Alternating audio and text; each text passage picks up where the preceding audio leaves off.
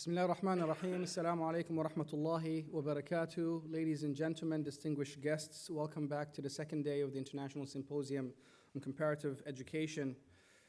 I pray that you all enjoyed the first day and that you have met and made some very interesting connections with the fellow participants that are here, and that you've gotten a bit of a taste of Doha as well in the evening to see some sights.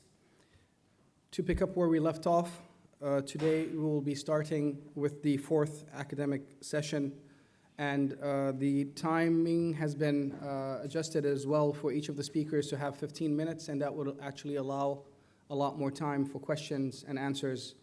So without further ado, this fourth session, entitled Pedagogical Perspectives from Al-Ghazali for Contemporary Classrooms, is moderated by Dr. Elif Medani, and she will be joined by the following speakers: Dr. Qayyim Naoki Yamamoto, Dr. Tariq Badawiya, and Furqan Shenturk. And the floor is now yours. Please welcome them with a round of applause.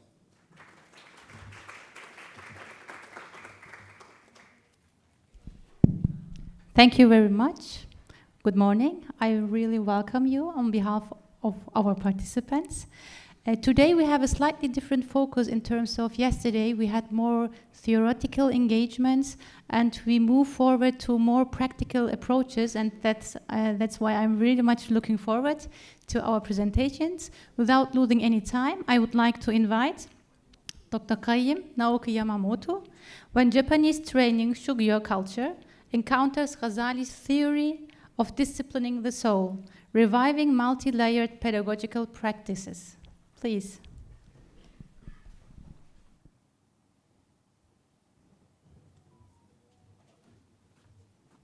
Sorry, brother. Such a video.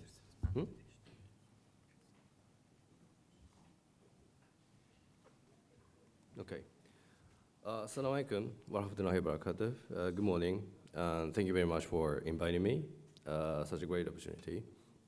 I myself, so now I'm based in Istanbul. I'm working as a lecturer at the university. But I myself I'm from Japan. And also I have some opportunity to teach some of how can I say, like Islamic education. The I myself is not special right now, but the Islamic education for the young Japanese Muslim students. And so today's symposium is Ghazali, and I myself is also how I can teach this Ghazali's like a legacy towards like next generation. Is quite an important question which is close to my heart, because as I said, now we have many Japanese Muslim children, like not only like converts like me, but we also have like second generation and the third generations. And one of the challenging things about Japanese Muslim is that in the end, Japan is like non-Islamic country, and they are surrounded by like non-Islamic environment. Still, they have to build like a Muslim identity. But this Muslim identity must not be like identity politics, like which can be found in other countries. Like it means like we need to seek what is Muslimness. Like we need to seek what the Islam means to our life. As like described in the Professor Rajab, in the perspective of the like rooted traditions. But if we want to like build ourselves from like a rooted tradition, it means that we need to read the classic. And also and if you want to read the classic, then we have to study classical Arabic. And also like reading book itself is not enough. Another thing is we need to find a way to to digest what we learn from the classics. And today, like I'm sure the other presenters will have the academic presentation. So like in this presentation, I would like to share my personal experiences or personal comments that how I'm trying to integrate Islamic traditions into Japanese societies, based on their own context. And like 2 years ago, actually 3 years ago, I was the member of the translation project of the Mukhtasar Ihya Ulumuddin, and I was to take part of the like a fourth part of the Mukhtasar Ihya Ulumuddin. The first part is more likely it's about the ilm al-akhlaq, and actually I bring the copy of this. So now actually, if you visit like major library in Japan, you can find like a Japanese translation of the Mukhtasar Ihya Ulumuddin. And once we managed to publish the books, we are very happy because this is the very first Japanese translation of the abridged version of the Ihya Ulumuddin. But right after we published, that I started to think that who's going to read this? Because this is at least 500 pages. This book is 500 pages. And look at the youngster right now, even including me, that we're watching YouTube and TikTok is just 50-second videos. And who is the one who have like enough sabr to finish the 500 book?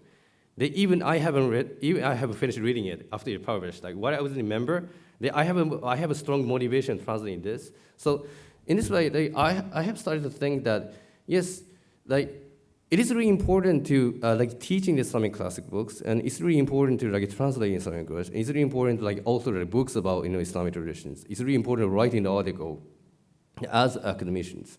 But my teacher in Istanbul, when I engaged in traditional like halakha or traditional like education like environment, they always like a quote in one hadith like تحدث الناس على قدر عقولهم, or in the other like riwayat حدث الناس بما يعرفون. Like you cannot bring this Mukhtasar Ihya Ulumuddin to the like one ordinary like Japanese like otaku guy and say that please read this Ihya Ulumuddin because it's really fast. Well, like nobody's gonna read this. It means like we need to create like something. I'm saying especially like something like a culture, like indigenous cultures or like indigenous like method of learning, which is like based on or which is inspired by the Ihya Ulumuddin. And again, and now I am working in the Manama University, and before moving there, I was working in the Ibn Khaldun University in Istanbul. I was the lecturer at the graduate school of the Alliance of Civilization Institute. And in Turkey, there is the comprehensive exam for the PhD students. And there is like a leading book list. And this Marshall Harrison book is like always on the list. And to be honest, when I was a PhD student, I haven't read this book. So when I appointed to Ibn Khaldun University, and I started reading this book. But this book was so inspiring, especially about introductions, that he explained the concept of the Islam and the Islamic kid. And however, this book, Marshall Harrison, this venture of Islam. So in this introduction, that he coined the word called what is Islam and what is Islamicate. And this Islam is something which is like it's more about like a dogma, about aqidah or like fiqh or some like the more like religious like aspect about Islamic civilization. And the Islamicate is more like a moralities or ethics or even like a culture which can be like shared or even enjoyed by both Muslim and also like a non-Muslim.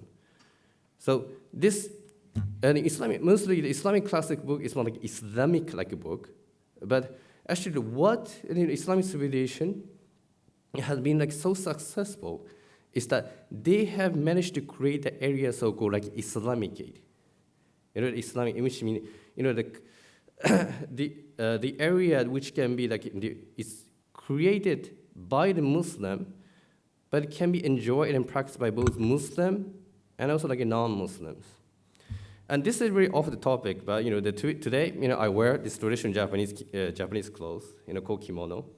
I'm sure everybody knows kimono. You can just Google kimono, I'm sure you know. And do you know how this inner kimono is called? Inner kimono. This inner kimono is called juban.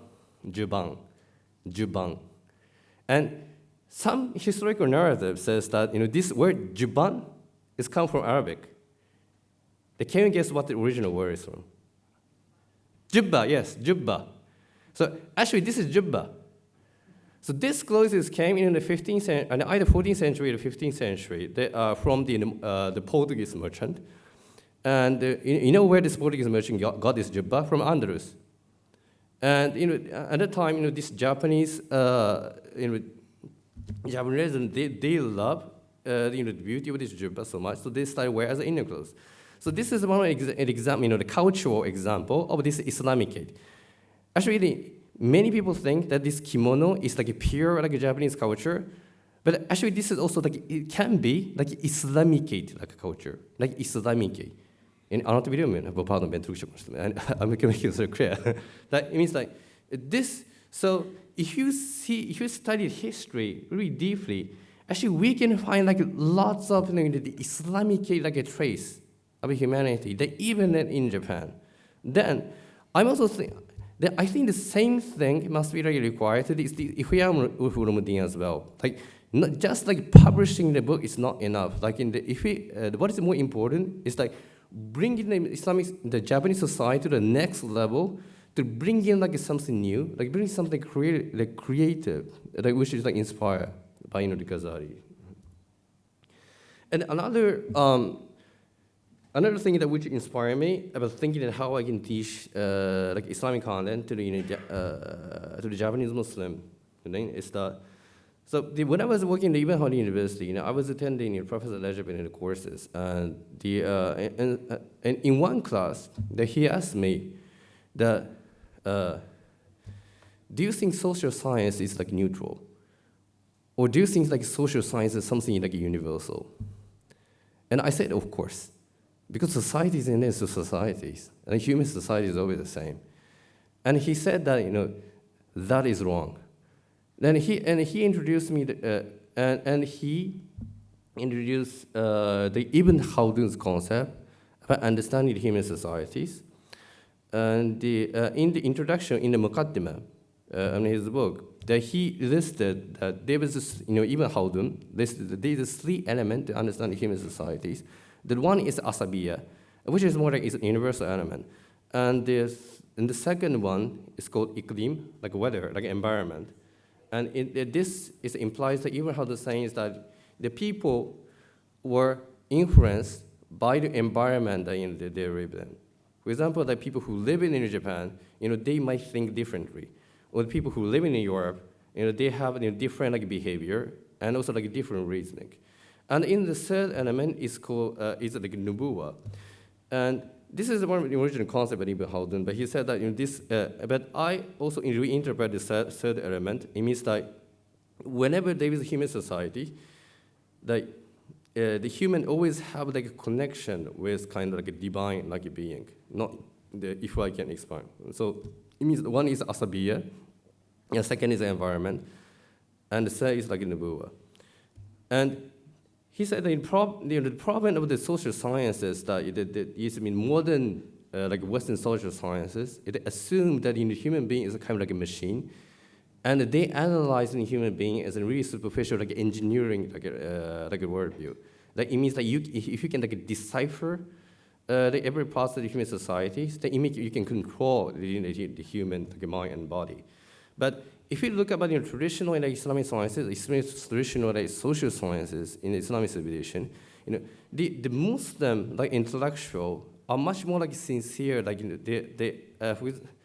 that they always understand that human always have their own like a context, and what we have to do is that, for example, even there is one concept that you want to teach, for example, the mahabba, or I don't know, like ethar, or like a tauba. Like every like a community, like every society, they have their own way to digest any concept. And even on university, there was a project about the social sciences that you did that, especially our team, this Professor Rajab team, that we proposed that we need to create like societal sciences as an alternative like a method of social sciences. These societal sciences is the sciences which can respect the context of a human being. So this is like three. So based on this all the experiences, I started to think that even like there is Muslim living in Japan, the Muslim living in Japan, they have their own way of the digesting the Islam. And also, teaching Ihya Ulumuddin or teaching Ghazali concept is also like not only for like a Muslim living in Japan, but also it has to be like an Islamic thing. You know, the Islamic. It means like we need to create something which can also, I'm sorry, yeah, don't worry, I'm finished. We need to create something which can also inspire like a non-Muslim like Japan, living in Japan. And also it has to be like a societal practice. Like it's something which is come from indigenous. It's something which come from our own tradition, and which can like find like a common ground between like Islamic culture and the Japanese culture. So and what now my new project is that I thought martial arts can be like a good way to teach the fourth part of Ihramuddin about ilm al-akhlaq. Why? Because now I'm investing again about the martial art tradition, Islamic civilization, and actually there are so many textbooks on martial arts, from especially Mamluk period to Ottoman period. For example, this how do you call it, ball? I don't know. Stick? Staff, okay. The martial arts staff, this is one miniature from the Mamluk like a period. So they are teaching that how we use this like a staff. But also, another in Ottoman society, there was the training lodges called tekke, and there was okçular tekkesi, and okçu with archery. So these like Ottoman intellectuals, they use this martial arts as like a method of spiritual education. The spiritual like the akhlaq which is taught in classical Islamic textbook. And in Japan, we also have the same, no, not same, but in similar like tradition about like disciplining yourself, like reality nafs. But when we see about the current like modern like the educational environment among the Muslim communities, we always have like a table and a chair and the people talk and that's it. And the students always remain passive, like exactly what we are witnessing right now, like table and chair and a talk. And I'm not judging, this also is important, but again, if you really want to revive the multiplexity of the education, then we have, just narrating things is not enough. Like we need to really like revive the environment which once exists in an Islamic civilization. And what I found that what's now seriously missing right now is I think this martial arts, like using your own like badan to like digest the concept. So, and again, I think narrating things is not enough. So. I can show you.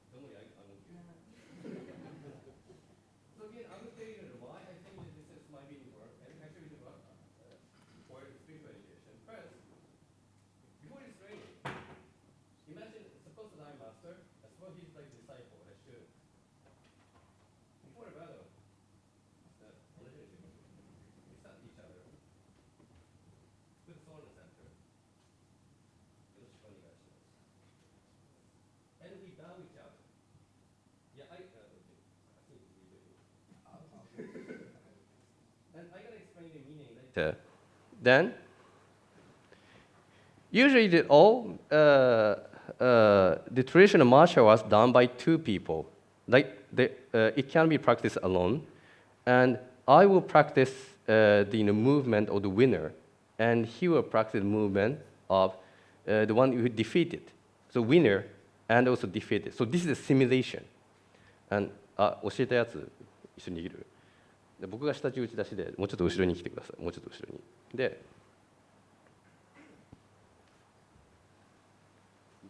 まっすぐこう。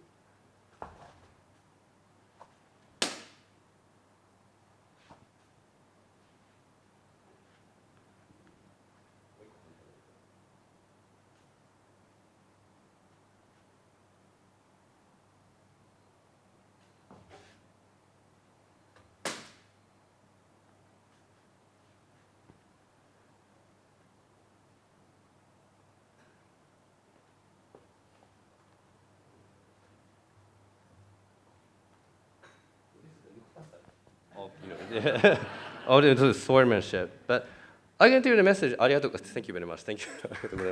But I can tell you the message behind this. For example, do you remember, before the practicing this martial art, we bow each other. We bow each other.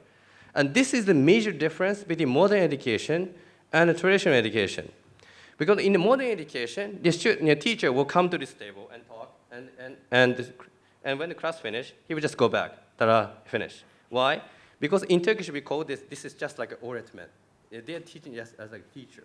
But if you are engaged in the traditional education, even in Istanbul, or I know the case in Qatar because I never engaged in halakha, but in Istanbul or other, if you engage traditional education background, first when the teacher enter, they always bow to the students.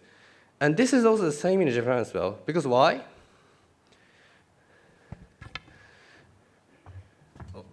Go ahead. Because why? Because traditional masters, they know that there is no master without the students, and they also know the students without the master. And in Arabic, so this is like the mutual relationship that makes the people like a master and the students. And when we show the movement,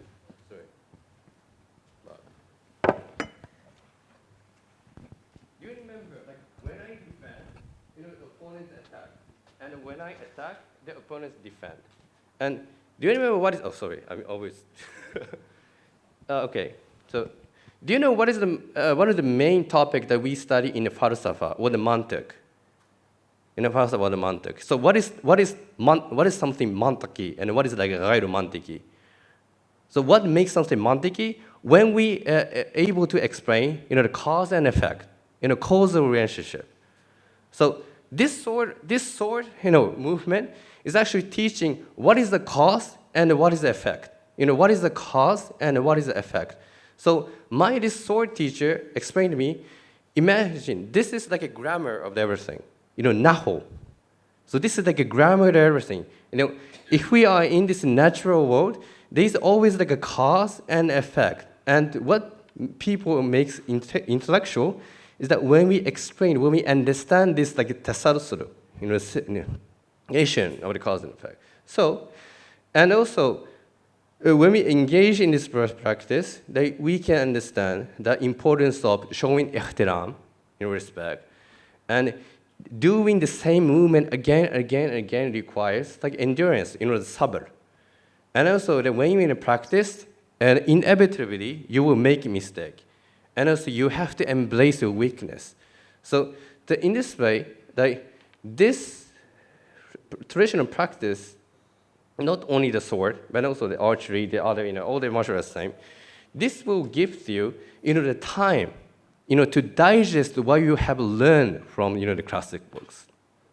So now I'm doing this in the same experiment. I'm sorry, I'm finishing. In Turkey called İSEME, traditional educational center to teaching Islamic classic books, and I was given the opportunity to talk about the futuwa, futuwa. So in my class, in the first 1 hour, I'm reading the books about futuwa. I'm talking about important sabr. I'm talking about important showing respect. I'm talking about importance of master and disciple. And another one, 1 hour, we are practicing this like a martial art all together. So in this way, so this is how I'm trying to and this is not like something like a bid'ah or something. This is actually what exists for the 1,000 years in the Islamic civilization. Now I'm telling you this, I'm not lying, because look at that miniature, they're really practicing. So this is what this is the Japanese version, but Islam. So this is how this is my now the current experiment of the reviving the traditional Islamic educational background, which is teaching knowledge and also a practice. Yes. So thank you very much. So this.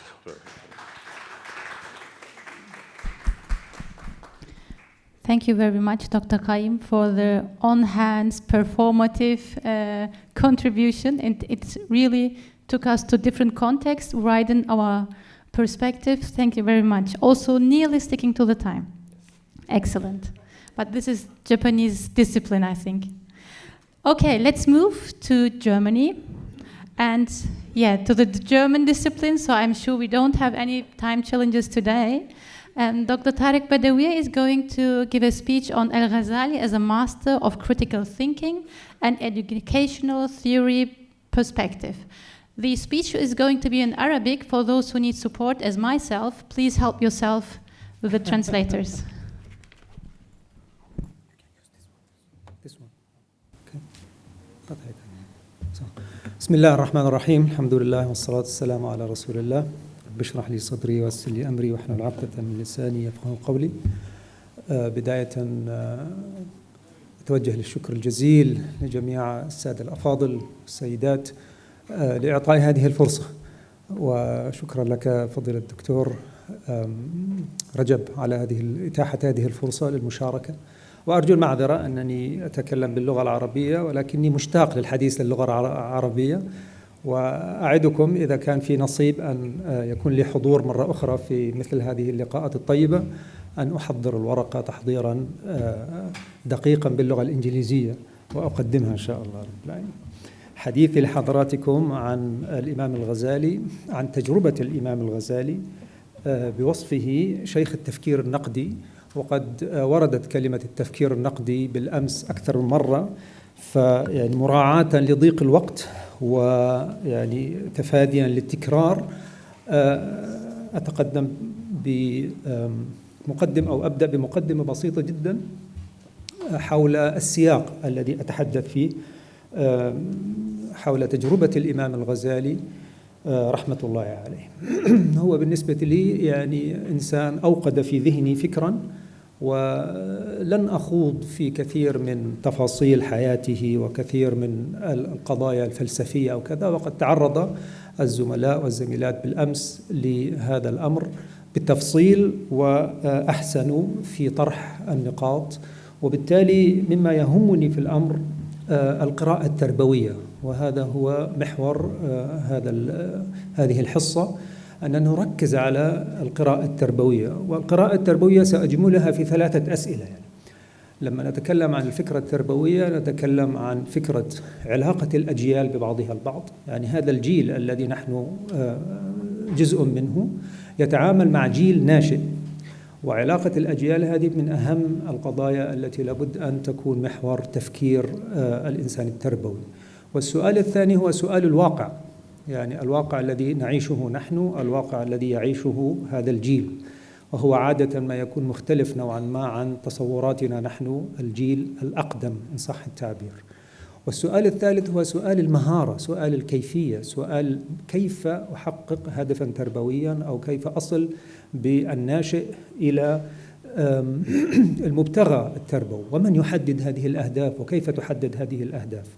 أتكلم عن القضية التربوية على أنها ضرورة، وهي أستخدم اللفظ المقاصدي أيضا بهذه الخلفية، أنها ضرورة وأنها مقصد من مقاصد التربية. أنا أتكلم بشكل محدود جدا عن مهارة واحدة، والسادة والسيدات المنشغلون بالمسألة التربوية وخصوصا الديداكتيكية يعرفون صعوبة تبسيط الأمور من دون أن ندخل في خطر تسفيف الأمور. هذه نقطة مهمة جدا، لابد من القيام بتبسيط هذه الأمور حتى تفهم. يعني أتناول 3 نقاط في العرض، أتمنى أن يسعفني الوقت في ذلك. النقطة الأولى مدخل وتوصيف للسياق، وأنا أتكلم عن التجربة الألمانية، ثم يعني أحدد مفهوم التفكير أو التفكير النقدي وما المقصود بهما، وانتقل إلى محاولة استقرائية كنموذج تطبيقي لطريقة التعليم في السياق الألماني الذي أتكلم أنا عنه. هنا نقطة مهمة جدا أننا نتكلم عن وسط في السياق الألماني. أنا لاحظت الأمر هذا بالأمس وإلى الآن، أن البعض يتكلم عن التربية الروحية في سياق تعليمي، وهذا الأمر مستبعد جدا في ألمانيا. يعني المدارس الحكومية، وأنا مسؤول عن قطاع التعليم الدين الإسلامي في محافظة بافاريا، يعني مسألة استحالة أن تطرح. يعني نحن نتكلم عن حصة التربية الإسلامية في المدارس الحكومية على أنها حصة توعية بالشأن الديني، ليس أكثر، مسألة توعية بالشأن الديني، ولابد من الحفاظ على هذه المساحة الخاصة للطفل، وهذه المساحة الخاصة لاحترام حرية الطفل، عقلية الطفل النقدية، وتطوير هذه المهارات. فالسؤال الذي نطرحه هو سؤال التهيئة أو سؤال الجيل السابق تجاه الجيل القادم، وتحديدا نجيب على هذا السؤال بقضية المهارات والكفاءات. هذه نقطة مهمة جدا، لا نتكلم فقط هكذا بشكل مجمل عن معاني عامة، ولا نتدخل أيضا نحن نسميها بألمانيا بمشكلة التوبيخ التربوي. يعني هذه نقطة عالجتها الفلسفة الألمانية القديمة، أو يعني الحديثة عفوا، منذ القدم، وهي قضية أننا دائما نتدخل في مساحة الضمير الفردي. هذه نقطة إن صح التعبير محرمة قانونيا على العمل التربوي، ويبقى التعامل مع الأمر معاملة ذهنية، معاملة نقدية. سأقدم فقط جانب من الإجابة، لا أزعم بأنني أتكلم عن أو يعني فكرة تأييد أو يعني دعم الفكر النقدي على أنها هي الجواب الشامل الكامل، إنما هو جانب من هذا العمل التربوي الذي نقوم به. وأنا أتكلم عن جيل يعني متأثر الآن بوجود جيل ثاني وثالث ورابع في أوروبا، وتحديدا في ألمانيا، يعني يعاني حقيقة مشاكل متعددة جدا جدا جدا وصعبة ومعقدة من الوجود الإسلامي في تلك البلاد. فأنا أنظر إلى هذا الوجود على أنه رحمة وليس على أنه لعنة كما ينظر البعض لمثل هذه الظروف، وهذه نقطة أساسية. ونقول أن مهارة التفكير بحد ذاتها أو التفكير النقدي هو ليس جواب على سؤال محدد، إنما هو موقف أدبي، موقف أخلاقي، موقف إنساني تجاه الواقع الذي أعيش به. ونحن نتكلم عن التفكير على أنه شيء بديهي، ولكن نحن نقول هذه نعمة من نعم الله سبحانه وتعالى، لابد من الاهتمام بها كما نهتم بجميع المسائل المتعلقة بالإنسان. قضية الاهتمام بالمسألة النقدية أيضا حقيقة لها بعد اجتماعي، وهي حفظ كرامة الإنسان. هذه نقطة في غاية الأهمية، لأن الموضوع لا يتعلق فقط بالمسلم، إنما أيضا يتعلق بالمسلم وعلاقته بالآخر. وهذه يعني عندنا ملاحظات كثيرة جدا عليها في الواقع الألماني خصوصا، النظر إلى الواقع الآخر أو الطرف الآخر على أنه إنسان كافر، على أنه إنسان يعني لسنا بحاجة أن نتواصل معه، إلى غير ذلك من النظرة الاستعلائية للأسف التي البعض يعني ينظر لها على أن أو يؤصل لها تأصيل شرعي. الإمام الغزالي كما قلت يعني بالنسبة لي هو مورد لأفكار كثيرة، وأنا أركز في توصيف حلقة اليوم على حقيقة تجربته في دمج الفقه، دمج المنطق، وهذه الموازنة التي وفق إليها في التوفيق بين القراءة الشرعية والقراءة الفطرية. أنا أريد أن أضع المنطق يعني قريبا من الفطرة، حتى نقول أن هناك قاعدة مشتركة إنسانية هي القاعدة الفطرية التي ننطلق منها ونتعامل في علاقاتنا معها من خلالها مع الآخر، التي تقوم على هذه الهداية الربانية، وهديناه النجدين، وهذه القدرة على اتخاذ القرار والتمييز بين القبيح والحسن. ويعني الحالة التي نعيشها الآن تقريبا مشابهة لحالة الاضطراب المنهجي التي تناولها الإمام الغزالي رحمة الله عليه في أكثر من كتابه، ووصفت بأنها حالة التهافت، ونحن نجد حالة التهافت يعني منتشرة بشكل كبير في هذا الزمان. وأعجبتني كلمة فضل الدكتور رجب بالأمس عندما قال آن للأكاديميين وللمثقفين أن يخرجوا من الكهف. فنحن لا نزال نوعا ما في الكهف، وهناك عوالم أخرى وأفكار أخرى وشيء آخر في الخارج حقيقة يعني نحتاج أن نهتم به. وهذه أظنها يعني فارق كبير، أظنه فارق كبير بين الإنسان التربوي الذي يقف في المدرسة صباحا ويقف في الفصل الدراسي ولابد أن يتعامل مع كل هذه المعطيات، غير الإنسان الأكاديمي. نحن نعيش نوعا ما حالة من الانفصام في هذه النقطة، فنحن في المدارس ونعود إلى المكاتب. المهم يعني نقول مسألة التفكير، يعني ننتقل للنقطة الثانية وهي مسألة التفكير بحد ذاتها. يعني هناك إشارات كثيرة، وأنا أستخدم هنا أسلوب الاستقراء، يعني أنا أترجم إن صح التعبير مادة الإمام الغزالي ترجمة تربوية. يعني أنا أحلل أقرأ الغزالي ما هي الفوائد التربوية التي ممكن أن أستقرئها من كتاباته، وبعيدا عن القضايا الفلسفية التي انشغل بها في زمانه. والنقطة الأولى الأهمية، يعني النقطة المهمة جدا بالنسبة لي هي قبول الإمام الغزالي لتحديات عصره. وهذه نقطة في غاية الأهمية، أن يقبل الإنسان المربي أو يقبل الإنسان التربوي تحدي زمانه، وأن لا يرفض هذا الزمان أو لا يستعلي عن هذا الزمان. فيعني أنا أعتقد وأؤمن بذلك بشكل كبير أن الفرق بين الإنسان المتزن في فهمه للدين وبين الإنسان المتطرف هي هذه النقطة الجوهرية: كيف أتعامل مع الواقع؟ أقبل هذا الواقع أم أرفض هذا الواقع؟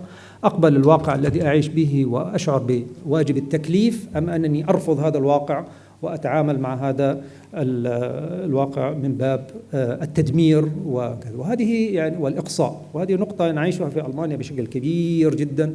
فتجد إلى الآن جاليات كبيرة يعني لم تفتح الباب للتعامل مع الآخر من عدة أسباب. النقطة الثانية المهمة يعني طبعا ضبط المصطلحات، ونحن عندنا في هذا العالم الرقمي والإنترنت وكذا. أنا تصورت بعض الأحيان الإمام الغزالي يجلس على الإنترنت هكذا ويعمل ريسيرش، يعني فكيف ستكون ردة فعلي؟ يعني ما الذي سيحصل إذا فتح الإنترنت الإمام الغزالي بعظمته يعني؟ فأتوقع أنه لابد أن يبحث عن مصطلحات، يعني لابد أن نضبط هذه المسألة. وأتوقع أنها جزء من التكوين الشرعي، وأيضا جزء من التكوين التعليمي الديني في المدارس، أن تضبط هذه المصطلحات. وبعض الأحيان نحن يعني طبعا نقاشات المصطلحات لا تنتهي، ولكن هنا أيضا مهارة لابد من تقديمها للناس، وهي اتخاذ القرار. يعني اتخاذ القرار في مصطلح معين، ضبط هذا المصطلح والتعامل به وتنزيله لأرض الواقع، ومن خلال التجربة الميدانية يتضح صحة هذا المصطلح أو غيره. وعندنا حالة من الروتين تعود عليها العقل الإسلامي أو العقل العربي حقيقة. يعني عندما تنظر في تجربة الإمام الغزالي أنه كسر هذا الروتين، وهذه نقطة حقيقة جدا. وحضرتك أظن ذكرت بالأمس قضية المرأة، وأنا حقيقة أعجب جدا بهذا الأمر، لأنه هذه النقاط التي لابد أن نضع أو نشير إليها. وهناك كثير من القضايا الأخرى التي لابد أن نخرج بها عن سياق هذا الروتين، لأننا نتكلم عن تراث، والتراث عادة ما يضبط هذه المصطلحات، وأيضا يعطي نمط معين من التفكير. قضية الحرية في الاختيار مسألة مهمة جدا. فبعيدا عن تصنيف الإمام الغزالي من أهل السنة من غير أهل السنة، معادي كذا كذا، هذه التصنيفات الأيديولوجية التي انتشرت في زماننا، أنا أجد أنه اختار لنفسه طريقا، اختار لنفسه نقاط معينة، وضع نقاط هذه المنهجية واضحة، كما قال الله سبحانه وتعالى في موضع آخر: فمن شاء فليؤمن ومن شاء فليكفر. هذه قضية في غاية الأهمية. المهم في هذا الأسلوب النقدي البناء أنه اتضحت معالمه. ثم يعني قضية العلاقة المهمة جدا بين الموقف الأخلاقي والموقف النقدي، هذه سأشير لها بعد ذلك مرة أخرى. وفكرة المراجعة، يعني فكرة التقويم والمراجعة مراعاة للوقت. أنا أسأل سؤال آخر، يعني متى نصف تفكير معين بأنه نقدي؟ لعله يعني كثرت في الأذهان الصور بأنه يعني شيء سلبي أن تقول أنه هناك تفكير نقدي، أو الإنسان الناقد هو الإنسان المتذمر، هو الإنسان الذي لا يعجبه الواقع، ودائما الإنسان المتنمر. ولكن في حقيقة الأمر يعني تشير التعريفات والمصطلحات هي حالة، يعني احنا بالألمانيا نقول تسوشتاند، يعني هي حالة من الروية في اتخاذ القرار، حالة من الروية في إصدار الحكم، حالة من الروية في التعامل مع المادة، حالة من الروية والتأني في التعامل مع هذه القضايا الصعبة. تعرفون هذه الظاهرة أن هناك قضايا معقدة تطرح على الأمة، ويأتي إنسان في مقطع من الفيديو 15 دقيقة أو أقل من ذلك، ويعني يبت في قضايا تناقشها الأمة منذ مئات السنين. هذه الظاهرة يعني منتشرة عندنا في أوروبا، وخصوصا مع الشباب الذي يتعامل مع هذه المادة الإعلامية الموجودة فيما يسمى، أنا لا أعترف بهذا المسمى، يسمى بالسوشيال ميديا.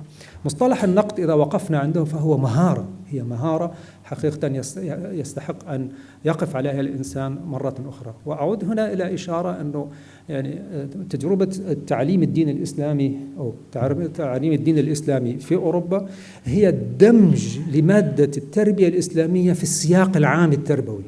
يعني لا نفصل الإنسان أو الطالب عن السياق العام للتعليم ونقوم معه فقط بتربية دينية، إنما ندمج الدين الإسلامي، تربية الدين الإسلامي في السياق العام التربوي والتعليمي. وهذه نقطة في غاية الأهمية أن نقف على فكرة النقد باعتباره يعني فن من الفنون، كما يوضح ذلك الإمام الغزالي. وكلمة فن صراحة تعجبني، لأنها بالفعل تحتاج إلى ممارسة وإلى تطوير، وليس فقط مسألة رياضية تحفظ أو مسألة فقهية تحفظ وتسمع. وهو فن التمييز والتبيان والتبصر، وهي حالة من الحذر الذهني لابد أن نكون بدرجة عالية من الوعي. وأظن أن في زماننا هذا، وخصوصا في التحديات الرقمية الموجودة أو في زمن الانفتاح والتعددية، قضية الوعي هي من الأساسيات التي لابد للتربية أن تهتم بالتركيز عليها.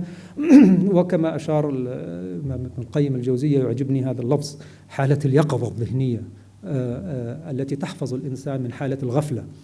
وأشير أيضا إلى أن فكرة النقد هو أيضا يعني لها بعد روحاني، وهو قضية الحياء من الله سبحانه وتعالى. نشير إشارة إلى الحديث المشهور: استحيوا من الله حق الحياء. قالوا وكيف؟ فقال: أن تحفظ الرأس وما وعى. هذه حتى مهمة جدا، هذا الرأس، هذه الملكة، هذا العقل الذي أشار إليه أيضا الإمام الغزالي رحمة الله عليه في مقاصده. هو من المقاصد الأساسية للشريعة الإسلامية حفظ العقل. نتكلم هنا طبعا عن المسألة الفطرية. مراعاة للوقت اسمحوا لي يعني أن أقفز عن هذه الشريحة والتالية، إنما أنا أحب أن أشير إلى النقطة أنه يعني هناك حق للفرد أيضا في الاستقلالية واتخاذ القرار. وهذه نقطة يعني في ألمانيا أو في السياق الأوروبي يعني تقدر بشكل كبير ويدافع عنها بكل الأساليب القانونية. وأيضا يعني هي حفظ للعقل، فكرة النقد حفظ للعقل من أسلوب الخرافة وأسلوب الأيديولوجي المنتشر، وخصوصا في التعامل مع المادة الشرعية. بالنسبة للفكرة التربوية، أقول الآن مسألة المهارة هي إحنا نتبنى نظرة الطفل أو الناشئ للوجود. يعني هذه نقطة لابد أن يتدرب عليها الإنسان المربي فترة طويلة، أن نحن لا ننظر إلى العالم من نظرتنا نحن، إنما حتى لو نظرنا إلى الطفل وهو ينظر بحجمه فهو ينظر إلى العالم من منظار آخر. فتبني هذه النظرة مسألة في غاية الأهمية لصياغة وتأصيل الفكر التربوي. ونحن نلحظ هذا الأمر في الفطرة وكثرة الأسئلة التي يطرحها علينا الأطفال. غالبا لا نجد أسئلة لهذا الأمر، لهذه الأسئلة، إنما هو المقصود هو طرح السؤال بحد ذاته، لأنها حاجة وضرورة في النفس الإنسانية. مهم جدا في ملاحظة الفكر النقدي أننا لا نعقد الأمور، إنما نسير بالأمور المعقدة إلى منهج التبسيط. وهذه النقلة في الفكرة أو تغيير البرسبكتيف، وجهة النظر، في غاية الأهمية لفهم هذا الأمر. طيب، يعني مراعاة أيضا للوقت أنتقل لتجربة فقط من خلال كيف نطبق هذه المادة على تراثنا. فمثلا نتناول في حصص التربية الإسلامية موقف من مواقف السيرة النبوية الشريفة، وأشير فقط إلى موقف واحد الآن نحن في بصدد التعامل مع المادة الدينية. موقف الصحابي الجليل سعد بن عبادة الأنصاري رضي الله عنه في سياق معركة حنين. الفكرة يعني كما تعرفون، أشير فقط إشارة إلى هذا المشهد، أنا أعتبره مشهد يعني رهيب. ألا ينظر إليه فقط من باب يعني أنه هذه معلومة وانتهت، إنما نحن نريد أن يتفاعل الناشئ مع هذه المعلومة ويفكر بتفكير نقدي.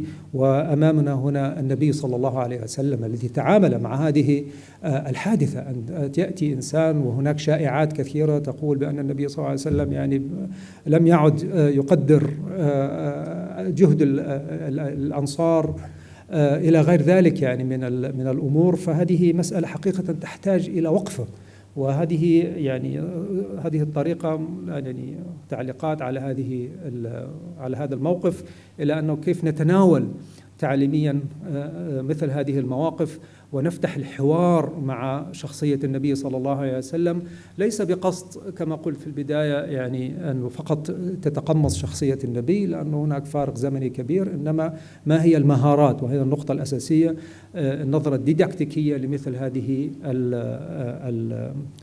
المواد التربوية التي بين يدينا. فنحن نتكلم عن مهارات مختلفة، ولكل مهارة أسلوب معين في تطويرها، ولكل مهارة يعني أسلوب معين في أو مادة معينة في تفعيلها. أنا جمعت هذه وسأختم بآن. يعني I'm already done. يعني أنا حاولت أضع هذه المعاني كلها في تصور عام منهجي كما قلت، لأن أنا حريص على نقل هذه التجربة الإسلامية إلى نموذج ديداكتيكي يعني أتعامل معه في المدرسة بشكل عام. فأنا قلت مسألة النظر ومسألة التفاعل، يعني نحن في عالم أو نظرتنا للعالم أول شيء عالم خاص وعالم اجتماعي، والمهم جدا عندي هي التجربة الشخصية. وقوف المشهد الذي ذكرته عن النبي صلى الله عليه وسلم هو تجربة شخصية بأني لا أقبل، أو هناك شائعات أو هناك مشكلة لابد من معالجتها. ويعني بين عالمي الخاص والعالم الاجتماعي هناك مجال للتجربة الشخصية، وهذا الشيء الذي حريصون بشكل كبير أن نقدمه لهذا الجيل، أن يعيش التجربة الدينية وليس فقط أن يحفظ المادة الشرعية، وهذه نقطة في غاية الأهمية. يعني هذا المركب أنا حاولت أن يعني سيشرح إذا كان في نصيب في الورقة العلمية إن شاء الله ربما المطبوعة، ولكن فقط من باب ذكر الأمر بشكل موجز، ومعذرة على الإطالة، وجزاكم الله خيرا على حسن استماعكم، ولكم جزيل الشكر. Thank you for your patience. Thank you very much. We will have plenty of time, inshallah, for the discussion part. Now I ask our last presenter, Furkan Şentür, to give his contribution on Ghazali's multiplex perspective on learning environment.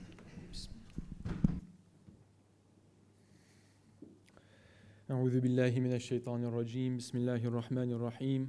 الحمد لله رب العالمين والصلاة والسلام على رسوله الأمين. أما بعد. Assalamu alaikum wa rahmatullahi wa barakatuh.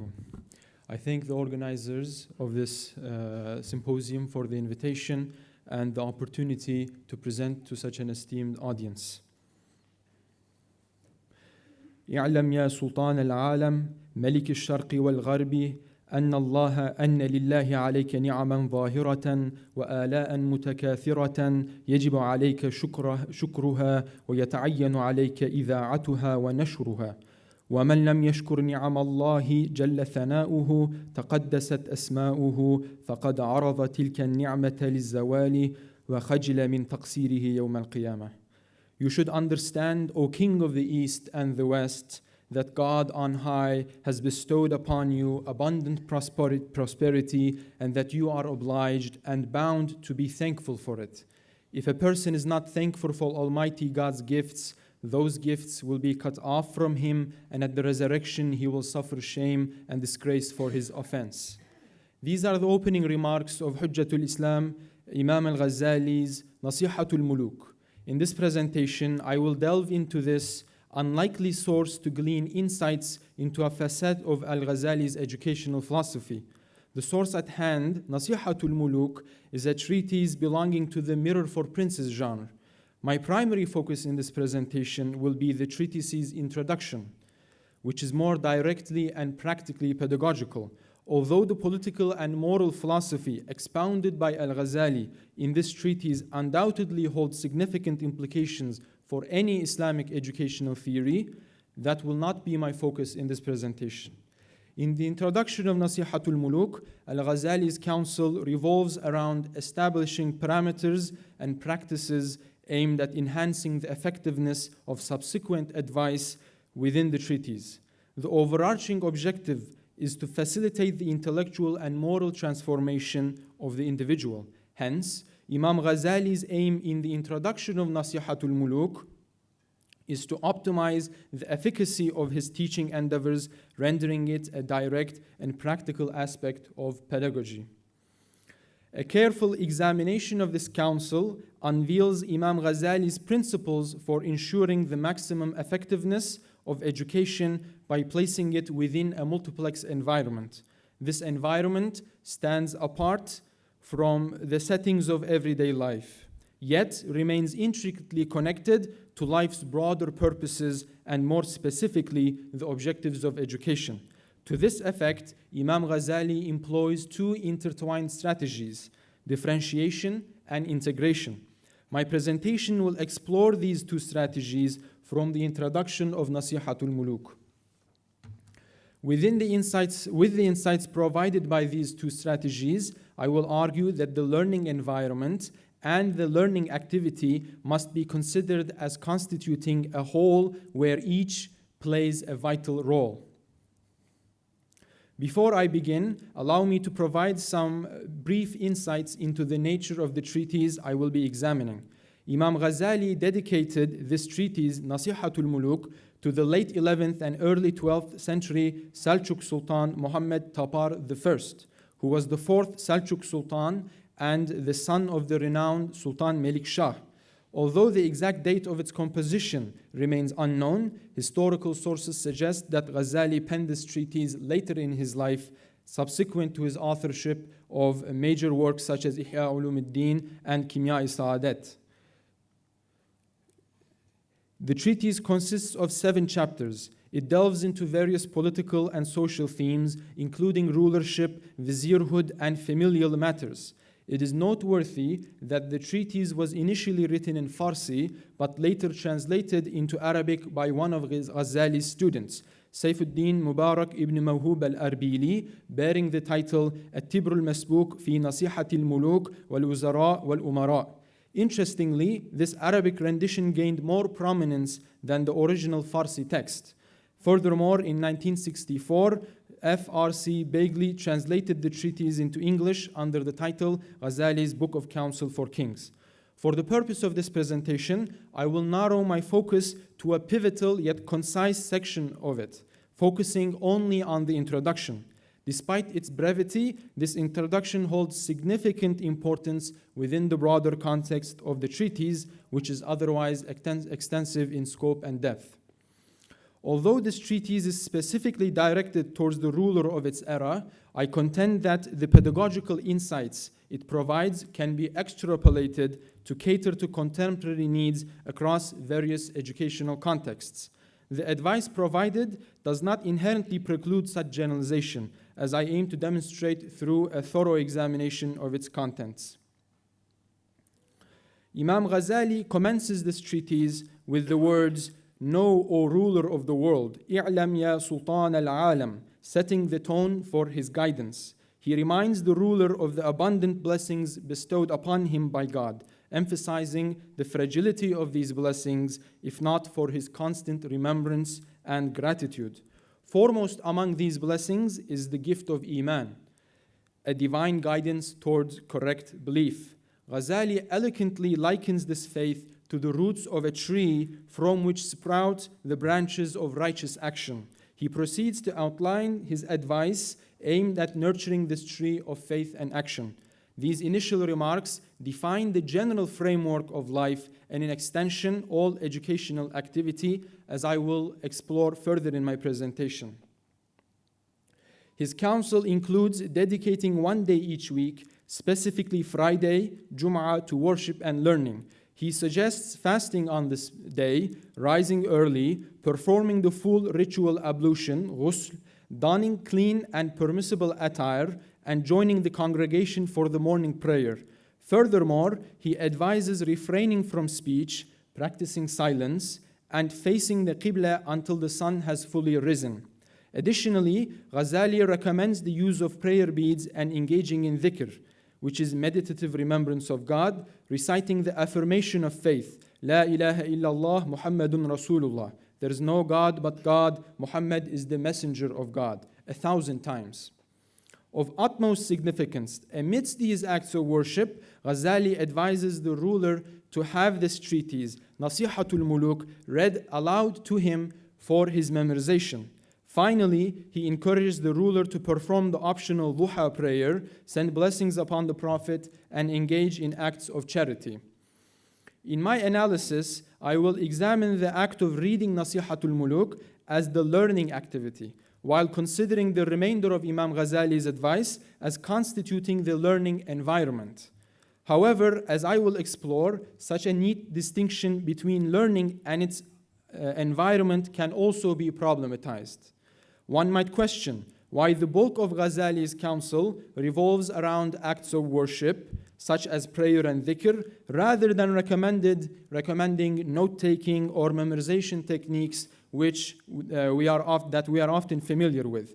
To address these questions, it is crucial to view these acts of worship in conjunction with the selection of special times, places, and attire, all of which contribute to the success of Ghazali's intended outcome, the moral transformation of the student subject, who happens to be the Seljuk Sultan. I argue that Ghazali's emphasis on these acts of worship, along with the creation of special settings, reflects his endeavor to establish a conducive learning environment tailored to the subject at hand. For this purpose, Ghazali employs two intertwined strategies. The first of these strategies that I will explore in my presentation is what I am calling differentiation. What I mean by the strategy of differentiation is the delineation of aspects of human experience from each other and life in general. The practical effect of differentiation is to facilitate more specialized and hence effective practices. The process of differentiation is evident in Ghazali's counsel to the ruler to designate Friday for an exclusive purpose. This deliberate choice serves to underscore the significance of this day as distinct from the ordinary flow of time. Furthermore, Ghazali emphasizes the importance of fasting, which is unparalleled in its ability to delineate time, as Muslims are reminded annually during Ramadan, and which we hope to experience in the coming weeks. Additionally, Ghazali's recommendation to perform the full ritual ablution, ghusl, and don special attire serves to inscribe this differentiation on the body itself. These practices imbue the individual with a sense of sacredness and separation from the mundane, constituting an essential technique of differentiation. Moreover, engaging in acts of worship, such as prayer and dhikr, cultivates a unique mental state, further enhancing the transformative potential of the learning environment. Within this differentiated environment, the learning activity is more likely to fulfill its objective of moral transformation. Ghazali's prescriptions work together to create a differentiated learning environment. In turn, this differentiated learning environment works more synergistically with the purposes of education, fostering an atmosphere conducive to spiritual growth and moral development.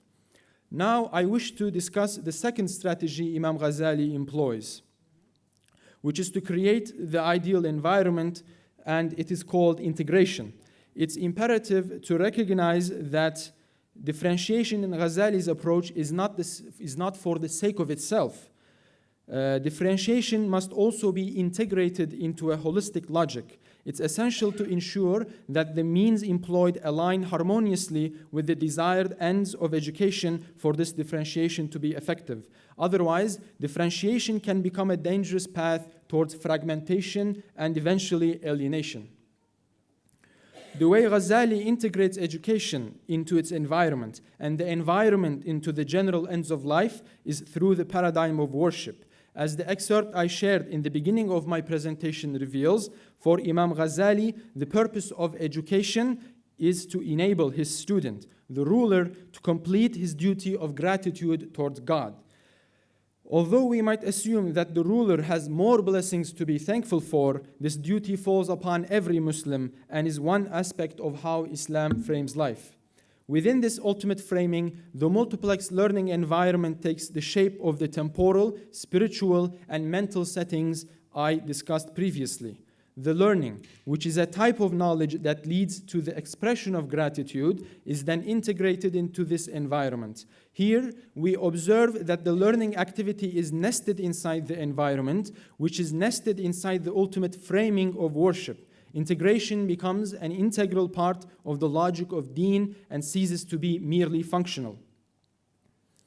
In this context, the multiplex and enriching environment cannot be treated as a mere formal backdrop where any form of learning can be inserted arbitrarily. Or put differently, the learning activity cannot accept just any environment. The richness and effectiveness of the environment, as exemplified by Ghazali's teachings in Nasihatul Muluk, must resonate with the substance of learning itself. Ghazali's teachings in this treatise underscore the ruler's obligation to express gratitude for the blessings bestowed upon him by God. This is reflected in the first sentence that follows the introduction. You should understand, O king, that you are created, that you have a creator, who is the creator of the entire universe and all that is within that universe. اعلم أيها السلطان أنك مخلوق ولك خالق وهو خالق العالم وجميع ما في العالم. In conclusion, Imam Ghazali's teachings offer valuable insights into the creation of effective learning environments, revealing two interconnected consequences for our understanding. Firstly, it is advisable to establish learning environments that diverge from the routine flow of life, infusing learning with a heightened sense of purpose and enhancing its prospects for success.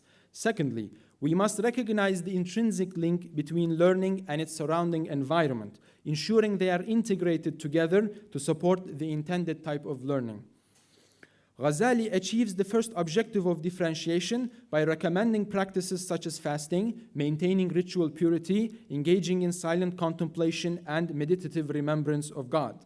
These practices collectively construct a multiplex learning environment that transcends the mundane aspects of life. The second consequence, integration, stems from the overarching principle of worship as a central tenet of the Islamic worldview. Here, the purpose of learning and the practices comprising the multiplex environment converge in their orientation towards God. This alignment fosters a sense of unity and purpose, reinforcing the transformative potential of the learning activity. Attempts at creating Islamic learning environments that focus on the environment exclusively without considering how it and the learning activity integrate or don't integrate into each other do not produce the desired effect. Adorning an Islamic school with Islamic aesthetic elements, such as architecture and calligraphy, or giving it an Islamic name by itself cannot have the positively reinforcing role we want them to have if the content of the education is not made harmonious with this environment. Not considering the multiple dimensions of environment, as Ghazali does through the examples I have provided, could be another shortcoming of such approaches. In this sense, I wish to stress once more that the problem of environment is integral to the question of education, and the question of environment and the question of the content of the education must not be separated. In essence, Ghazali's teachings underscore the importance of both differentiation and integration in education. By incorporating these principles, educators can cultivate multiplex environments conducive to holistic growth and spiritual development in their classrooms, schools, and other contexts. Thank you for listening. And this is called pseudo-Kufic inscription. This is from a church in Spain, which it looks like calligraphy, but in fact it is gibberish. It does not mean anything. So the Christian rulers of the period were so impressed by this Kufic calligraphy, they implemented it, but it is on the walls of a church. And I am sharing this image to underline my point about context and content necessarily being intertwined with each other. Thank you. Thank you very much, Ustaz Şentürk, Furkan, for the excellent time management. I have to say this. Yeah, now the floor is open for your questions. We have plenty of time, nearly 35 minutes, and I invite you now to raise your questions. And I ask you please to address your questions if it is so, or to raise your comments. Yeah, please, maybe we take 1, 2, 3 questions first.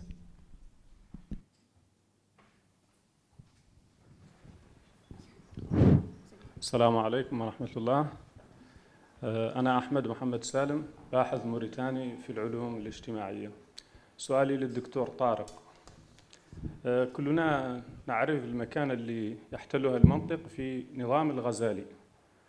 حضرتك ذكرت أنه الغزالي يعتبر أنه المنطق فطري، أنه نابع من الفطرة.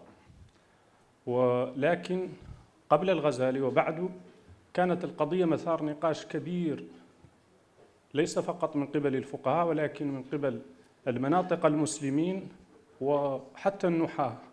نذكر مثلا المناظرة الشهيرة التي وقعت بين أبي سعيد الصرافي ومتى بن يونس، وقد دافع الصرافي عن قضية أن المنطق الأرسطي ليس فطريا، أنه يرتبط بالبيئة اليونانية، وأن اللغة العربية لديها منطقها الخاص وهو يختلف عن المنطق الأرسطي الذي يعتمد على التجريد، والتجريد ليس فطريا.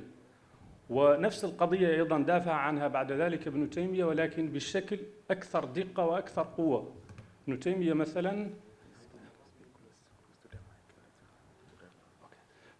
مثلا هاجم القضية المسلمة المنطقية، أنه لكي نحكم على أي شيء أو نعرفه نحتاج إلى بناء تصور عنه، والتصور يحتاج إلى حد. إذن لا معرفة ممكنة بدون حدود. وابن تيمية هاجم الحد المنطقي باعتبار أنه ينطلق من النوع والخاصية، وأنه ينطلق من الفكرة الكلية باتجاه الجزئي، بينما في الحياة اليومية نحن نبني المعرفة انطلاقا من الجزئيات باتجاه الكلي. إذن سؤالي، هل كان الغزالي فعلا يعتقد أن المنطق الأرسطي فطري، يعني نابع من الفطرة، أم أنه مبني ثقافي مرتبط بالبيئة اليونانية؟ وشكرا. Thank you. The first question, but we will take the second question.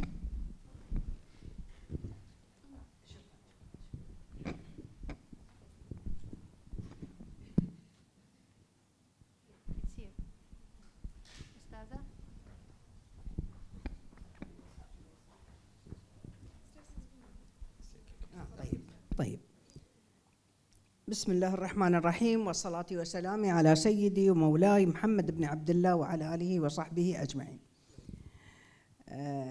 يعني أنا سعيدة جدا بهذه الجلسة الجميلة، بجمال اسمك أليف، اسمك جميل جدا أيتها المديرة لهذه الجلسة. وبالفعل يعني الإمام الغزالي في الأول، يعني عندما استمعت إلى الدكتور قائم يعني ربط التعليم بالواقع أو بالتطبيق أو هذا أمر مهم جدا جدا. ولذلك فعلا لو أتينا بفئتين، فئة تعلمت فقط وفئة تعلمت وتدربت أو مارست هذا التعليم، سنجد أن هذه الفئة هي أكثر تميزا وأكثر يعني العلم أكثر التصاقا بأذهانها. وهذا ما يعني فعلا ما قام به الإمام الغزالي. الإمام الغزالي حياته كلها تعتبر تطبيق عملي للتعليم أو للتربية. وهذا طبعا دائما أنا أقول الصوفية بصفة عامة والأئمة التصوف بصفة عامة هكذا، ولكن الإمام الغزالي فعلا طبقه تطبيق يعني عملي، وبذلك يكون يعني هذا التطبيق أكثر ثباتا في ذهن المتعلم يعني ليس فقط الصغير، طبعا الصغير من باب أولى أو الطفل، ولكن حتى الكبير. الآن عندما أنت يعني مارست أمامنا هذه الممارسة بالعصا، هذا يعتبر نوع من أنواع التعليم الذي يثبت في ذهن المتعلم، وهو تهذيب كما تقول. والدكتور طارق تحدث عن التفكير النقدي، وطبعا كما قلت لك بأن يعني وأنتم تعلمون بأن الإمام الغزالي فعلا طبق هذا، بأنه درس، وصل هو إلى درجة الشك المنهجي، ما نسميه بالشك المنهجي وليس الشك المطلق، وإنما أراد الوصول إلى الحقيقة، فكان يبحث عن الحقيقة أو التي يعني تروي ظمأه أو ظمأ نفسه، فحاول أن يدرس علوم علم الكلام، فقال بأن مقاصد علماء الكلام يفي بمقصودهم ولا يفي بمقصودي، بما معناه أنه هو جيد، ولكنه طبعا هو دفاع عن العقيدة وجيد، ولكنه لم يرويني هذا العلم. ثم درس الباطنية كما قلنا، ويعني كتب كتابه فضائح الباطنية، ثم بعد ذلك درس الفلسفة وكتب فيها تهافت الفلاسفة وما إلى ذلك، ثم بعد ذلك عندما وصل إلى درجة التصوف وقرأه، ثم قال بأن هذا الطريق علم وعمل. هذا هو يعني التطبيق يعني العملي لهذا العلم، هذا هو فعلا، هذه هي الحقيقة، وهذا هو المنقذ من الضلال كما يقول، وهذا هو الطريق الصحيح كما يقول. طبعا هذه مشكلة النقد الآن.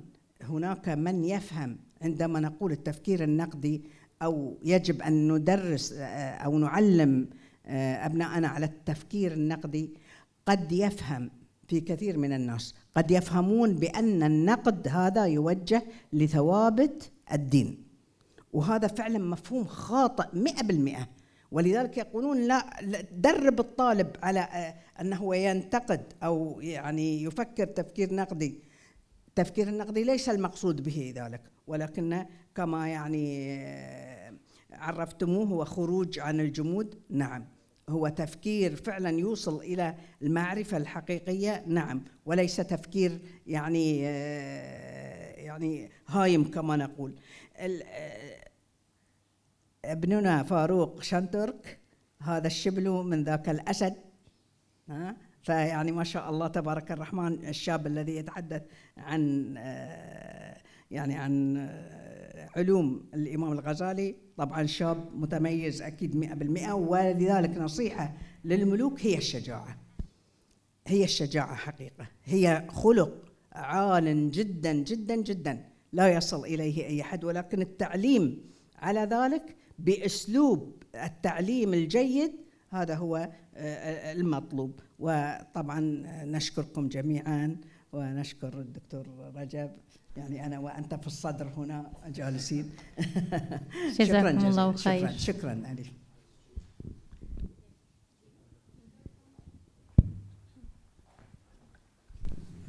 Thank you very much to all the panelists for their presentations. I have a question for Furqan.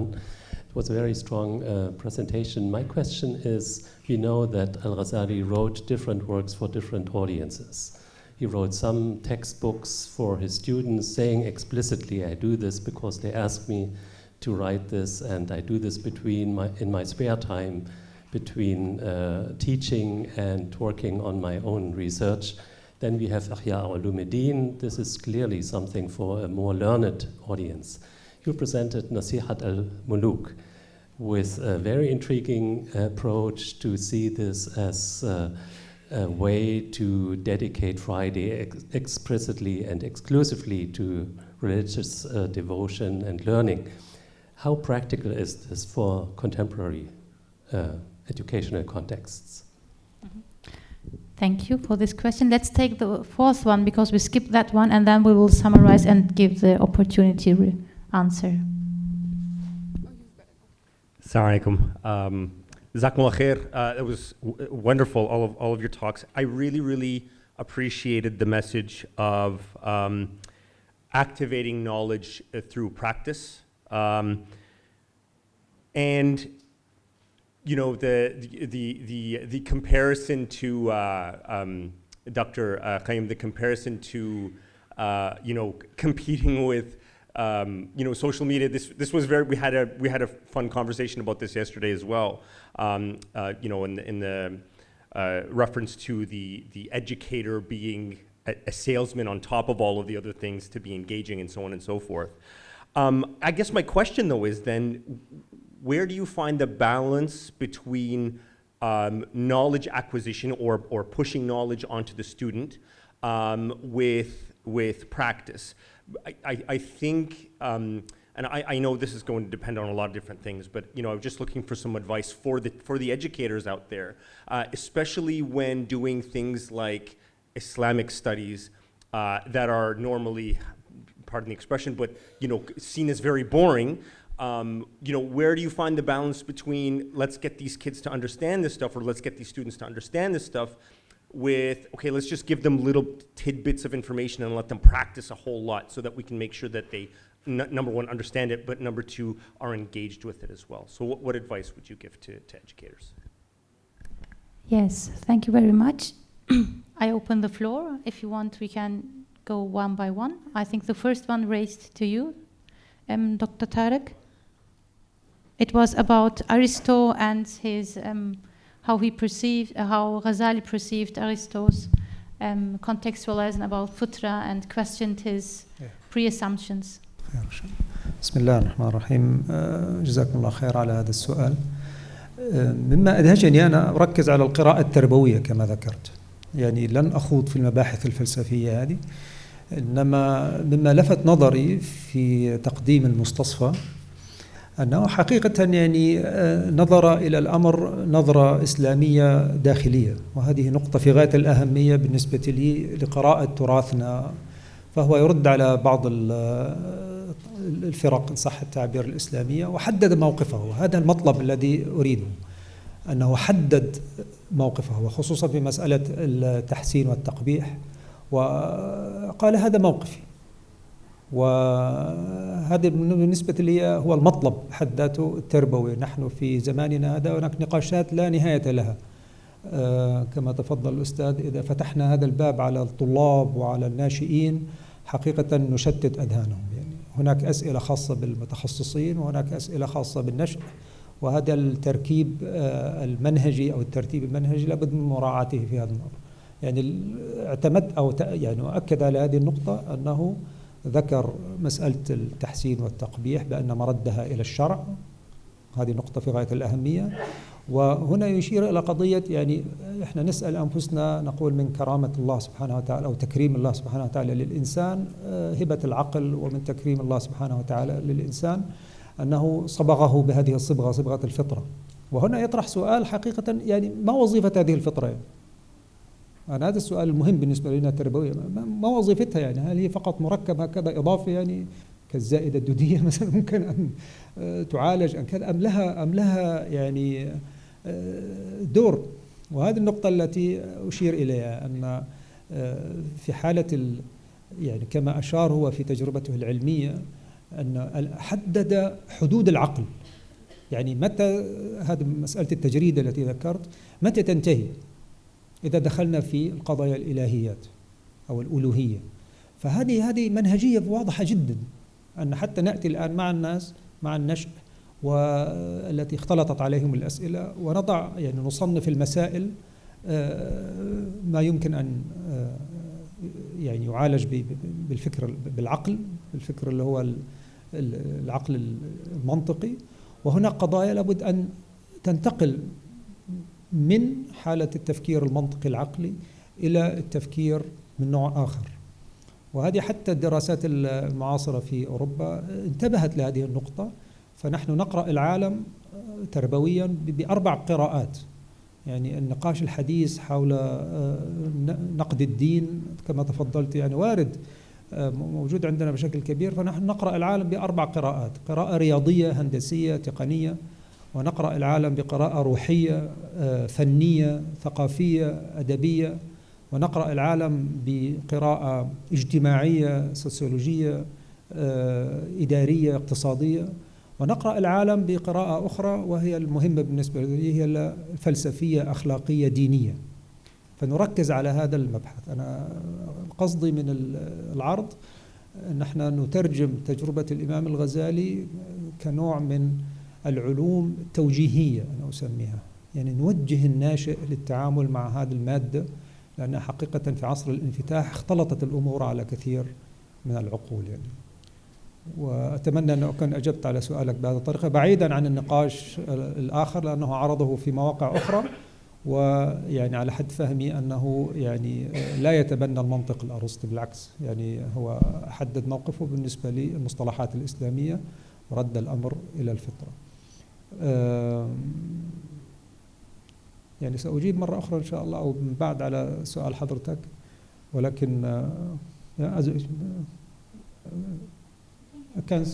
Yeah, you can catch up with the question and give your point of view on his. Question. It's okay to talk in Arabic for you. Yeah. تفضل. بسم الله.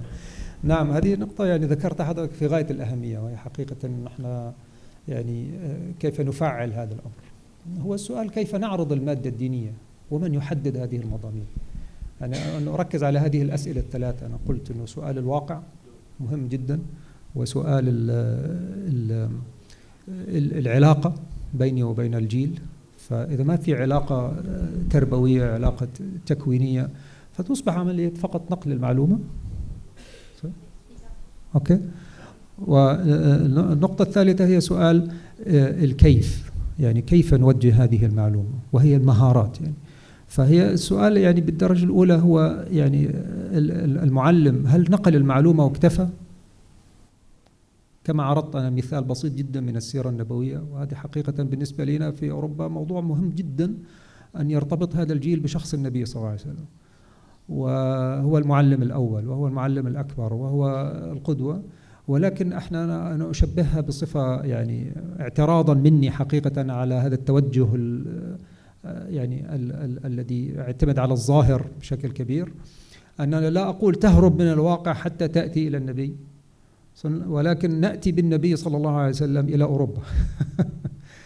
وهذه تحتاج إلى تقنيات، يعني بالدرجة الأولى تقنية الحوار، يعني تكون الحصة هي عبارة عن حوار.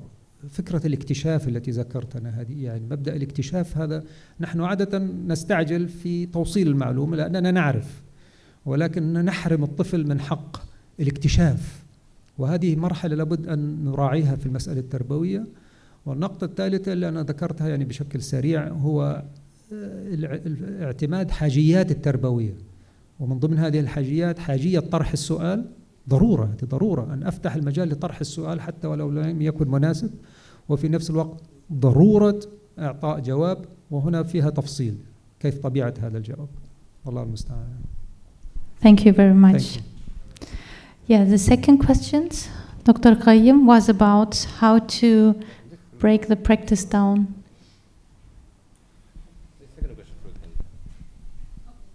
As you Thank you for the question. I think it's a very big question, and it kind of applies to all revivalist kind of projects. When you ask the exclusion of the exclusivity of Friday and how viable are these today, I think this goes into the question of the technical aspect.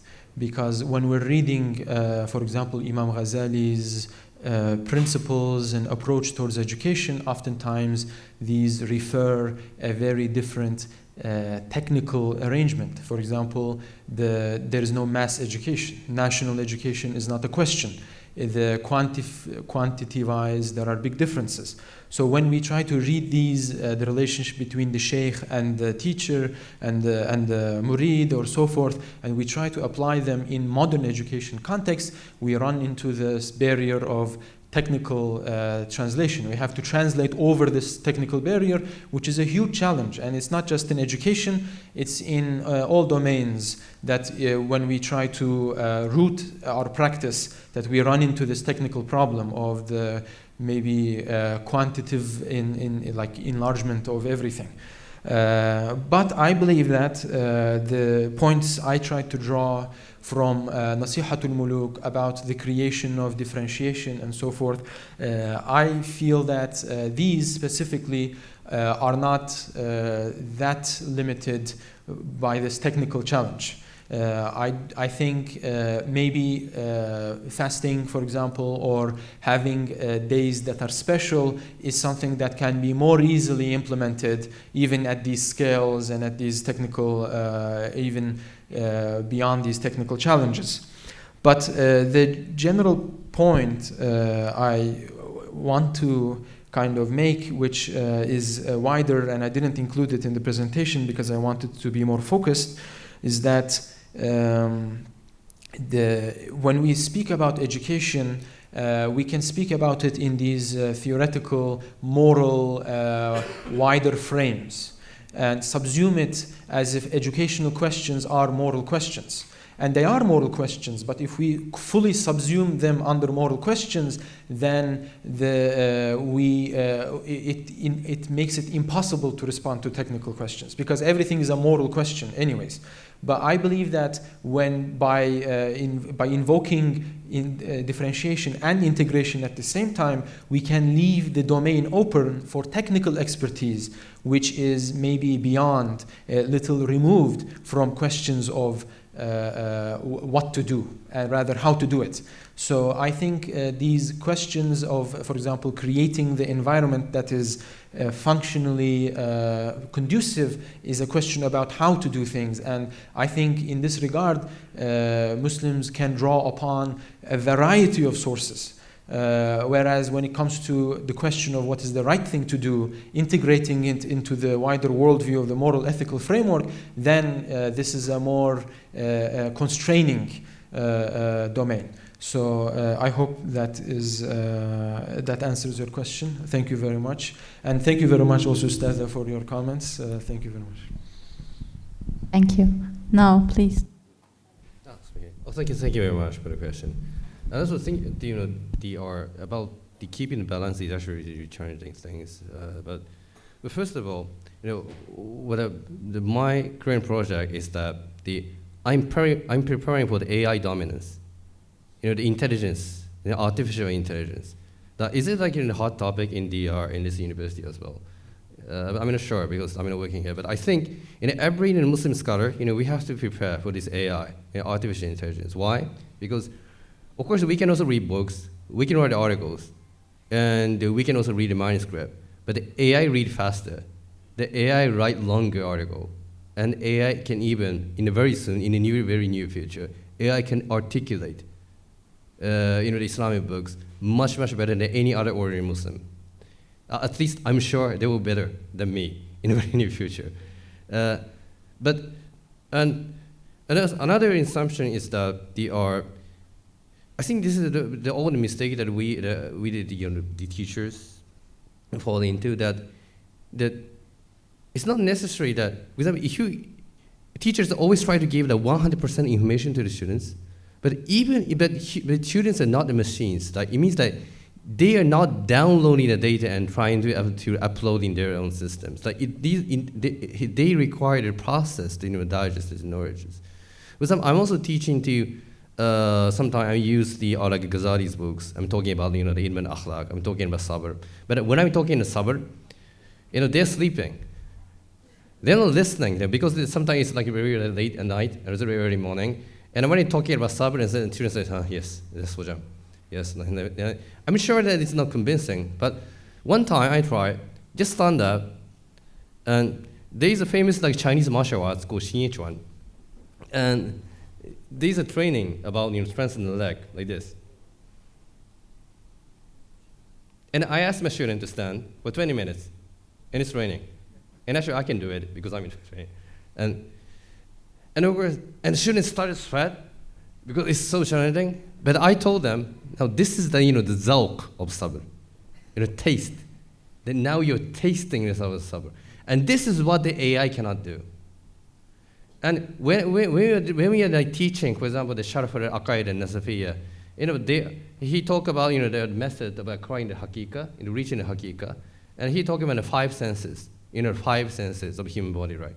The eye, the eyesight, listening. But for example, when we give a lecture, we are only using the eyesight and the ear.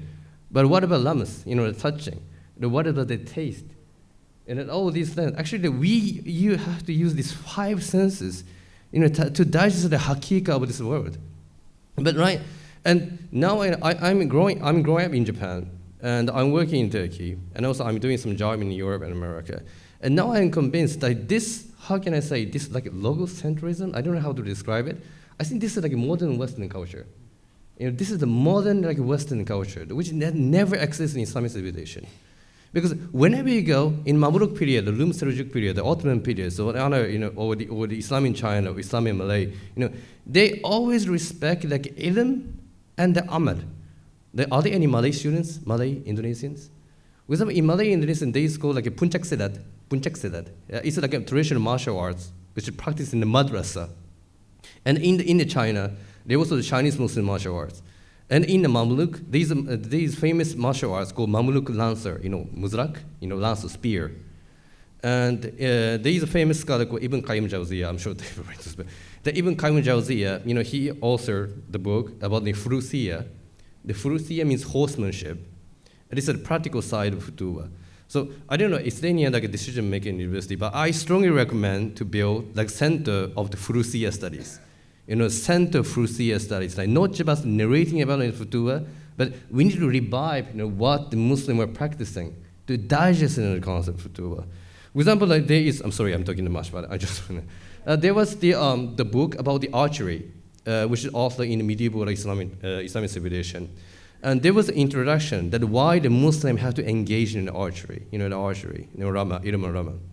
And say that, so this in archery, the art of archery was taught by the Jibreel, this kind of legendary narrative, to the Adam, alayhi salam. And the Jibreel, gave Adam, the like a ball, and also how do you call it, arrow, bow and arrow.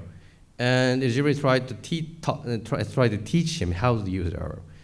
And the Prophet Adam, that he wrote the arrow and tried to hit the target, but he made a mistake, that it won't work.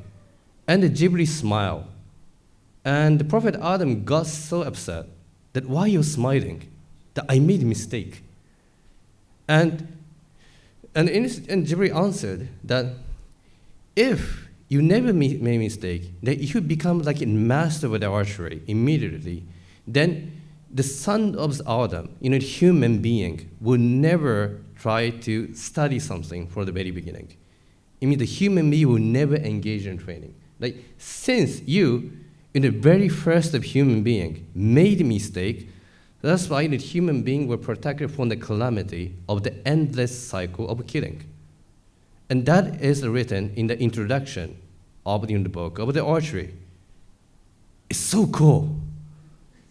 Don't you think so? It's so samurai thing to say. I mean, like, for example, now many Muslim many Muslim like teachers or even youngsters, they think that all the cool things that come from the East Asia, Japan, like ninja stuff and samurai and something. It's wrong. That the coolest thing that exists in the Islamic civilization. Just read the book of archery, which is wrote by a Muslim like a scholar. They taught exactly the same thing. Or even my view, they articulate much better than like a non-Muslim samurai.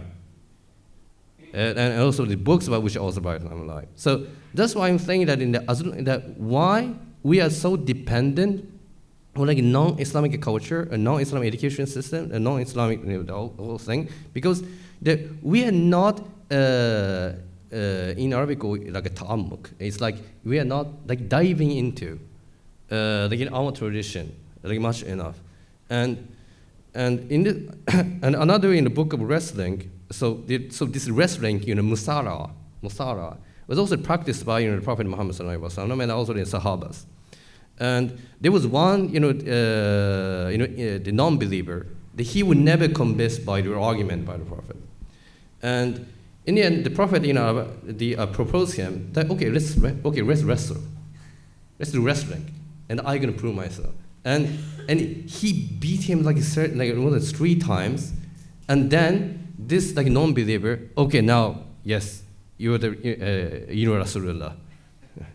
And later in the other riwayah, he said that when we are wrestling with the Prophet, that he felt that as if this power is not come from a human being. This power that he's become a kind of like a tool of the power of a kind of like a divine. So in the Ottoman tradition, they interpret this tradition that actually, so the wrestling is the method to learn the hichlik. Hichlik means nothingness. It means when we're wrestling is not like a bodybuilding, like you're not showing your muscles or you're showing the masculinity. Actually, it's through the wrestling that you will learn that you are just like a tool of Allah. That if you are really in there doing the tawakkul, then Allah gave you the power. And actually, this is also related to the topics of ilm al-kalam as well. About juz al-ikhtiyari, so even if the human has the agency or not. So what I want to say is that this is not like exotic Kung Fu Panda thing. This is the 1,000 year of tradition, and every Muslim community they have their own method of digesting their own experiences. So this is why this is how Muslim scholars they keep the balance. Using this method itself is actually keeping the mizan of the education. Yes. Do you have any question? Thank you very much for our speakers. We nearly punctually are going to close. I invite you to take the coffee break, asking your questions, etc. By the way, we will have an contribution on IE anyway, so yeah, we are looking much forward to see how we can again maybe arise the cultural engagement of the teacher, master, and the students, because this is going to be more and more important in times of AI. Jazakumullahu khair. Thank you.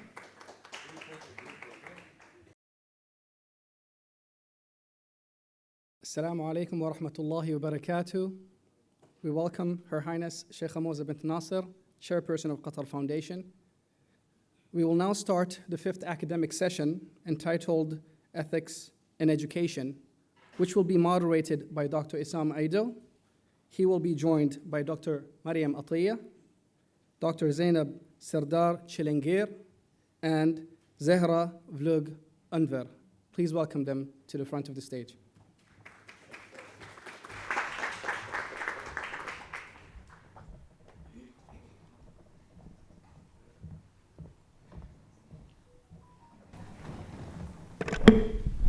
بسم الله الرحمن الرحيم الحمد لله رب العالمين والصلاة والسلام على سيد الأنبياء والمرسلين. So we are on the session 5, and the title for this session, Ethics and Education. And we have 3 panelists. The first one, Mariam Atiyah and Muhammad Omar Farouk. So Mariam Atiyah will present on behalf on Muhammad Omar Farouk. And on the Ghazalian perspective on the new liberal academy. And then we have Zainab Serdar Chilingir, the pursuit of happiness, a possible solution from Al-Ghazali to the problem of new liberal happiness. And then finally with Zahra Vlug Anver on both Deen and Dunya, reviving the moral in modern education through Ghazalian ethics. So we stick to 15 minutes, and just to give more time for question in the end. So I just ask each panelist to stick this to 15 minutes. I'm sorry to do that. So I'll just maybe give you some reminders, maybe at 12 or 30 minutes, to just like to remind you that we have maybe 2 minutes. So we'll start with Mariam Atiyah again on Ghazalian perspective on the new liberal academy. Please join me. Welcome Mariam Atiyah to the podium.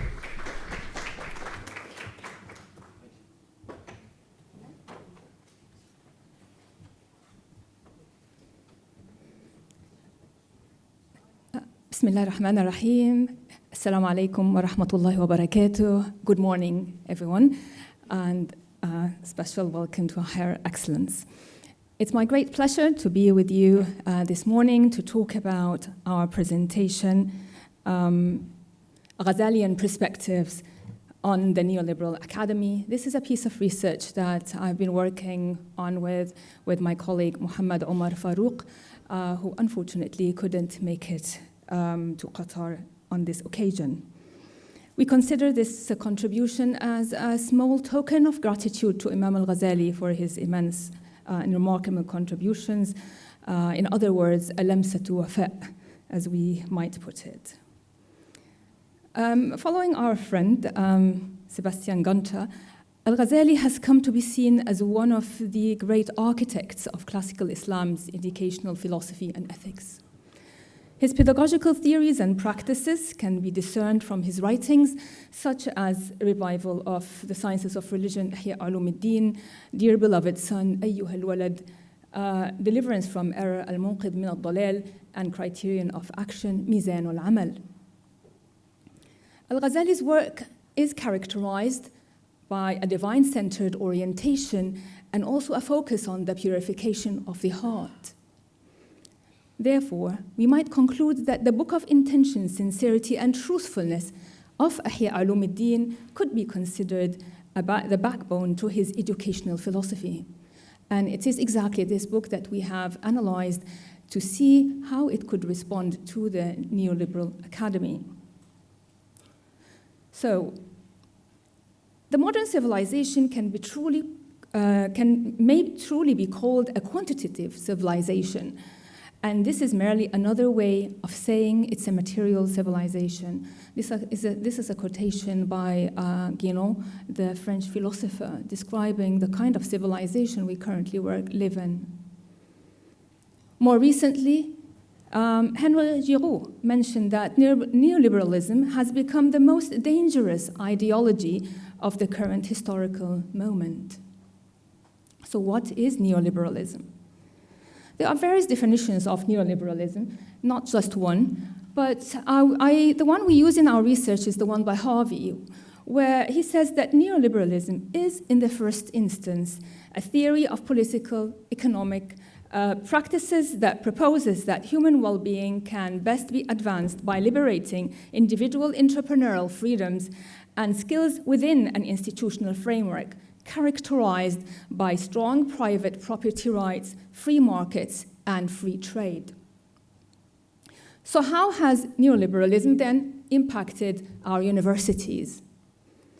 Present-time higher education institutions and environments have been characterized by rapid change and indeed also increasing challenges.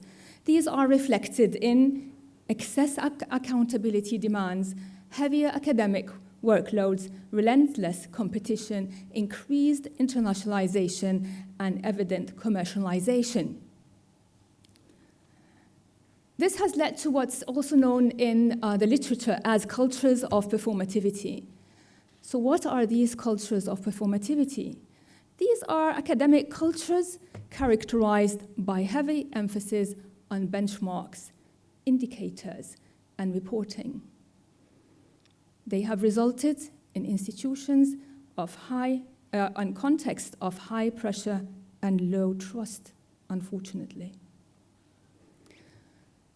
Cultures of performativity have also resulted in the gradual erosion of the spiritual, the moral, the emotional, and the social. And an example that the literature has documented is that collegiality has been under pressure as one of the most symbolically significant concepts of higher education. So basically, colleagues don't have that much time anymore that they used to have in the past to chat over a cup of tea or in the corridors because everybody is so busy doing things. Similarly, teacher-student relationship has been impacted, and it has become more transactional. That relational aspect is gradually being lost.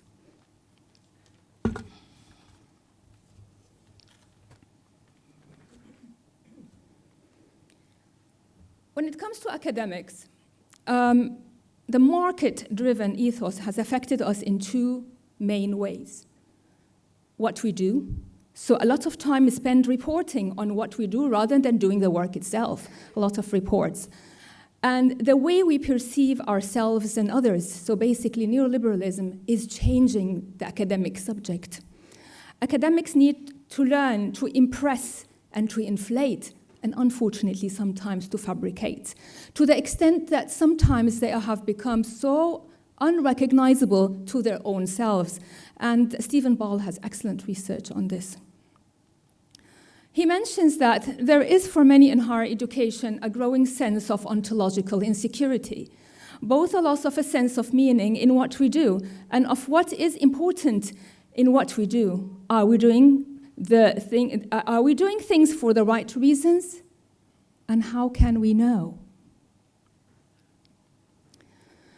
A lot of this research is coming out from Western universities. However, cultures of performativity are also evident around the globe. And a recent study from Saudi Arabia is showing that it's also impacting Saudi universities, where researchers there feel that it has impacted organizational identity. So basically, academics are torn between this market-driven corporate ethos and by the whole concept of public service. There is a clash within some Saudi universities with the university's commitment to community engagement, social justice, and cultural preservation. This has led many academics to call for resisting the neoliberal ethos. And voices from within the field of higher education have called for the need to resist neoliberal influences and to reclaim higher education, while others have invited academics to be true to their values. So where does Imam al-Ghazali come into this?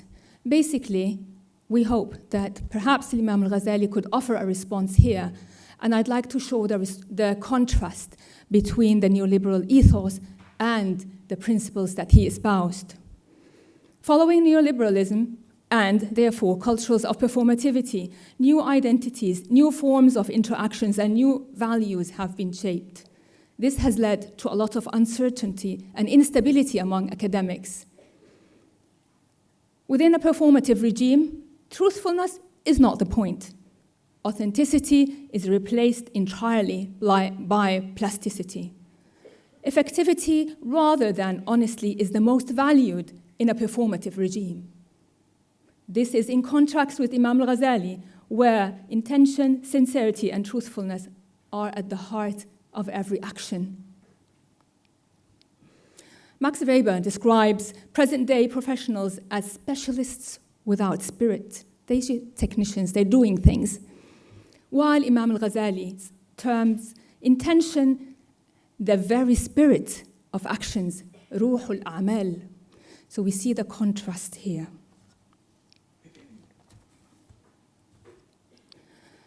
It's very interesting when analyzing Imam al-Ghazali's works and his life to notice that there is this powerful authenticity that comes across. So in the book of Intention, Sincerity, and Truthfulness of Ihya Ulumuddin, he invites people to espouse these principles.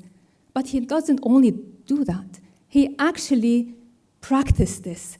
And we see in Al-Munqidh min al-Dalal that he himself has reflected on his intentions as a scholar.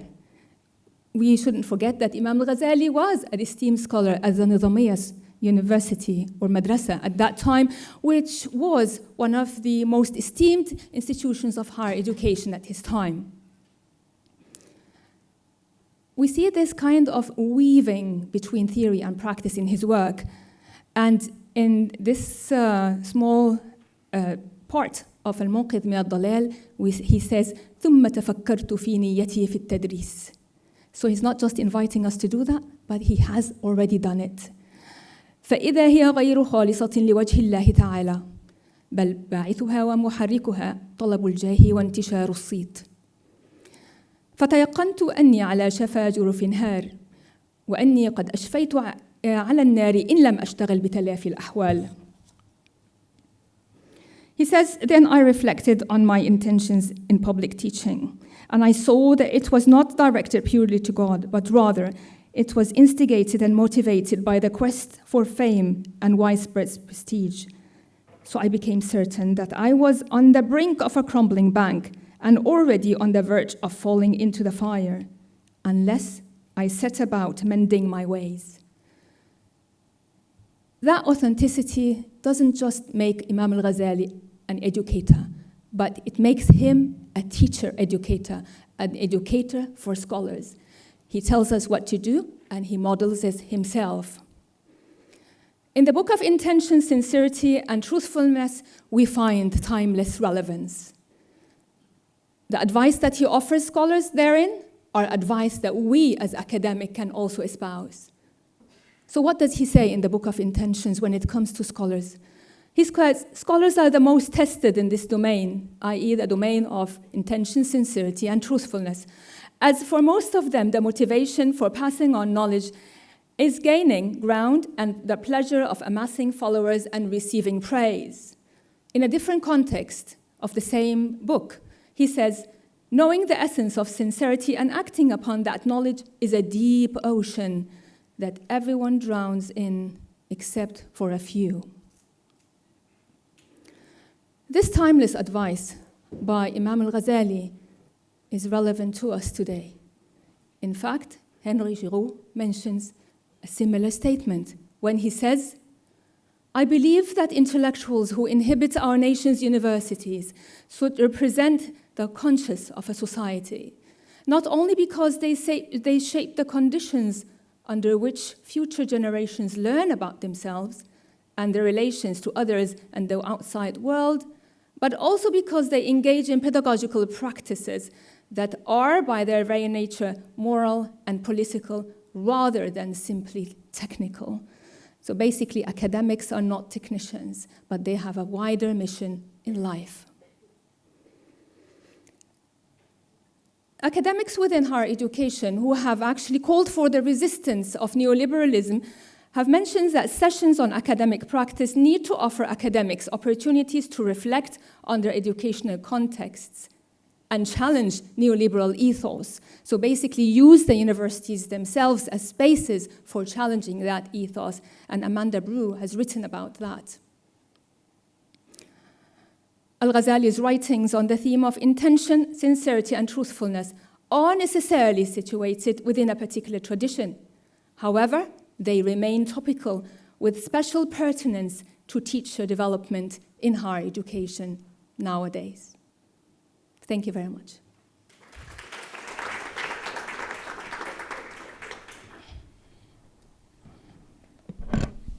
Thank you, Mariam. That's amazing presentation. Just exactly 13 minutes, less than 15 minutes. That's perfect. So let us move to the second panelist, Zainab Serdar Chilingir, on the pursuit of happiness, possible solutions from Al-Ghazali to the problem of neoliberal happiness. Please join me to welcome Zainab.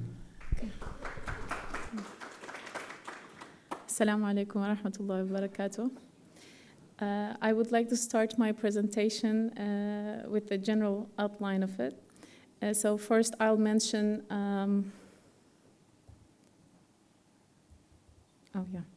So first of all, I'll mention the basic assumptions, and then I'll move to neoliberal concept of happiness and how has it been constructed in Arabic children's literature in particular over the last 2 decades.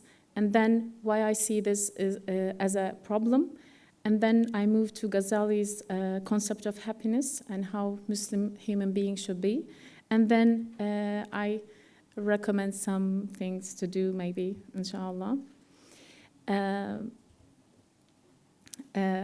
All of us in this hall was born into modern states. So since their establishment, modern states try to construct the subject in light of their ideology and make it a governable subject. So, and one of the best ways of doing that was through the compulsory systematic education, and as an integral part of it, children's literature was used to shape the subject. And that's why children's literature were criticized so many times for being so ideological and political. And afterwards, thinkers decided and agreed upon some criteria to neutralize the children's literature from its ideological nature. And they agreed on some criteria and on subject, content, style, and etc. And then recently, we become to believe that children's literature are free of any impositions, and the human and universal values are being imposed, and that's such a nice thing to do, and our children has to become like having these universal values.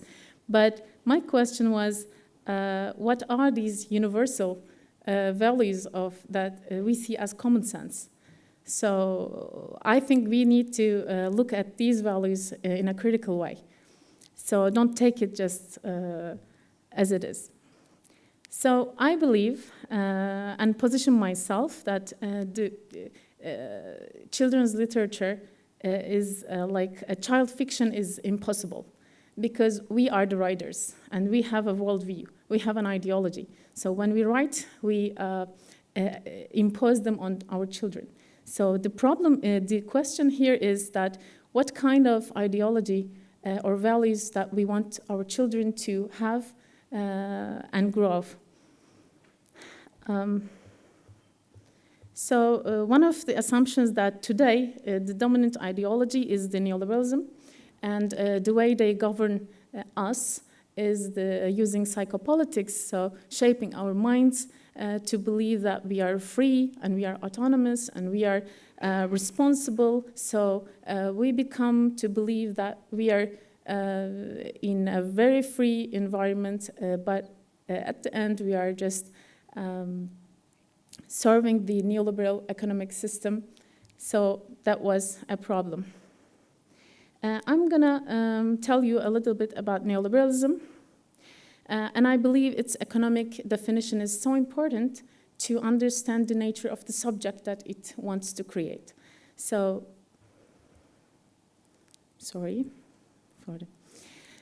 neoliberalism is defined at a macro level as a free market economy built on advanced individualism, competition, and entrepreneurship.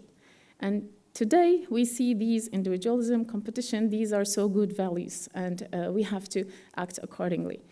But this macroeconomic definition is so important, but at the same time, it lacks some zawaya, and how it shapes the individual. So that's why I'll talk a little bit about Foucauldian analysis of neoliberalism, in which he says that neoliberalism is a way of, a mode of governance. So, and the literature after Foucault, they defined the governable subject of neoliberalism. So to achieve this goal, the free market and the individualism and competitive environment, how subject must be shaped. And when I looked at my PhD thesis in Lebanese children's literature, I was so surprised to see that we are actually constructing a neoliberal subject in Arabic children's literature. So that's why I told you all about these background. I studied 200 children's books published between 2000 and 2020 in Lebanon. And I saw that with an increasing intensity as we come to the present day, the neoliberal values were imposed too much. So why? Yeah. And the basic characteristics of the neoliberal subjectivity was that children must be autonomous, responsible, economy-oriented, and entrepreneur. So I think the only point that we agree that it's not good here, economy-oriented. But the other, the other points are, we are good. We are good with it. So I want to be autonomous. I want to be responsible. And as Muslims, because we are living in this neoliberal world, and after after closing Quran or Ghazali's books, when we become so religious and read those books, and then after closing them, we just step into the neoliberal words, we become neoliberal subjects. So I think we please ourselves and we convince ourselves that these neoliberal values, responsibility, oh, we have that in Islam. So I call it, we have it too-ism. So we have it too-ism makes us legitimize the neoliberal values like autonomy. And autonomy in neoliberal context means that the person should be self-referential only. But as a Muslim, this is a very critical point that we are never self-referential. Even in our way of dressing, way of sleeping, way of eating something, we are not self-referential. We are, our reference point is God and Allah and the Quran and Sunnah. So we cannot be autonomous in the neoliberal sense, ever. At the same thing is responsibility. We say, oh, we have responsibility in Islam. So, but the neoliberal sense of responsibility is like you being responsible for everything that government should be doing. So you become responsible for your success and for your failure and everything, and then the individual becomes under so much pressure. And it's the same thing at entrepreneurship. We talked about self-development, and this is as a virtue of, in the books of Ghazali, and we said self-development is something that we encourage, but what it is actually in neoliberal discourse. Neoliberal discourse is talking about self-development because it sees us, human beings, as human capital. So I have to perfect this capital with all what I have to present something to sell in the market. So if we miss this kind of nuances, differences between this understanding of self-development and the Islamic view of self-development, we will mix lots of things and we will see, oh, we have that too-ism that I was telling you about. And economy-oriented is not only just about economics, actually. It's I like getting some examples from Islamic point of view so we can understand it better. So, like, think about ithar. It's neoliberal subject is economy-oriented. He's thinking of his best interest, while we as Muslims, we should be doing ithar, giving to others.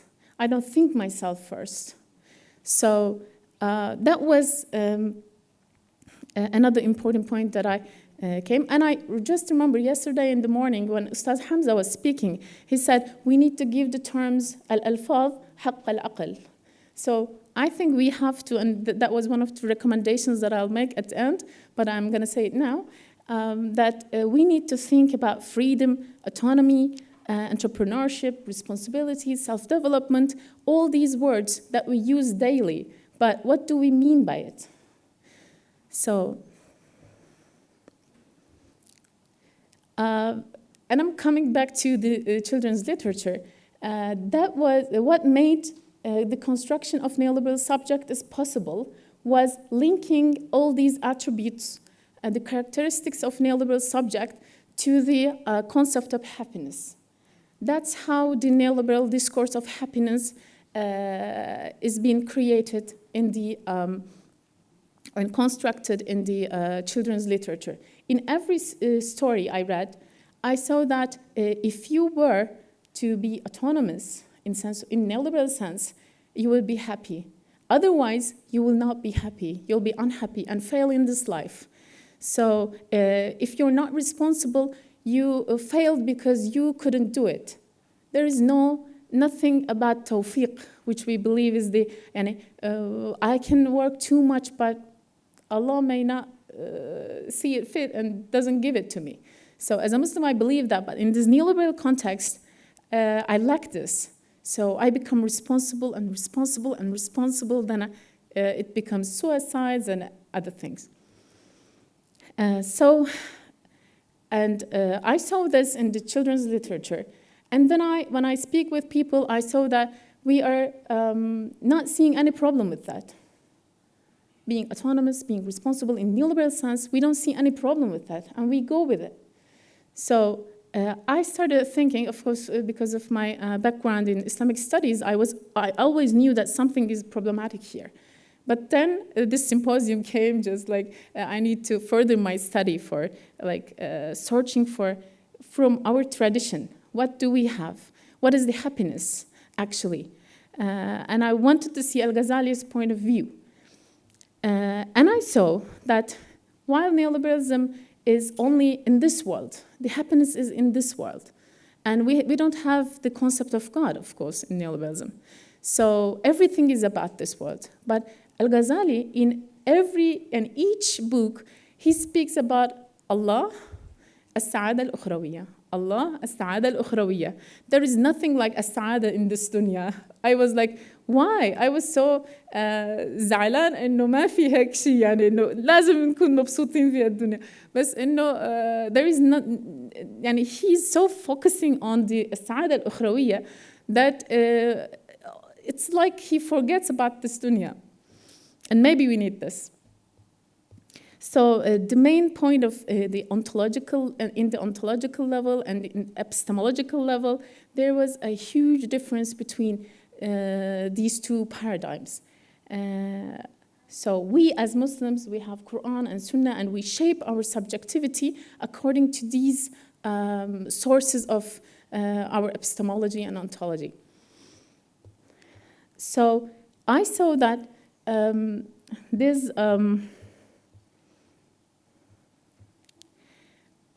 what neoliberalism wants us to be is a very fertile soil, if I may say, for the أمراض القلب اللي بيحكي عنها الغزالي. إنه the envy, the hatred, the so with the competition and everything, we become like the old أمراض القلب is starting to occur. So and I realized that the sources of happiness in neoliberal ideology is the full opposition of what we have in the Ghazalian thought, in Islamic thought.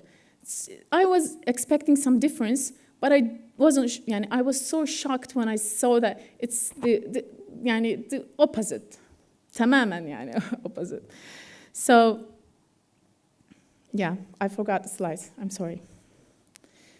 And the unhappiness is the same. What Ghazali considers as unhappiness, the neoliberal discourse says that's a self, a nafs, اتباع النفس, اتباع الهوى. These are the sources of happiness for neoliberalism. But in our discourse, we believe these are this is the path to unhappiness. So if I must say something, I'm going to jump to the recommendation. I'm sorry, I couldn't arrange my time. For academic level, I believe as educators and Muslim thinkers, economicians, Muslim economicians and Muslim political thinkers, we need to think about what is the Islamic political thought. And the others needs to talk about Islamic economy. And we as educators, we need to focus on the Muslim subjectivity and the ways of how we can construct it through children's literature, in my case. So in individual level, I see that we internalized neoliberal values too much, that we are almost not Muslims anymore. I feel like that. I have to become Muslim again. I feel this very strongly in my heart. So as writers, we have to internalize the values of, Islamic values. So we become fighting these neoliberal values and let aside the, we have a two-ism, we have this, and this is better. And we can offer the Western world also that what you are doing is destructive, destructing the social, destructing the individual, destructing everything. And what we have better, and you should take it. So I believe the institutional level is much more important. Like I've been following Qatar Foundation's work on children's education, and I was thinking that we need to do something about children's literature. Of course they are doing, and other institutions too, they are doing their work, but we need to work on workshops for writers to educate them what the Islamic point of views on the contemporary issues of neoliberalism and liberal thought and everything. And then also we can establish boards for producing children's books in line with Islamic view and etc. And I think this way we can create a space for a new discourse, and inshallah we can يعني نربي أولادنا from the Islamic point of view. Thank you so much.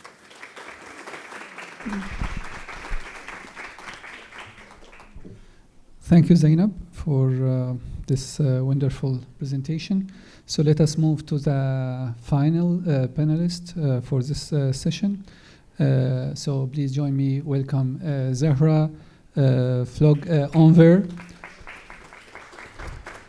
The presentation title, Both Deen and Dunya, Reviving the Moral in Modern Education Through Ghazalian Ethics.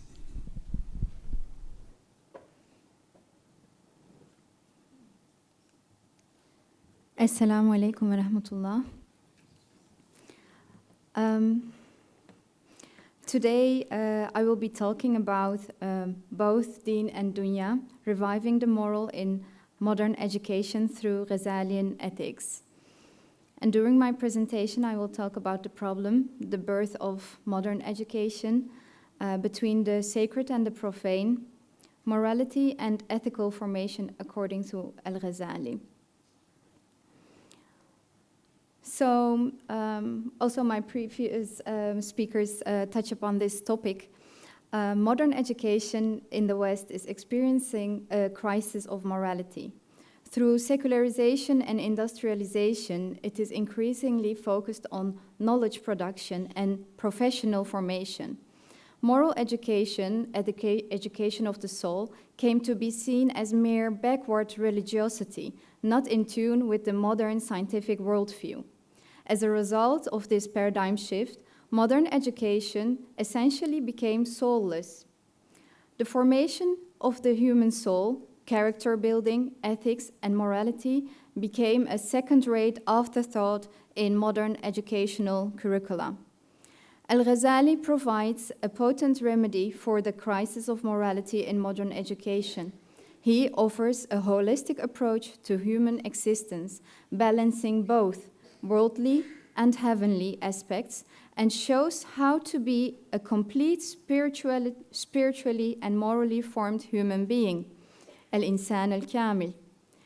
Ghazalian educational ethics offers an example of Islam as an open civilization which can provide inter-civilizational solutions to problems that haunt the modern human condition.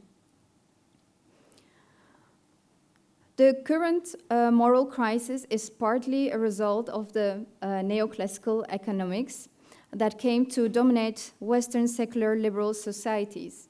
Already in the 18th century, Adam Smith elaborated upon the basic principle of free market economics and the so-called laws of supply and demand. From the 19th century onward, neoclassical approaches to economics have become mainstream. This approach reduces humans to rational agents driven by utility-maximizing behavior. This was the birth of the economic man, Homo economicus. The same economic principles of instrumentalism and utilitarianism affected other parts of society, including education.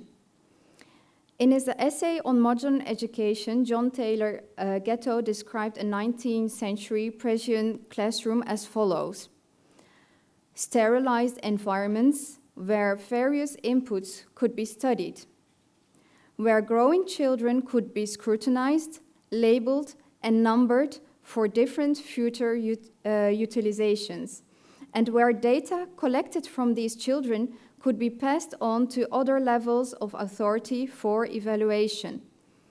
Out of this flow of information, materials toward the science of marketing and science of management would inevitably arise. Education as an academic discipline became a positivist science. Its focus was on data collection, measurement, and optimization. Children came to be perceived primarily as data and statistics rather than as human beings with souls and moral dispositions. With the rise of neoclassical economics, also began a decline of morality in Western secular liberal societies. Economist Geoffrey Hudson aptly put it when he said, "In the modern commercial era, where consumers are said to be sovereign and customers always right, the meaning of morality has been likewise devalued in popular discourse." Moreover, Hudson poses that morality helps make us human. If that indeed is the case, then what discipline is more in need of morality than the field of education? After all, the formation of human beings happens primarily through education. Pre-modern religious tradition understood something that seems to have been lost to modern secular liberal sensitivities, namely that the primary objective of education is not economical, but inherently ethical, and that morality is not learned from the outside as knowledge, but acquired and inherently embodied in practice. This is a reality that is deeply understood in the Islamic educational tradition as well. Islamic civilization was always a civilization of knowledge, ilm. The concept of knowledge and learning, ta'lim, in Islamic education was always complemented with the concepts of nurturing, tarbiyah, and character formation, ta'deeb. Hence the famous hadith in which the Prophet, peace be upon him, said, "I was sent to perfect good moral character." Islamic education thus can be characterized as deeply ethical, and its ethics is based in the realization that all human action is inescapably moral in character.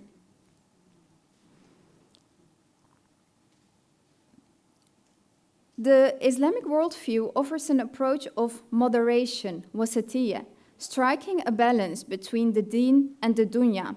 It does not completely reject this world as seen in monasticism, but it also does not promote a life of individualistic materialism and self-interested consumerism. It sees this world as a seedbed for the afterlife, a test in which human beings may acquire rewards in the akhirah for a life lived ethically and morally in the dunya. Hence, the great Muslim educator Imam az-Zarnuji wrote, "The aim of knowledge is to act upon it, and to act upon it entails leaving that which is transient for the perpetual." For Al-Ghazali, the complete human being does not consist merely of flesh and blood. It also consists of more subtle immaterial realities. As he explains in his Ihya, the human being consists of body that is perceived through sight and a spirit and soul that is perceived through insight. And each of these has a form, hay'ah, and appearance, surah, either ugly or beautiful. Character, al-khuluq, is defined by Al-Ghazali as an entity that is embedded in the soul. Good character is when good acts proceed from the soul. These acts should be in accordance with both the sacred law and reason. On the other hand, bad acts proceeding from the soul point to bad character. He further explains that actions can only be firmly embedded in the character if they follow without much exertion or reasoning. For example, generosity can only truly be part of one's character if it is not forced or done with great effort, but follows naturally without much thought and deliberation. This confirms the idea mentioned earlier that in Islam, morality is acquired and inherently embodied in practice. Al-Ghazali goes on to observe 4 things pertaining to character. These relate to beautiful and ugly acts, af'al, the power to do these acts, knowledge about these acts, and a trait that causes the soul to incline towards either good or bad acts. Al-Ghazali notes that character does not coincide with acts. A person can be generous in nature, but still not be able to act generously because of lack of funds or other obstacles. On the other hand, someone can hand out gifts to appear generous out of ostentation or pretense. His character, however, is not generous, but greedy. Neither does character coincide with the power, qudra, to do these acts, or knowledge of them, ma'rifah. Al-Ghazali argues that character cannot be the power to do either beautiful or ugly acts, because everyone is born with a human nature, fitra, to do both. Nor can character be the knowledge of good or bad acts, because knowledge pertains to both the beautiful and the ugly. So he concludes that character must coincide with the 4th option, the trait that prompts the nafs to incline towards ugliness or beauty. To have perfected character, husn al-khuluq, 4 conditions, arkan, should be in balance according to Al-Ghazali. The power of knowledge, the power of anger, the power of desire, and the power of justice. Between these 3 powers, these various powers should be in balance and moderation. Only if they are independently sound and correct, complete good character can be attained. The power of knowledge should be catered towards that for which it was created, such as being able to discriminate between statements that are true or false, between beliefs that are valid or invalid, and between acts that are beautiful or ugly. If the use of the power of knowledge is perfected, it will lead to fruit of wisdom, and wisdom he calls the essence of good and sound morality. Both the 2nd and the 3rd, anger and desire, are dependent upon the limits set by wisdom. According to Al-Ghazali, these limits follow from both religion and reason. The 4th power, the power of justice and balancing the previous 3 powers, is to curb anger and desire by bringing them into accordance with reason and the sacred law. The most important point of Al-Ghazali's analysis of good character is that all should be in balance and moderation. He says, whoever possesses these qualities and maintains balance, he has complete good character. And whoever possesses some of them without others, that person has good character in relation to that specific meaning. The power of anger used well and in moderation is called courage. And the power of desire used well and in moderation is called modesty. However, if the power of anger exceeds its set limits, it is called recklessness, while if it is less than its set limits, it is called cowardice and fear, and so on. Justice has no extremes, tarafan, according to Al-Ghazali. It merely has its opposites, which is injustice. However, wisdom can either exceed into slyness, cunning, and trickery when used for corrupt practices, while abandoning it is called foolishness. Again, it is only the middle position, al-wasat, Al-Ghazali argues, that can really be associated with wisdom. And in my paper, I go more into detail about how he deals with moderation, but before our moderator turns to me, I will end my presentation. So I try in my paper to analyze some of the underlying reasons and principles for our current moral crisis in modern education.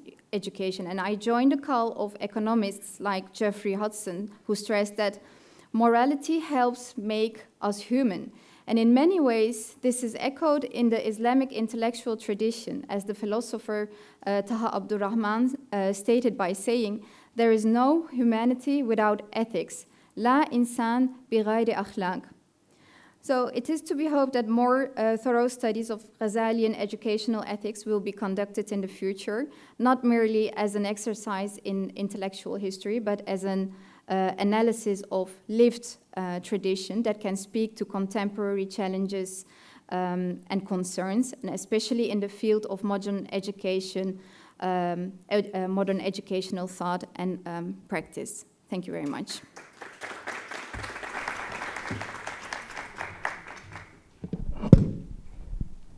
It's really wonderful. Three panelists finished on time. So we have plenty of time for questions, but before that, we are truly honored with Highness' presence here today. And I think everyone here looking to hear some words from her wisdom, and especially on these three topics. And I think three topics like trigger everyone here. And it seems like there is a sad feeling about the world today, about this neoliberalism. So just join me, and if we can hear some words about anything like you can share wisdom about. I'd rather speak at the end when I hear the questions that you have. Okay. Okay, so as you can see, we have here, so we are waiting for this moment to hear from Her Highness, inshallah, after your questions. But just as you know, we have three panelists here, mostly share same feelings, same thoughts on the world today. And this it tricked me talking about as-sa'ada al-ukhrawiyya, why we don't have this sa'ada here. And I think reading Al-Ghazali, it seems like for me, I get different feelings. So if you are believing in Sa'ada al-Ukhrawiyya, your Jannah starts here. So if you don't have Jannah here, then there is something about Sa'ada Ukhrawiyya. So please, as I said, we have good time for questions. So let me start with three questions. And then I collect these three questions, and then we can move to more questions if we have time. I'll start with Dr. Aisha. Yes. شكرا جزيلا شكرا جزيلا. بسم الله الرحمن الرحيم وصلاتي وسلامي على سيدي مولاي محمد بن عبد الله وعلى آله وصحبه أجمعين. أولا أشكركم في هذه الجلسة الجميلة، الدكتور عصام وثلاث من النساء المتميزات الشابات. يعني أنا مبسوطة جدا من هذه الجلسة لأنها تحوي فقط متحدثات وليس بينهن متحدث، فهذا شيء جميل جدا ويعنيني جدا جدا حب المرأة للعلم حقيقة. يعني أنا أكون سعيدة جدا عندما تتحدث امرأة عن الإمام الغزالي ولا عن أي علم من العلوم، يعني أي علم كان. فيعني أشعر بنوع من الفخر لتواجد المرأة وحبها للعلم. الدكتورة مريم تحدثت عن النية والصدق، وطبعا النية الرسول صلى الله عليه وسلم يقول إنما الأعمال بالنيات. إذن كل أعمالنا سواء طبعا الجوارح أو الوجدانيات إنما هي بالنيات، فالنية أساس في كل شيء طبعا، ليس فقط يعني هي منعزلة، ولكنها هي الأساس لأنها هي رقم واحد في العمل، أي عمل كان داخلي خارجي جوارح ما إلى ذلك. فطبعا الدكتورة زينب تحقيق السعادة، ما أجمل كيمياء السعادة التي يتحدث عنها الإمام الغزالي، وهي خلطة أو مجموعة من المبادئ، من الأخلاقيات، من القيم، هي التي تسبب عند الإنسان السعادة. ونحن نعلم بأن السعادة الكاملة ستكون إن شاء الله في يوم القيامة، ولكن هناك سعادة في الدنيا أيضا بمفهومه يعني، ولكنها كما يقول مجموعة كخلطة يعني من القيم يعني مجموعة من الخلقيات تكون السعادة، وليست السعادة هكذا يعني فرحة بشيء مادي أو بشيء معنوي أو ما إلى ذلك. وطبعا تحدثت عن الليبرالية، يعني طبعا كأساسها الحرية، ولكنها هي ليست فيها سعادة، إنما السعادة يعني أيضا بعد تحدثت عن أن نؤثر الآخرين على أنفسنا، ليس كذلك. كما رأينا وكما نقول بأن دائما ربنا كما قال الله تعالى: ربنا آتنا في الدنيا حسنة وفي الآخرة حسنة. إذا معناته أن الإنسان بصفة عامة لن يكون سعيد كما ذكرت الأخت أو ما إلى ذلك، إلا يعني بالأمرين، بالدنيا والآخرة، يعمل لدنياه ويعمل لآخرته. فتحقيق السعادة بالوسطية.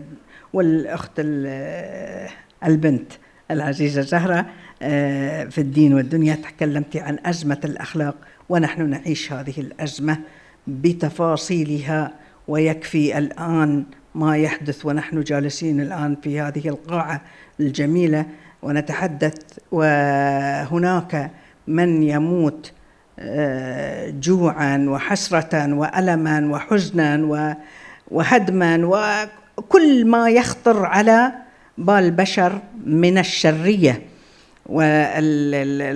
يعني والحقد والجنون والوحشية وكل ذلك.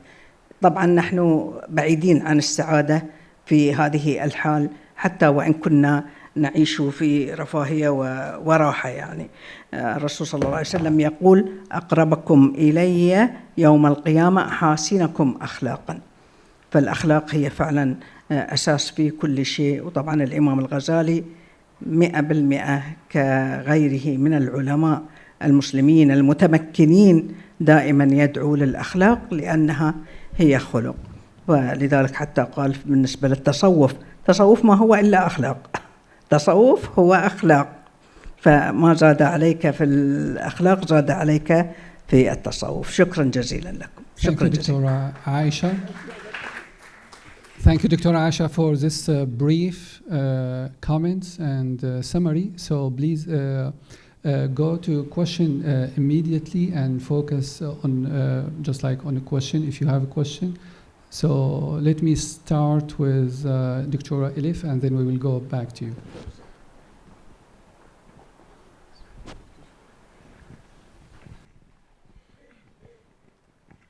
Yes, thank you very much. My question goes directly to Dr. Zainab. I'm impressed of your research, and I want to know, since stories and children's books are so important to shape the views of children on the world and on their further development, I'm eager to know, did you have certain criteria, or did you just analyze all available children's books? I mean, we did a research in Austria focusing on so-called Islamic or moral books for Muslim for children and then for Muslim children. And we were, like shocked to see what was going on there, what was transmitted as, an Islamic approach or as an ethical worldview, to be honest. And then my question goes, my sub-question would be like, did you have approaches like, did you consider approaches such as philosophy for children or theology for children? That would be also interesting for me. Thank you. Yes, thank you. And yes, please, we go with you. Please. تحية والشكر للمتحدثات. معكم سيف الحجري. مداخلتي في الحقيقة في قضية السعادة الأخروية الذي ركز عليه الإمام الغزالي. هي في الواقع عندما تركز على السعادة الأخروية هي ترجمة وشعور بالراحة والسعادة في الدنيا، لأن عندما يقدم الإنسان أي شيء خيري يشعر بالسعادة، عندما يساعد حد يشعر بالسعادة. إذن النظرة الذي يركبه هو تناول موضوعين بس بطريقة غير مباشرة ترجع هذه السعادة عندما تكون قيمك هي في الحقيقة تتماشى مع الخالق، ومتطلبات السنة والقرآن. وبالتالي عندما أقوم بعمل أي عمل لتحقيق الثواب والخير من الله سبحانه وتعالى تنعكس في الدنيا، أعيش سعيد، أعيش مرتاح، أعيش قنوع.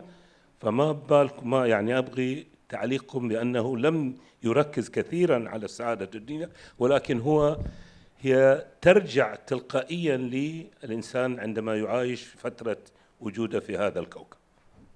Thank you. So it seems we have open remarks, comments, and open question on Saada, and question from Dr. Elif. So let me start with this open comment on Saada. I'll start with Dr. Maryam.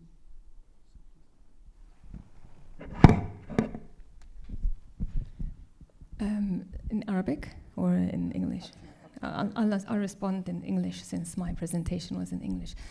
I think I want to allude to the point that you mentioned about the negative undertone that has prevailed in this kind of session. And I think it's a matter of raising awareness about what is going on in primarily Western universities. And this is because of the prevailing internationalization of education and higher education. A lot of the Western ethos is being imported by other countries of the world, being seen as the excellence, the top, and so on. Of course, there are a lot of positives, but at the same time, when we import certain systems, we import them with their ideologies. And unless we are aware, unless we can discern, unless we focus on our rooted revival, we are bound to slip into this kind of black hole that the West themselves are trying to get out of.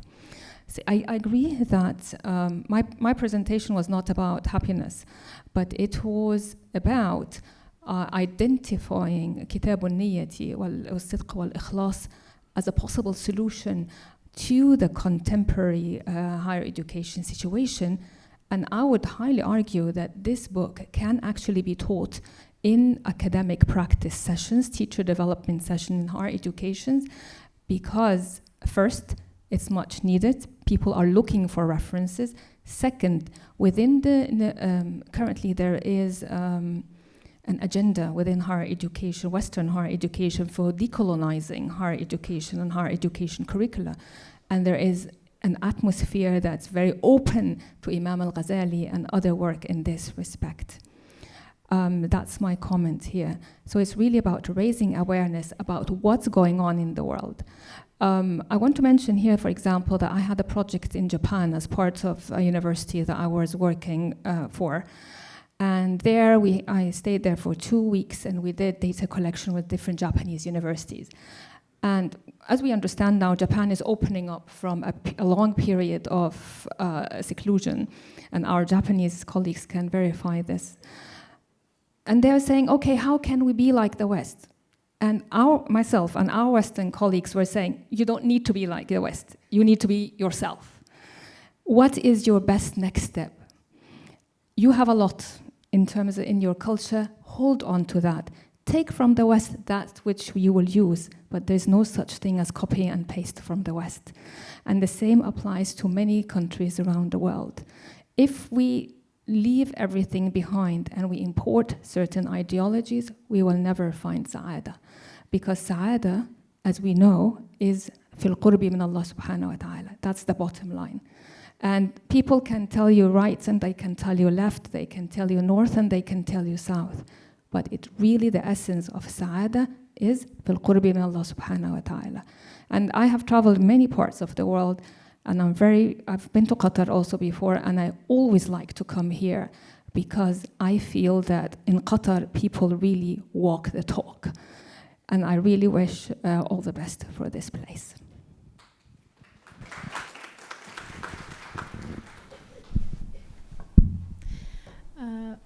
I thank you for your comments and questions.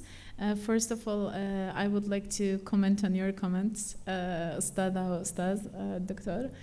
Due to the time limitations, I couldn't, of course, focus on السعادة الدنيوية اللي بيحكي عنها الغزالي, but I'm aware of that. So thank you for reminding me another time. But then when you were talking, I criticized myself also. I thought I am so secular in thinking. So when Ghazali speaks about zuhd and love of God and the other causes of happiness, I think like it's like ukhrawiyya, but it's not actually. It's Islam is not cannot be read in a secular way. But inshallah, I'll remind that to myself. For my criteria for choosing the children's book,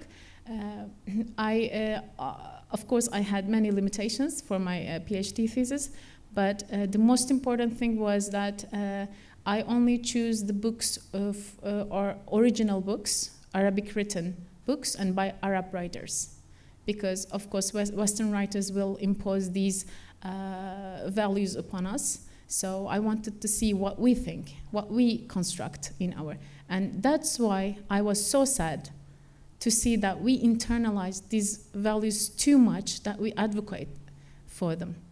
And we just legitimize, and that's even worse, that we legitimize these values by bringing some Islamic arguments from our religious tradition. So that's why that is the main criteria was for my research. And for the Islamic books, I didn't focus on Islamic books because I don't like searching about God in Islamic books section in the library. So Allah is, and Islam must be in general books, in values books, in Islamic studies books, and Islamic books, children's literature, and I believe we have to redefine and think on what we mean by Islamic books. Is it only about Hajj and Zakah and Sawm? These are very important, but we need to, we stop calling it universal values. Now we have this teaching of values. So in Turkey, we always talking about value teaching, and it's like a badil for Islamic values, but it's like a secular way of thinking. So we are departing them from each other. So I don't like this compartmentalization of the books, Islamic books, and the general books and the values books. So I just looked at the general. I didn't have this criteria for that. And that was intentional. Can I just say something before I leave?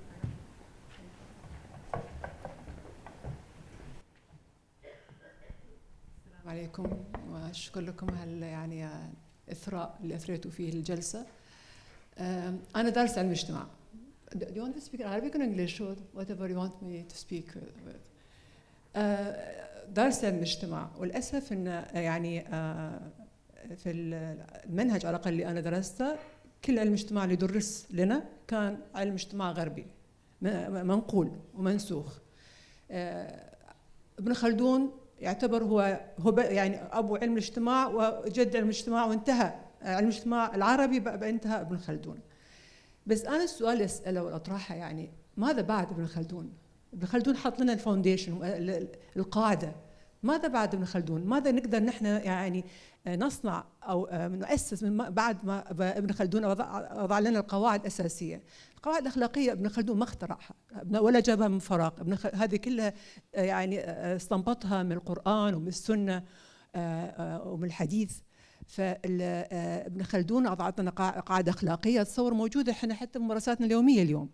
نتكلم عن الجامعات الغربية طبعا مجتمع عاش أو وجدت في مجتمعات غربية، وبالتالي تبقى متبنية بعض الأخلاق وبعض المبادئ وبعض الأيديولوجيات الغربية. احنا اليوم عندنا في مثلا على سبيل المثال في قطر، وذكرتي مريم قطر، الحمد لله مجتمع مسلم، مجتمع متأصل بأخلاقه وبمبادئه الإسلامية، وبالتالي ما نأخذه من العالم الغربي أو العلم الغربي هو علم نشوف أنه هو يصلح لنا ولا مدركين واعيين بما نأخذ وبما نترك. فاتصور ان احنا اذا يعني احنا ويمكن يعني استند على العنوان اللي المحاضره تطبيقات عمليه معاصره ارثا علمي خالد الامام الغزالي والتعليم. طب ايش هي التطبيقات العمليه اللي ممكن احنا ناسس على اساسها بدائل؟ احنا نتكلم على ان العلم الغربي والجامعات الغربيه ما تطرحه من علم يعني هو نيو ليبراليزم وشيء ما يتناسب مع ديننا واسلامنا. طب ايش البديل؟ طالما ما نقدر احنا نقدم بديل، اذا نكون واعيين بمبادئنا بالخلق والاخلاق اللي تاسسنا عليها، وناخذ من العلم ما هو مناسب لنا حتى نقدم بديل. ليه اليوم اتصور انا حتى يعني مع احترامي كل الاوراق اللي قدمت وكل اوراق اعتقد يعني بذل فيها مجهود يعني تشكرون عليه، بس هو السؤال كيف نحول هذا لتطبيقات عمليه؟ وبعدين الاخلاق اتصور ان احنا يعني لما اتكلم عن الاخلاق في المعاملات، الاستاذ مع الطالب، الاخلاق والاسس او سواء كانت الايثار او تكلمت عن السعاده، هالاشياء كلها اسس يجب ان احنا تكون يعني في الدي ان اي في الممارسات اليوميه عندنا. المدرس، مدير الجامعه، مدير المدرسه، حتى احنا كيف نتعامل مع الطفل قبل ما يتعامل، بس مش قبل القصه، كيف يتعامل مع المربيه اللي عنده، كيف يحترمها، كيف يحترم الطفل اللي معاه.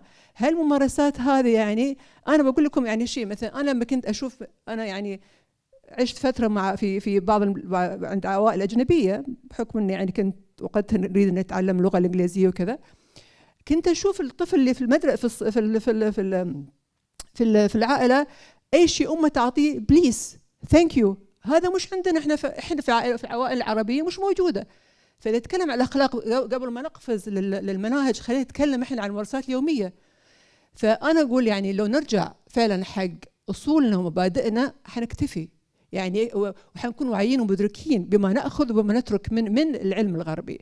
اليوم انا اتصور طالما ان احنا يعني ما لا نستطيع نقدم بديل، ما يعني احنا نستند حق على المناهج الغربيه. يعني يليت ان دار الحكمه في بغداد كانت يعني استوردت العلوم وترجمت العلوم لكنها خلقت علم. طب اليوم احنا وين دار الحكمه؟ وين دار الحكمه اللي تعادر دار حكمه بغداد؟ فاتصور ان يعني اتمنى يكون عندنا فعلا علم اجتماع عربي معاصر منبثق من علم الغزالي، لكنه يقدم شيء جديد، يقدم بدائل جديده. انا اقول لكم انا درست علم الاجتماع، ولم يعني كل المناهج اللي درستها كلها يعني علوم للاسف مستورده ومترجمه وساعات ممسوخه. فاشكركم مره ثانيه واسمحوا لي اذا ثقلت عليكم، بس هذا كلام من القلب ومعاناه يعني صراحه انا اشوف يوميا. يعني خلينا نكون عمليين ونقدم فعلا شيء جديد، وشيء فيه ابتكار، وفي شيء يعني شيء جديد يتوافق مع فكر الشباب اليوم. فاذا طالما ان احنا يعني ما لم نستجيب لاحتياجاتهم الفكريه والعقليه، بنظل دائما بين غرفنا المسكره. شكرا.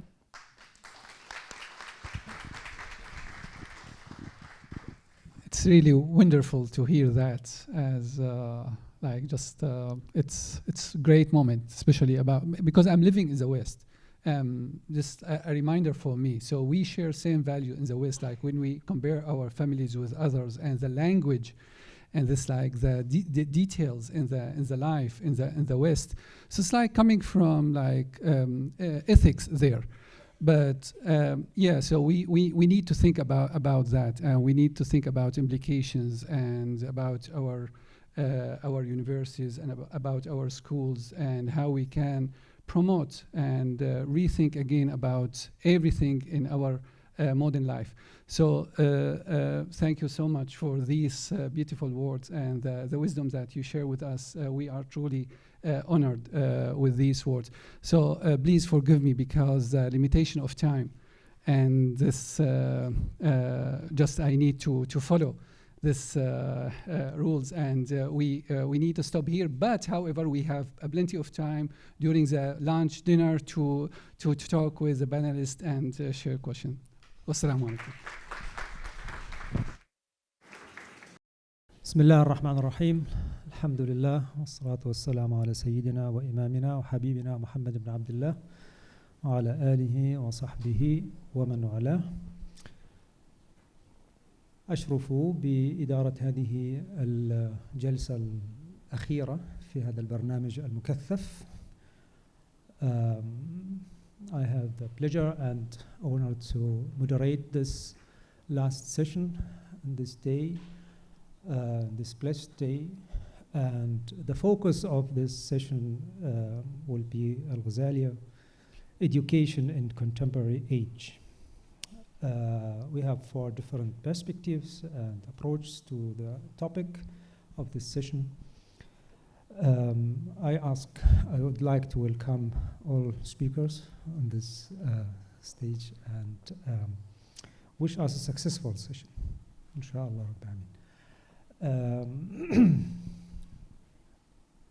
First of all, we are looking, or we'll have a look of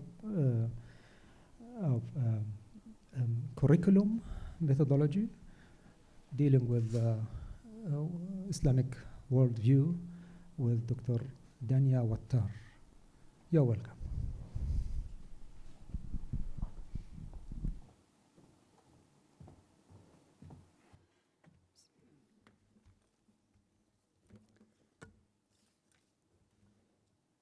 Okay, assalamu alaikum everyone. Alhamdulillah, wassalatu wassalamu ala Muhammadin wa ala alihi wa sahbihi ajma'in. Thankful to Allah for the opportunity to be here. Thank you, Dr. Ustaz Rajab, for the opportunity, and for the organizers and everybody who worked tirelessly to help us come here today, inshallah subhanahu wa ta'ala. I'll briefly cover a glimpse at curriculum implementation, integrating Islamic perspective, and 2 examples from Canadian schools with a reflection on Al-Ghazali's teaching. If you are not familiar with the Canadian context, in Canada, education is a provincial responsibility, which means every province manages its education separately. They have their own curriculum, they have their own legislation, etc. Islamic education has existed in Canada for a long time. You see in every place, on weekend schools, what people call madrasas or Arabic and Islamic studies, but you also see the Islamic education in Canada. And in the past 20 years or so, the purpose of education in Islamic schools have shifted. If you hear from people who came to Canada, say in the 60s or 70s, you see about the goal of Islamic schools at the time being to protect Muslims from what's happening in the outside world, from like the dangers are perceived in society, drugs, relationships, etc. But alhamdulillah, in the past 20 years, the shift has, there has been a major shift in the purpose of Islamic school, rather than just protecting people from outside harm, in actually strengthening Muslim identity and making sure we're preparing future leaders and people who are there to deliver the amana, inshallah subhanahu wa ta'ala. So it's no longer about, oh, let's do something to protect people from outside society. It's more about, let's prepare a strong Muslim generation, inshallah subhanahu wa ta'ala, that is well-rounded, that has a holistic education, that is familiar with their dunya and deen. So I was really intrigued with Imam al-Ghazali's journey, and even reading his biography himself has been very inspiring for me. I think this was yesterday mentioned by Sheikha Hassan when she talked about the quality of the ideal teacher. And in general, whenever we start, his emphasis, especially after his journey, on the niyyah, intention, and the ikhlas. And this is really paramount when talking about preparing teachers, but also when talking about curriculum or children. And we'll see examples later when we talk about the curriculum and using themes. One of the themes that we have integrated is starting with niyyah or bismillah. So we can teach the learners and the teachers as well the importance of having niyyah every year, every start, and re-examining our own intentions when we are teaching our students and engaging in teaching and learning. I found the story of Al-Ghazali with the bandit or قطاع الطرق very interesting and very reflective. You probably all know of the story when Al-Ghazali in his early life, he was going back to, and then bandits took his stuff, including his mu'allaqat, his notes, and then he went back and he's like, oh, just give me those back. There's no use for you in them. This is all my knowledge. Don't take it away from me.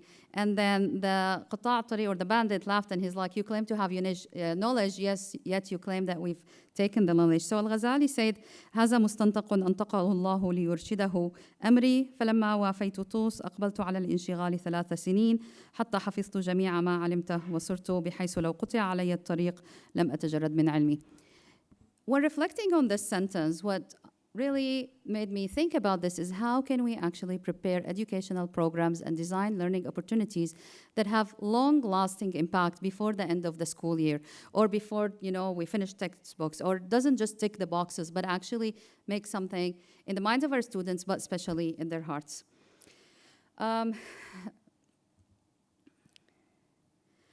It was really interesting, and this was mentioned again yesterday, about Imam al-Ghazali's emphasis on not just the theoretical knowledge, but how his own lived experience has embodied his teaching. And so, for example, when he talks about zuhd, he says, it's one thing to learn about zuhd, another thing to embody zuhd. One thing that was really an interesting moment for me when I read Imam al-Ghazali and how he talks about how each one of us are responsible for doing what we can do. There are conditions that we can't control in our independent life, in our teaching life, in our administrative life. We have all kinds of challenges facing us, but we focus on what we can do with the help of Allah subhanahu wa ta'ala.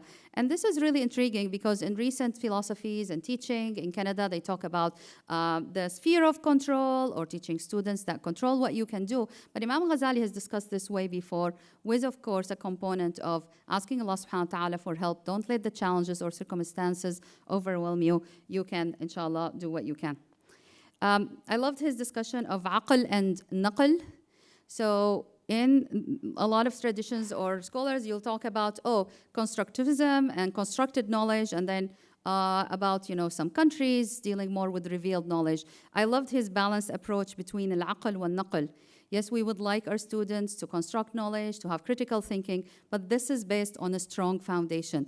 Naql is part of our tradition. They need to learn about the Quran. They need to learn about the Sunnah. They need to learn foundational knowledge. They need to appreciate the knowledge they get from their teachers, and then they have an opportunity to build on that strong foundation to construct knowledge. So I really like that he's really balanced view. It's not you're just memorizing or you're just being creative and critical thinking. There's a strong foundation. There are important things that you need to learn, and then your aql can actually be creative and learn based on those teaching. The last thing that I wanted to make is really his emphasis on the role models and the teachers, and his discussion of the teachers as those who know the akhirah. So again, a connection between an-niyah and the knowledge of the akhirah. Ulama Rabbaniyin, those teachers that help their learners with ilm nafi'. So aside from theory, we're going to move now and travel together to go to Canada first. Stop will be in Alberta, Sakina Circle. This goes back to 2007. With Allah's blessing, I happened to be at the right time, right place, where a new discussion was about the establishment of a new Islamic program. What's interesting about Alberta is that in their legislation, they have the opportunity for choice. The Sakina Circle, it was the first Islamic, publicly funded school that teaches from a Quranic worldview or Islamic worldview. So Islamic schools that are private have existed, but to have actually a program within a public school, that was a foundational thing. And then the school went through different journeys, from an enrichment program to a complementary program to finally becoming an official program in 2010. I had wanted to show you a video from the founder. This is a picture of Sister Elma Harder, the author of Concentric Circles, which was the foundational text on which the program and the curriculum was designed. You can check it out. I know some people in the room that mentioned this. It's especially important for early learning. There are a number of pedagogical pillars that had guided Sakina Circle. Number one is nature focus. So there was a great emphasis in the program on nature and the opportunity for experiential learning, but also to connect with the Creator, to look for Allah's signs outside of the classroom, to look into the wonders of the world. It's historically rooted, and we teach our students, just like we're standing here on the shoulders of giants, to start by exploring their own histories, their family history, the histories of their teachers, their grandparents, and then moving to talk about the histories of Islamic civilizations and Muslims. Finally, and I think Dr. Rajab mentioned this yesterday when he talked about how is the heart made a victorious king, and he said one of the things was for the detached involvement is love and service. Khidma, the concept of khidma, service, is really foundational. We talk about curriculum, math and science and language, and these are really important, but how actually can we train our students though they can embody the learning and practice it in action and learn the essence that, you know, if we discuss true happiness today, that true happiness is when you give, when everything you do is guided by Allah subhanahu wa ta'ala, and then وَالَّذِينَ آمَنُوا وَعَمِلُوا الصَّالِحَاتِ. It's the knowledge is not only here, it's embodied in your heart, it's reflected in your action. For Sakina Circle, they have a number of enduring understanding. If you examine the curriculum document for Sakina Circle, you'll notice each of the curriculum documents or lesson plans will be connected to one of these enduring examples. So when it says language is a divine gift to be appreciated and treated as an amana, this concept is explored gradually from kindergarten to grade 1. What's interesting is about the approach to curriculum in terms of thematic learning. And when Sakina Circle started, they are teaching the provincial standards of Alberta, but integrating Islamic worldview. And one way that, you know, really nicely put this is that having themes for the year. It started off by having a theme for every 4 to 8 weeks. And then we moved on to having one overarching theme for the whole year where teachers integrate the subject. So it's integrated in language, math, Islamic studies, and so on and so forth. They do have Arabic language program. Alberta does actually have a curriculum for elementary school. So Sakina Circle, again, integrate Arabic just like other subjects, but with an Islamic worldview. Now, I wanted to travel in time and move to Ontario, where this program was actually inspired by Sakina Circle, but it was established more recently in 2008. Many factors affected the contribution to the development in the program, including, you know, increasing number of immigrants, lots of Arabic speaking, but a lot of also dissatisfaction with the public system and a lot of the issues with the education there. And so for the school's vision and mission, this was originally written in Arabic. It's much more stronger in Arabic, but I happen to have the English version, where it's really discussing about the school's mission to prepare students for this dunya and the hereafter, the akhirah. Sorry, I'm mixing Arabic and English. So we want students to, in there it says, talk about the academic and Islamic sciences. Of course, for Al-Ghazali, all knowledge is Islamic sciences, but there is ulum al-sharia and non-sharia ulum. And then we don't have time for this. At the school, similar to Alberta, the school integrates the Ontario curriculum, but again with a twist, with an Islamic worldview. And this was inspired by the experience of Sakina Circle, but again it had a new test from the founders of the school. Building on the needs of the community, the content was designed to support integration of Islamic knowledge in all areas. There was a special Arabic program that, alhamdulillah subhanahu wa ta'ala, this is our 6th year, and it's now well known as one of the best programs in the area. And the school grew to develop a strong STEM focus with all kind of like STEM classes, 3D printing, you name it, as well as a reflection on STEM from you know, inventors, Muslim inventors, and so on and so forth. So these are some examples at the right. This is an example in the first year, I think, of a project in science grade 1 that's building a science building structured, and you see at the wall there is that connection with the Arabi al-Mujtama, and then in the middle, I don't know if you see that building, the blue with green and silver dome, so the masjid as being the center of Mujtama. To the left, there is a calendar of themes. One of the successful themes that was integrated one year was the traveler, so an overarching theme.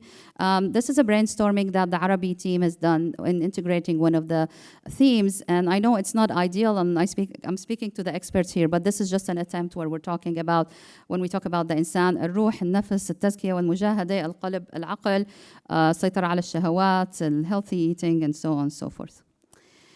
Now, what's a little different about this program is that there is a large Arabic community, lots of experts in the Arabic language. There is no Arabic official curriculum in Ontario except for high school, which we implement.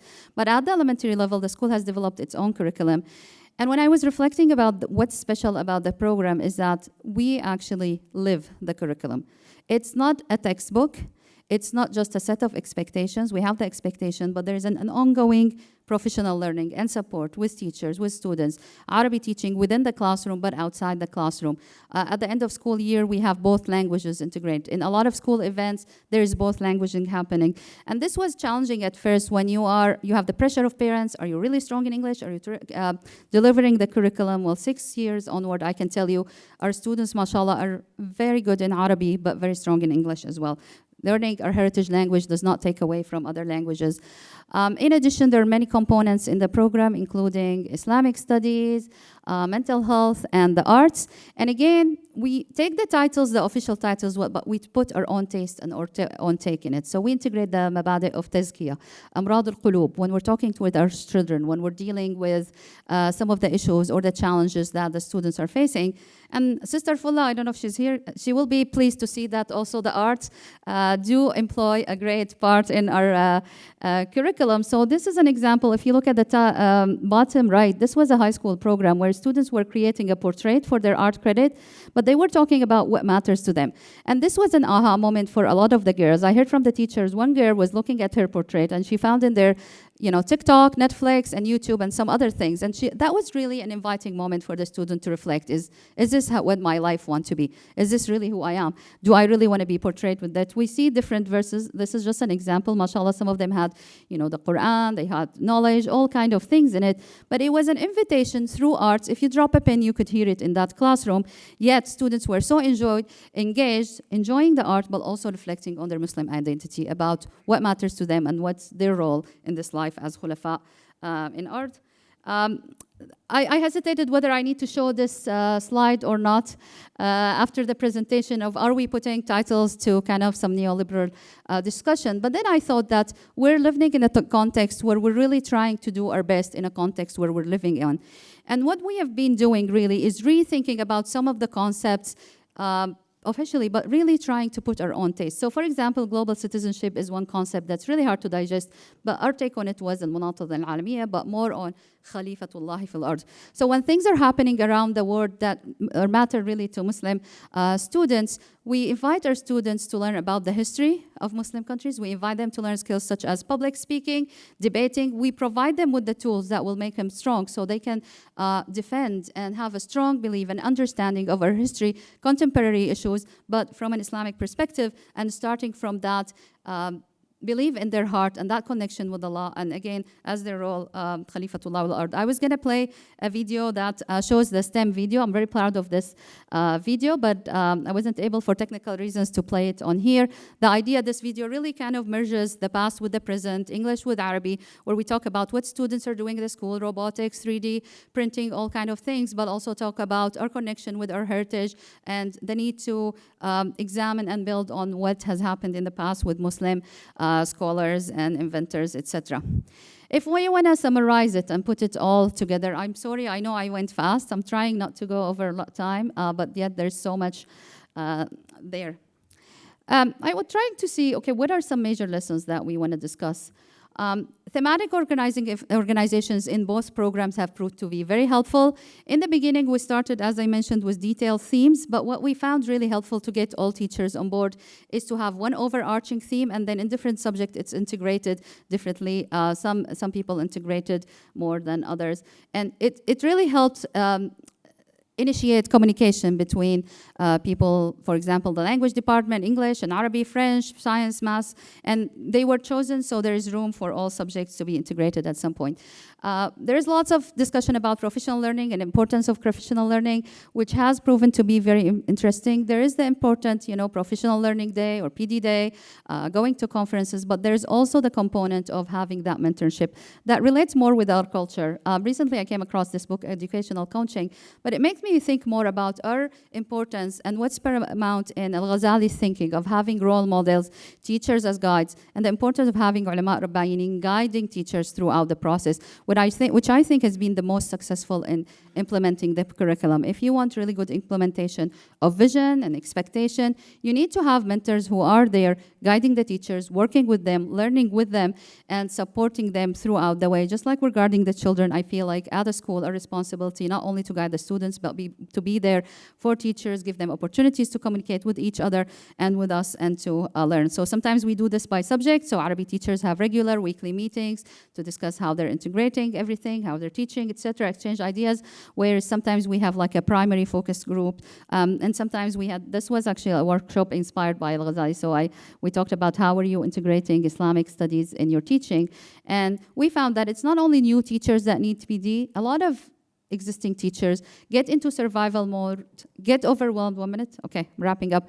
And they really require the help and the support in order to continue to remember why they're. When you have all those demands and difficulties and challenges and issues in school, you need every once in a while a reminder of, again, back to our niyyah, but why am I there? What is my goal? And remember that to go back to your original goal in school. Okay, this is an important example that I'll quickly touch on.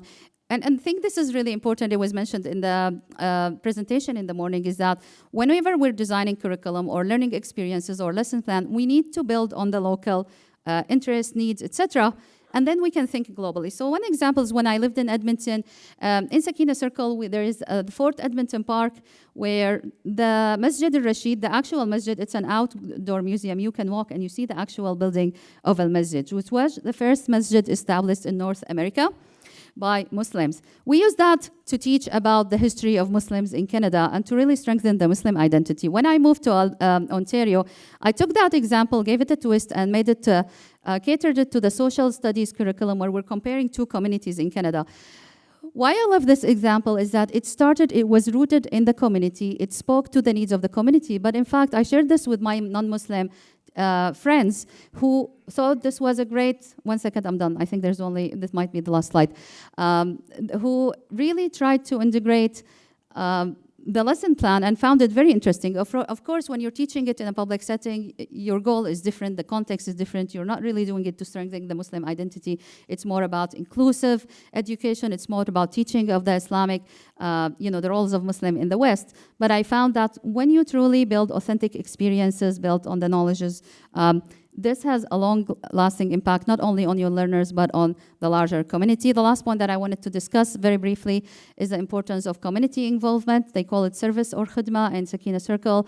It's also part of the Ontario curriculum, but we have our own take, where we encourage our high school students to mentor the younger ones, but we also invite members of the community. We mentor them, we help them, we support them. Well, they give to the community, and they are role models in the school. Thank you so much. Jazakumullah khair. Sorry if I went over time.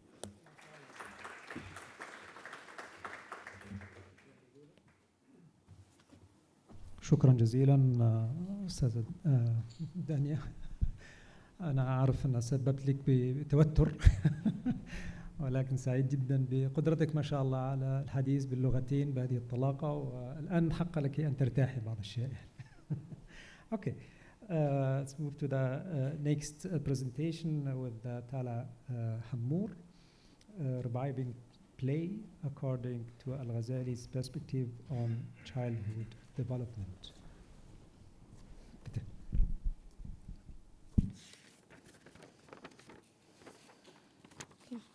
Assalamu alaikum, everyone, and I'd like to thank the College of Islamic Studies and Dr. Rajab personally for this opportunity.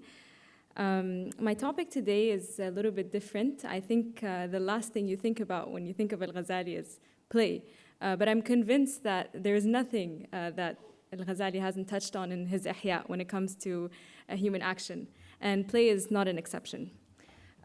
So I'll skip this. Why play? Play has become an increasingly important area of interest within the field of contemporary research and education, making it a timely and relevant theme to explore in light of Al-Ghazali's writings on education. So what does Al-Ghazali offer within this theme? First, he offers a pedagogical framework to structure around play, and second, a multiplex understanding of the human being to evaluate the impact of play on every level of the child, on every faculty of the child. And the aim of this paper is really to revive play from the Islamic tradition for contemporary applications in educational contexts. And I think it's a very good continuation to what we heard from Dr. Qayyim this morning, where we have more elaborate forms of play, such as martial arts and archery, that students can engage with in an older age. And at a younger age here, I'm talking about really ages 2, 3, up to 7, engaging in more immature forms of play. So again, why play? The desire to play is a universally innate human characteristic, a naturally occurring inclination that emerges in children across all eras and civilizations. The universality of play is affirmed by the Quran. All children play, even future prophets like Yusuf alayhi salam, according to this ayah. More examples of play in the Islamic tradition originate from the very sunnah of the Prophet sallallahu alaihi wasallam. A number of hadiths show how the Prophet ﷺ used to play with his nephews, with his wife Aisha radiallahu anha, and other children. So I'm going to focus on one specific hadith, but many exist. And this is a famous hadith that many of us know, in which the Prophet ﷺ was praying, and one of his nephews, either Hassan or Hussein, climbed on his back, and the Prophet ﷺ prolonged his sujood. And when he was asked why he did that, he said he did not want to rush his his nephew before he met his needs. And here I think this is really critical because he described the child playing as a need, and not only a need that ought to be honored by the adult. So fast forward to hundreds of years later, did Muslim scholars pick up on the sunnah of being playful with children? Did they pick up on the fitri nature of play? Yes. While many classical writers warned against luxuries that would lead to laziness, they also suggested that students be allowed physical exercise and play, which in this quote is stated, might stir up the innate heat, preserve health, banish laziness, drive dullness away, arouse liveliness, and kindle the soul. Continuous study with no play was understood to have diminishing effects on learning and morale. So let's focus now on Al-Ghazali's prescription for play, which is found in his book Riyadat al-Nafs. There is a very short, succinct reference in the chapter on disciplining the child, or the upbringing of the child. After a very long list of rules and regulations, a very strict regimen for how the child ought to be brought up, how he should wake up, how he should go to sleep, how much he should sleep, what he should eat, who he should befriend, how he should treat his teachers and peers, how he should not always sleep on the most comfortable bed, or maybe not always wear the most comfortable clothes. Finally, Al-Ghazali says, after school, he should be allowed to play in a fashion which gives him some rest after his hard work in class, although he should not be allowed to grow exhausted. To prevent a child from playing, he says, and to fatigue him with constant lessons will cause his heart to die and harm his intelligence, and make life so hateful to him that he will cast around for some means of escape. So here we see the 3 layers of the child. First, play is not supposed to exhaust the child physically. Second, play is supposed to is actually a way to maximize the benefits of learning. It will harm his intelligence if he's not allowed to rest. And finally, play has, according to Al-Ghazali, some spiritual benefits when he refers to the heart. So let's take a step back and think about what is the purpose of education for Al-Ghazali, and how is this connected to play. For Al-Ghazali, there is a clear consideration not only of the physical world in which he lives in, but also his afterlife. And the purpose of instruction is to attain felicity in both. The child's every activity should be carefully and meticulously crafted by his parents and teachers, not only inside the classroom, but also outside the classroom, in order to attain these ultimate goals. Al-Ghazali says the child's heart is a precious, uncut jewel devoid of any form or carving, which will accept being cut into any shape. Whatever activity the child engages in, whether it's learning or play, is an opportunity to shape this heart. So I'm going to skim over this because Dr. Rajab very generously elaborated his concept of multiplex ontology and epistemology. But the point of the slide is really to consider that Al-Ghazali he considers every faculty of the human being or the child. And he recognizes both the empirical data that is collected by the 5 senses and fed into the brain, but he also emphasizes the centrality of the soul or the spiritual heart. So to elaborate on and enrich our understanding of Al-Ghazali's perspective on play, I draw on other Muslim scholars. I'll focus on one in this presentation, and it is a scholar named Al-Halimi, he also writes in a chapter where actually he warns adults about play and particular forms of play such as gambling. He also encourages play for children when it is appropriate. So he says, as for girls playing with dolls, there are two benefits, one immediate and one future. As for the immediate benefit, the familiarity, isti'nas, found in children, is from the component of nurture and development. For the more mentally rested, spiritually healthy, and more open a child's chest, the sturdier and more upright his development. This is because joy expands the heart, which expands the soul and spreads in the body and strengthens its organs and limbs. And as for the future benefit, they will learn thereby how to care for children and love for them and protect them and have compassion for them in a way that becomes natural for them. So the idea here is that Al-Halimi goes really deeper into the benefits and effects of play. And here we see that he also touches on the three faculties. There's a physical benefit to play. The child feels rested, and this rest translates and is manifest in his heart. And also in the long term, there are behavioral benefits. And we see this in research today. There's cognitive, affective, emotional benefits to play. So I go into some detail in my paper about contemporary research on play.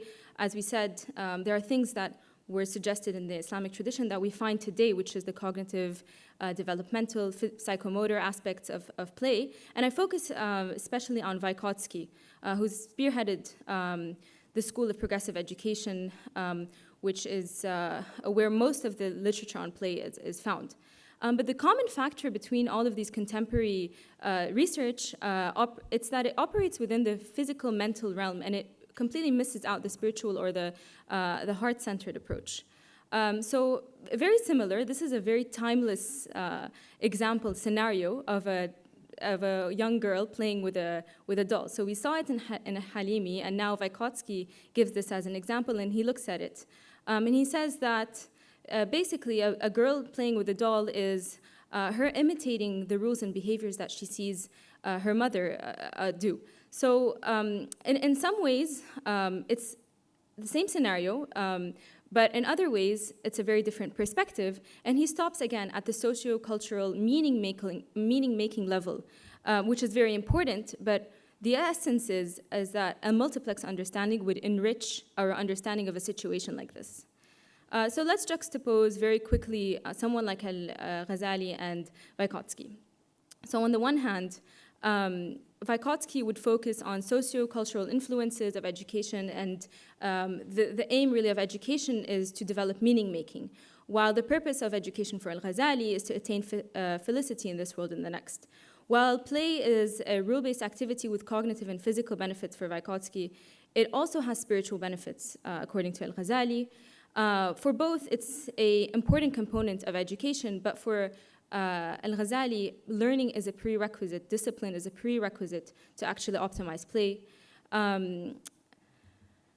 So now let's think about, sorry about the numbers, it's 1, 2, 3.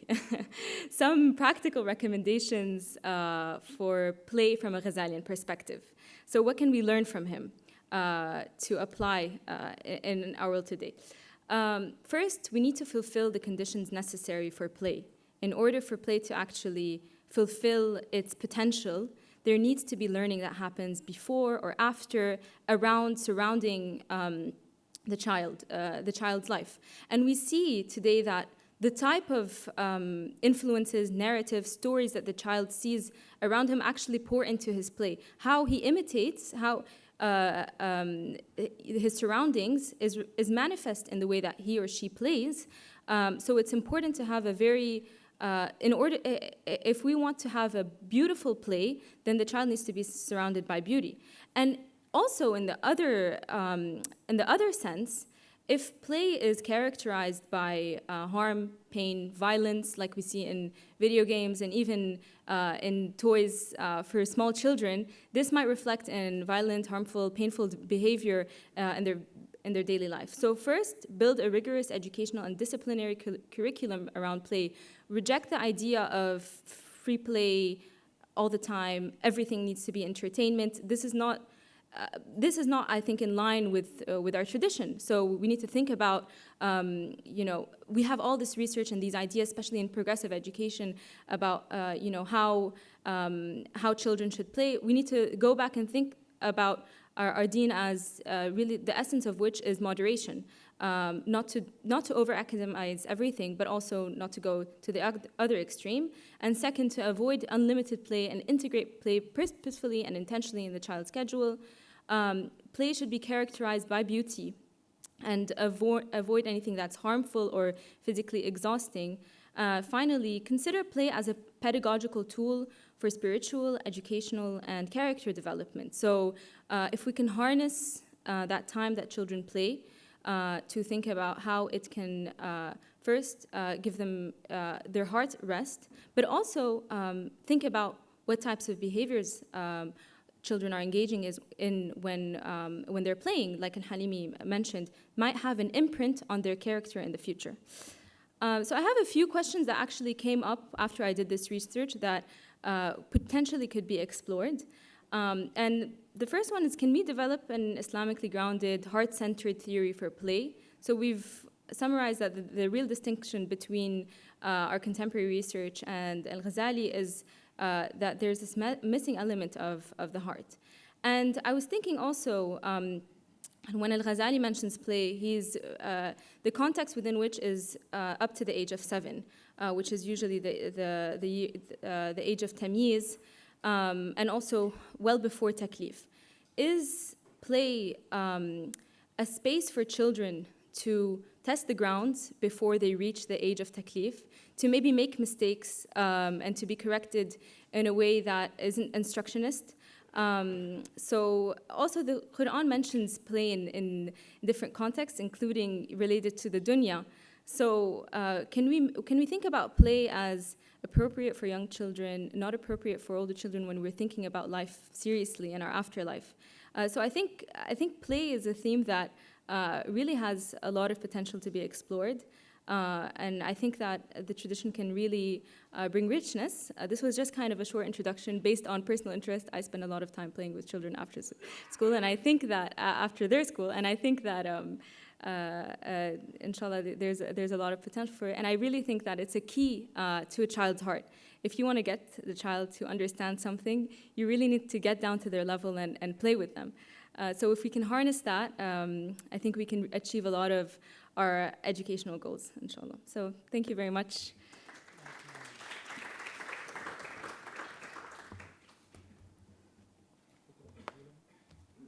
Thank you very much, and shukran jazilan, Ustaz Tala, and for saving the time. It's very important. So we are going further to the presentation of Dr. Junaid Qadir, and I think it will be a surprise for this evening to have some ideas of Al-Ghazali in facing the challenge of artificial intelligence. Welcome. Bismillah ar-Rahman ar-Rahim, wassalatu wassalamu ala rasulihil kareem, Muhammadin wa ala alihi wa sahbihi ajma'in. Assalamu alaikum. My name is Junaid Qadir. I'm a professor of computer engineering. So I do not come from the background of education or from Islamic sciences, but I do work in using AI for education, and I have an interest in Islamic education. So I will present some reflections on how we can use insights from Ghazali to come up with a critical model that looks at AI not just through a utopian lens, and also not just through a dystopian lens, but in a balanced manner that allows us to leverage it, but also somehow prevent the associated risks, especially the religious harms that can emerge. So I'm going to talk of 3 things.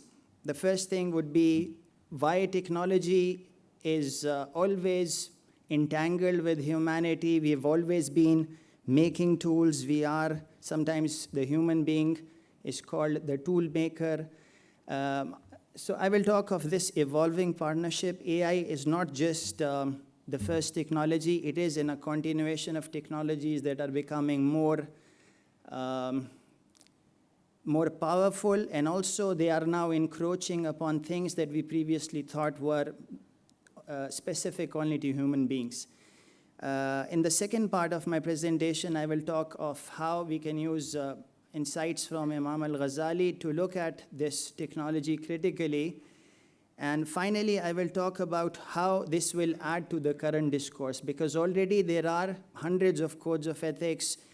This is a very popular area of research. Everyone now knows that AI can create potential ethical issues.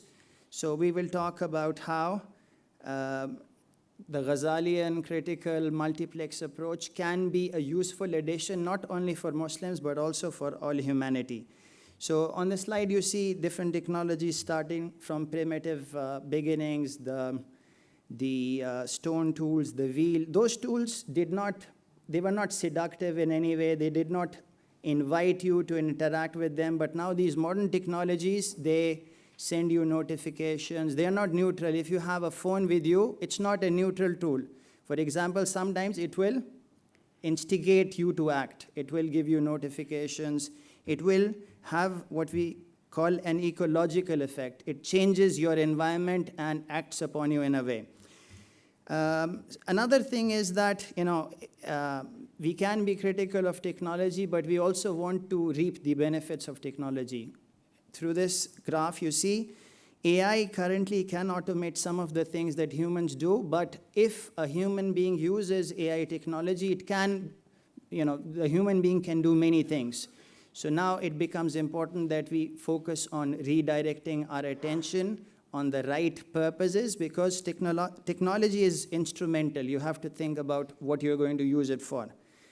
So now this question, many people have pondered on this, whether technology is making us smarter or dumber. For instance, you might have seen this book or an article published by Nicholas Carr, which was saying that Google is making us stupid because now we don't remember things like we used to.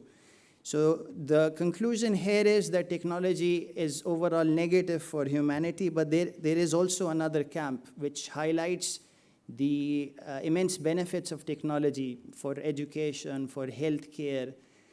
So how do we balance this? And how do we understand this? The same question, two very different conclusions. So it turns out that they are thinking of different things. Nicholas Carr and his camp is just looking at the effect of technology on humans. Sometimes, if we just look at the human, our own capabilities, they get atrophied. They get weaker if we just rely on technology. If we outsource completely to technology, our own natural capabilities may become weak. When you think of the other camp, they are essentially thinking of the cyborg, or what people call a centaur, in which you are combining humans and AI, and you are seeing what you can do with this combined thing. So there is this real concern. People say, firstly, it will automate jobs, making some people redundant. It will also, the people who can use AI, the companies, the countries that can use AI can do much more than people who cannot do this. So therefore, even if one tries, it becomes impossible to escape the dilemmas associated with technology. So two important insights from the philosophy of technology. The first insight is from someone called Kranzberg, who said technology is not good nor bad. This is common sense. But he added to it, it's also not neutral, that it has some embedded worldview, some philosophical assumptions about what technology should be used for, what is good, what is bad, what is progress. These kinds of thoughts are embedded in technology. So technology that is developed in the current climate of capitalism has some suppositions that are somehow baked into the technology. Another idea is that, again, I highlighted this, that technology is not just a passive thing. We are in a creative partnership with technology. You create a technology, and then the technology shapes your behavior. So some people call it co-evolution. that we create something and that changes our behavior, and it is a continuous creative process. Another thing highlighted by the critic Neil Postman was that every technology is, both a burden and a blessing, not just one thing or the other. At the same time, it is a blessing and a burden at the same time. And a technology will result in some winners and some losers, so we must always take that into account. Some harmful effects of AI technology, I will be briefly covering them, and I can come back to this in the question answers. Technology just tends to exacerbate inequalities. The powerful can become more powerful.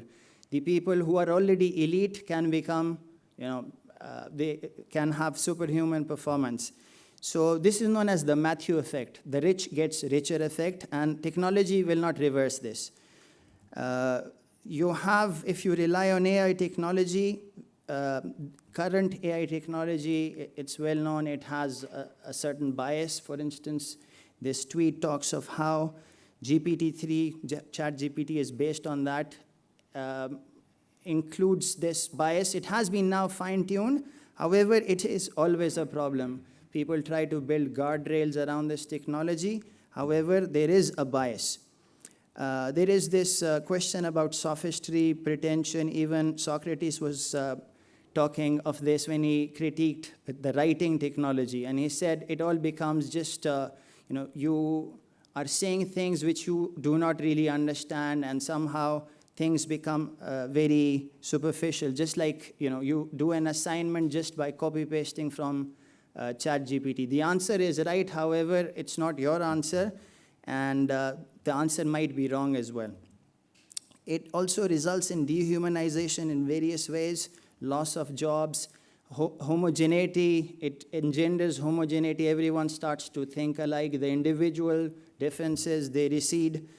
And AI colonialism, which means the companies, the countries who have the technologies, they get to play this imperialistic role of controlling the world in various ways.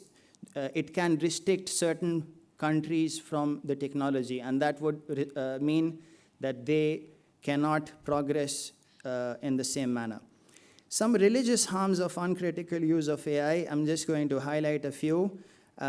These technologies, they are based on ultra-personalization. And in a way, this is okay to a certain level. However, it just sometimes begins to just fatten up your nafs, which is obviously religiously problematic. It just gives you everything that you desire. And also, AI technology is now accompanied by extended reality, virtual reality.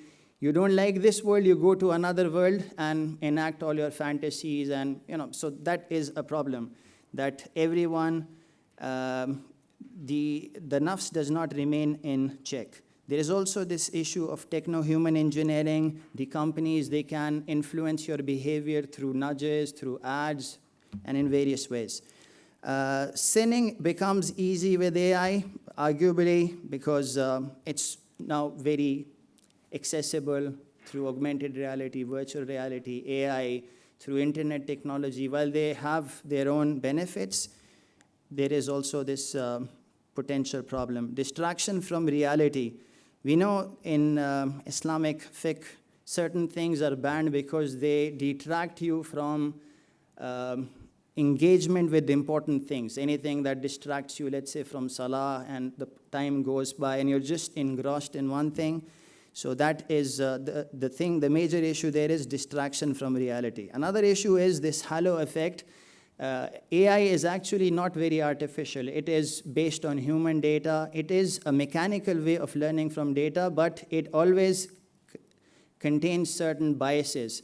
So if we go to ChatGPT or any AI tool and we ask for questions that relate to values, then and someone then, like Imam al-Ghazali mentioned, that the major danger with these sciences is someone who is impressed, overly impressed, they will take their opinion even in matters where they don't have the expertise. So these are the religious harms.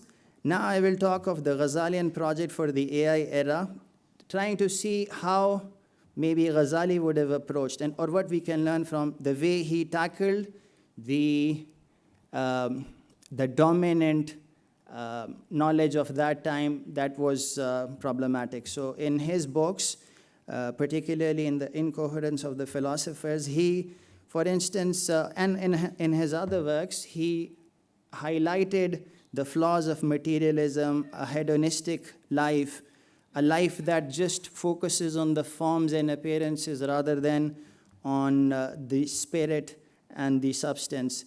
He focused on the primacy of moral character, virtue. He highlighted the religious danger of uncritical acceptance of knowledge and technology.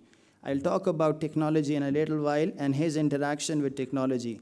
He also focused on substances and highlighted the danger of just emphasizing the appearances, and also the importance of a mindful life, the importance of intention, doing things for Allah, and thinking of the purpose of what we are using the technology for. And when we talk of science and technology, especially social science, his insight would be to think of this as a transformative endeavor, not just a descriptive thing that we are trying to describe how the society currently is, but also how do we transform it so that it becomes more virtuous.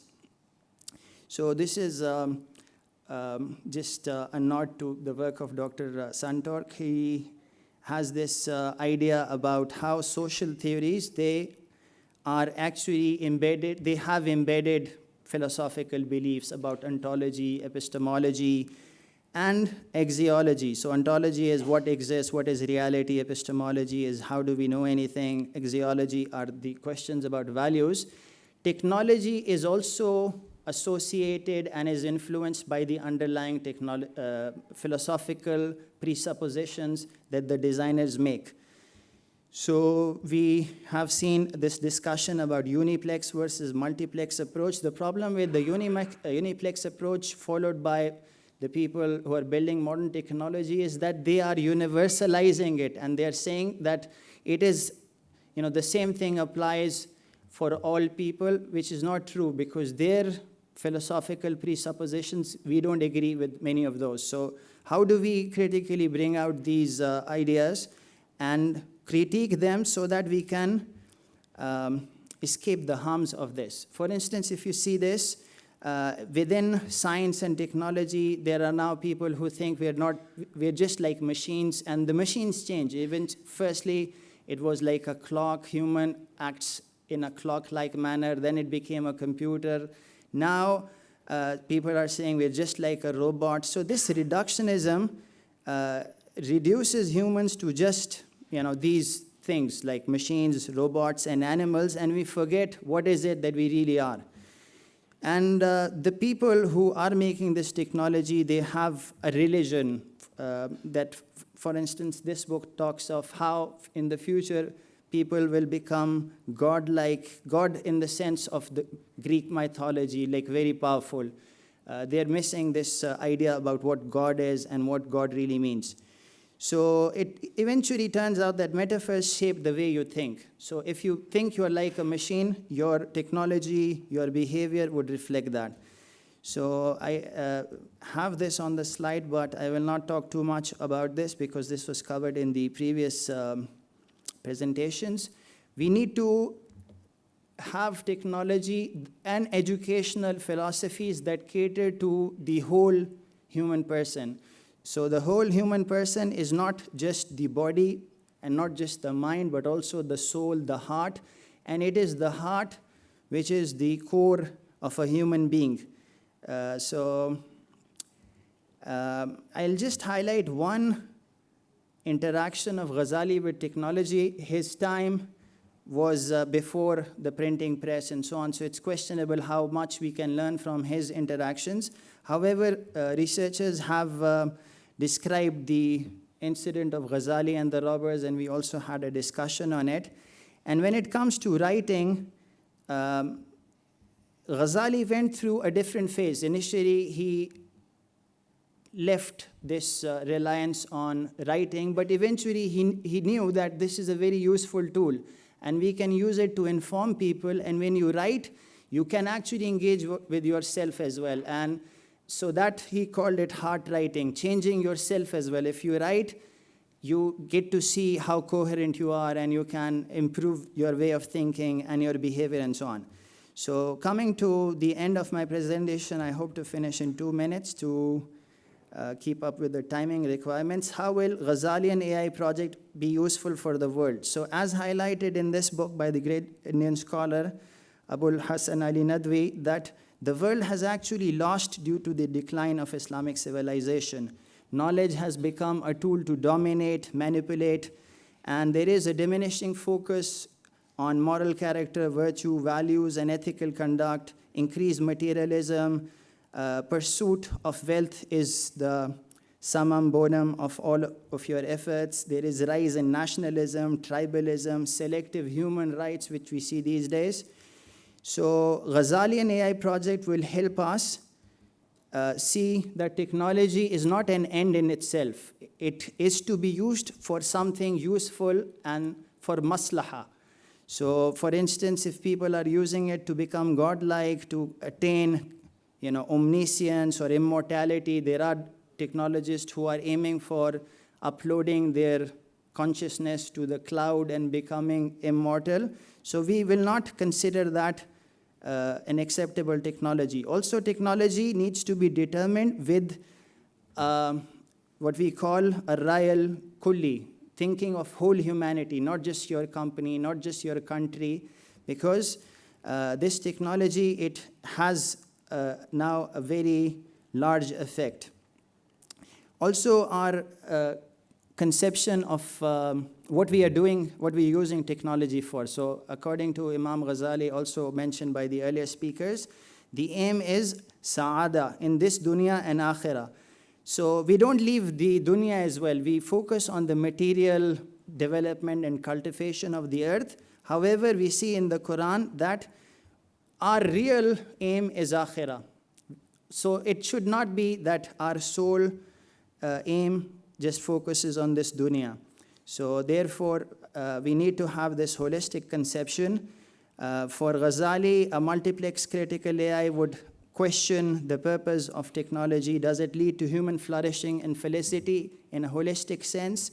Does it lead to saving virtues, munjiyat? Does it lead to muhlikat? Does your technology engross you in a way? So there are personal effects, there are also social effects. And so we need to look at that. Does it lead to maslaha or does it lead to mafsada? And we know from the Quran that sometimes people, they do things and they think they are improving, but they're actually making things bad. So these perennial questions don't cease to apply with advanced technology. In fact, they become more important in the current era. So last slide, we need to judge AI not only just technology-wise, because AI is embedded in questions of economics. So can we have good technology with capitalism, where, for example, now we have surveillance capitalism, politics, culture, society, all of these things, they have an effect on how we judge. And you need to focus on mindful use of technology with intention, lillahiyat, ikhlas, like Ghazali mentioned, and like we see in the story with his writing technology. And the other thing I have highlighted is the importance of purpose and the importance of purification of the soul. So I finish with this. This is a quote by Imam Ghazali which highlights that the things that are instrumental are not the same. They are not at the same level as the things that are sought for. Okay, so we should think about how we use technology. Thank you very much. Thank you. We thank you also for this informative presentation. And we move now to the fourth and final presentation in this session with Humaira Konuk.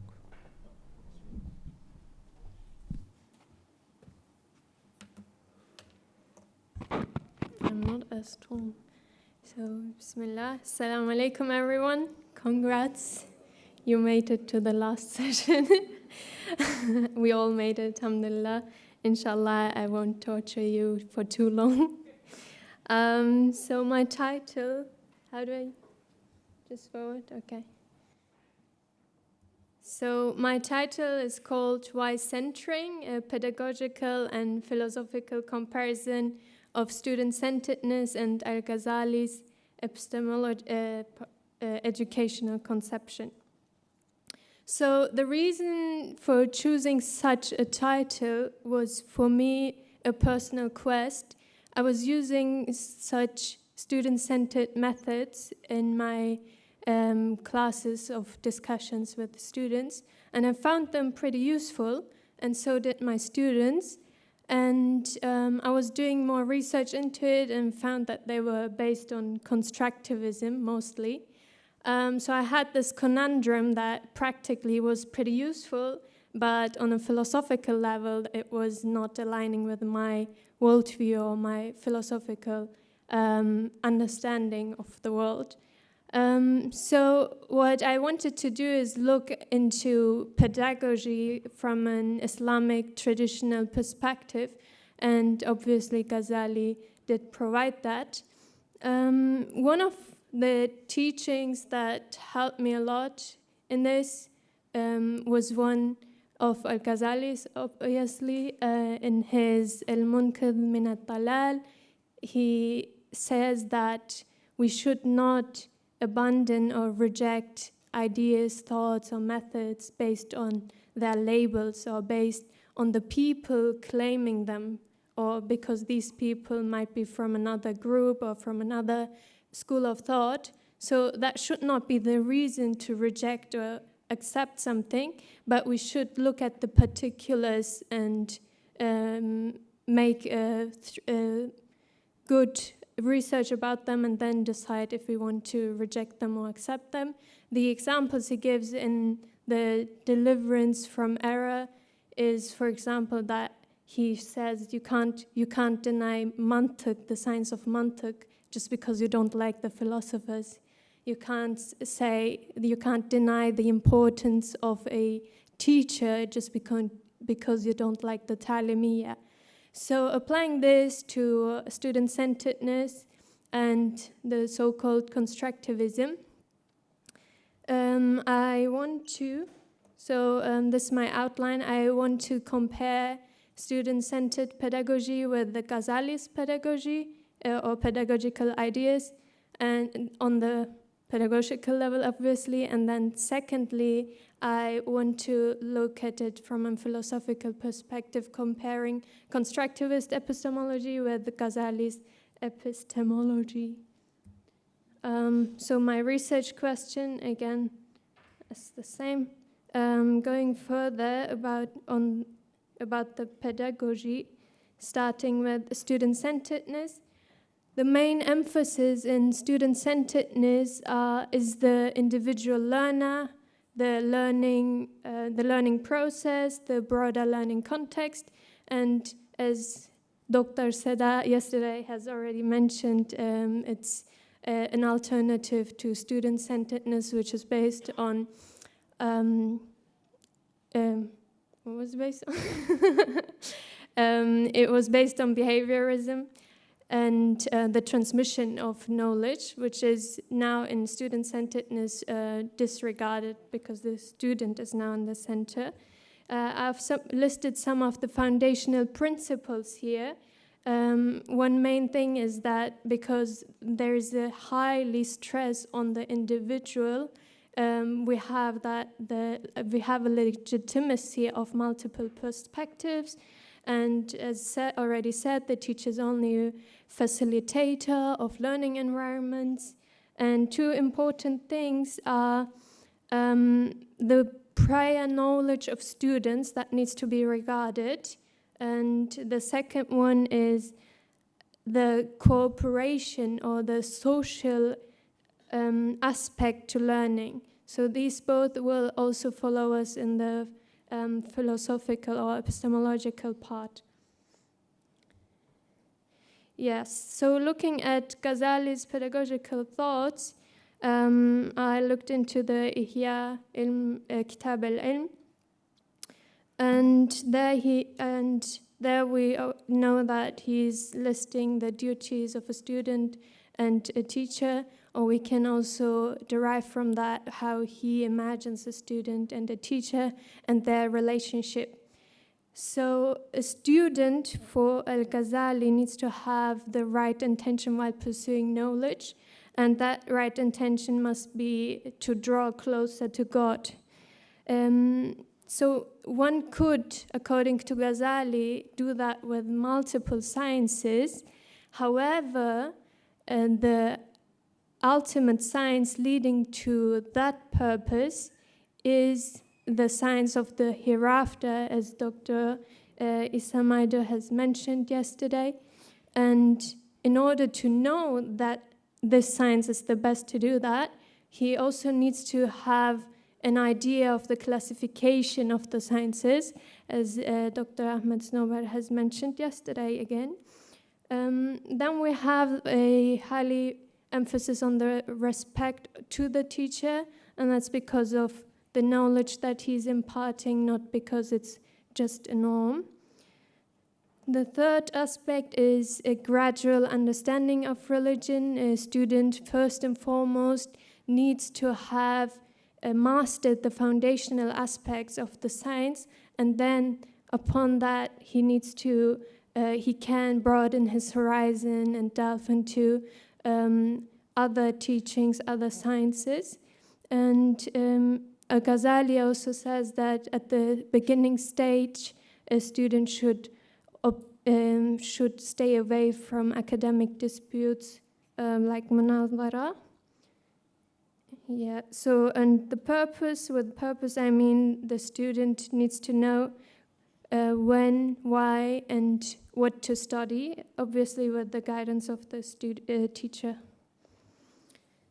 So when we come to the teacher, we see that there is a complementing relationship. So the student pays respect to the teacher, the teacher pays love and compassion to his student.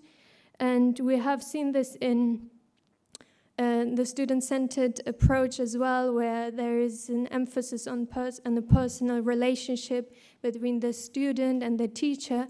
However, what differentiates Ghazali is a third dimension to it, which is the intention and purpose that's beyond, because the intention in teaching and the intention in learning should be, according to Ghazali, drawing closer to God. Yes. And also the crucial role of a teacher is to impart knowledge that will be the means for the eternal happiness of a student, that makes it, that adds a spiritual aspect to that relationship. And then secondly, a teacher needs to observe the student's prior knowledge. We see here the similarity to student-centeredness again, and also observing the cognitive capacities, and that's also in line with student-centeredness. However, we then have a moral dimension to all of this, in the terms that the teacher observes the intentions of a student, and also has to guide him indirectly to good intentions or virtuous intentions. And then also when he sees some misbehavior, he guides him through kind demeanor to the good. One important aspect here is, as it has been mentioned yesterday, that the teacher is embodying his teaching and the student is supposed to follow the teacher. And that has been also shown with the metaphor of the shadow following the stick in being straight, hopefully straight and not crooked. So now I come to the second part, which is on epistemology. And we see that constructivist epistemology is either construction of knowledge. This is seen in cognitive constructivism, or it is a co-construction, and that's seen in social constructivism. I'm not going to dig deeper into that, as has been mentioned yesterday already. The critique to constructivism in general is that they are adherents to epistemological relativism, and that means that the knowledge of the external reality is not possible for the human being, and that our knowledge is shaped by our experiences, cognitive capacities, and social interactions. And this relativism leads to a broader skepticism in which reality is always concealed, and reality becomes the consequence of scientific construction rather than its cause. So reality is not preceding the knowledge, but the scientific construction is preceding the reality that's been constructed.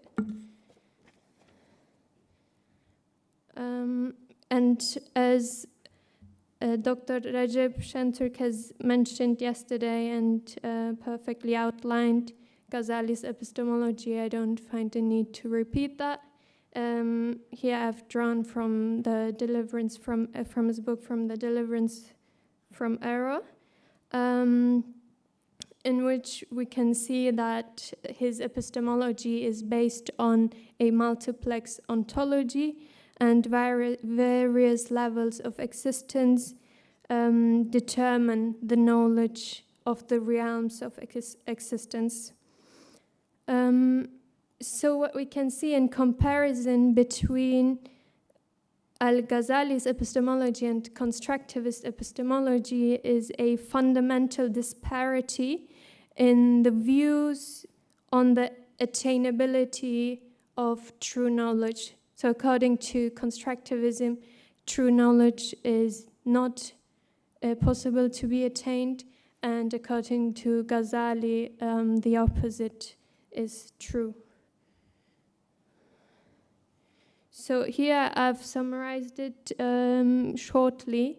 We can say that in terms of pedagogy, Al-Ghazali emphasizes the importance of the student's cognitive, intellectual, and spiritual state, and that's also the case in student-centeredness, but the spiritual state might not be the case. And he does not diminish the role of the teacher, which is the case in student-centeredness, and he highlights a more holistic perspective, having the student, the teacher, and the third dimension of God. Yeah, and that I've already said, and according to epistemology, we have seen the disparity there. Two more things that I want to add are maybe implications that we can take with us. The first one is that we need to align our educational methods with the broader philosophical framework. And the second one is that this aligning of methods and philosophy doesn't necessitate us to categorically abandon student-centered methods or constructivist methods.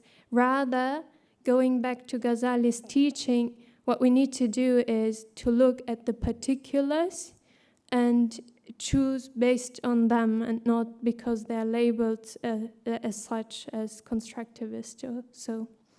And another reason is that these methods, they also have been used by scholars who have not been called constructivists. So non-constructivist scholars have already used these methods, and constructivists then claimed those methods. Yeah, that was it. Thank you for your attention.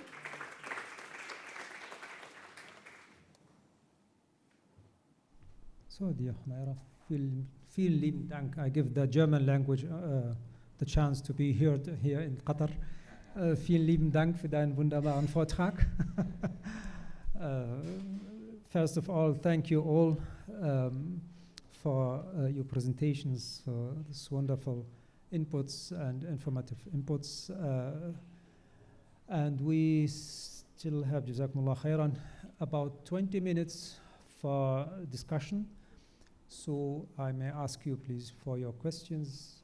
Please try to focus in a question.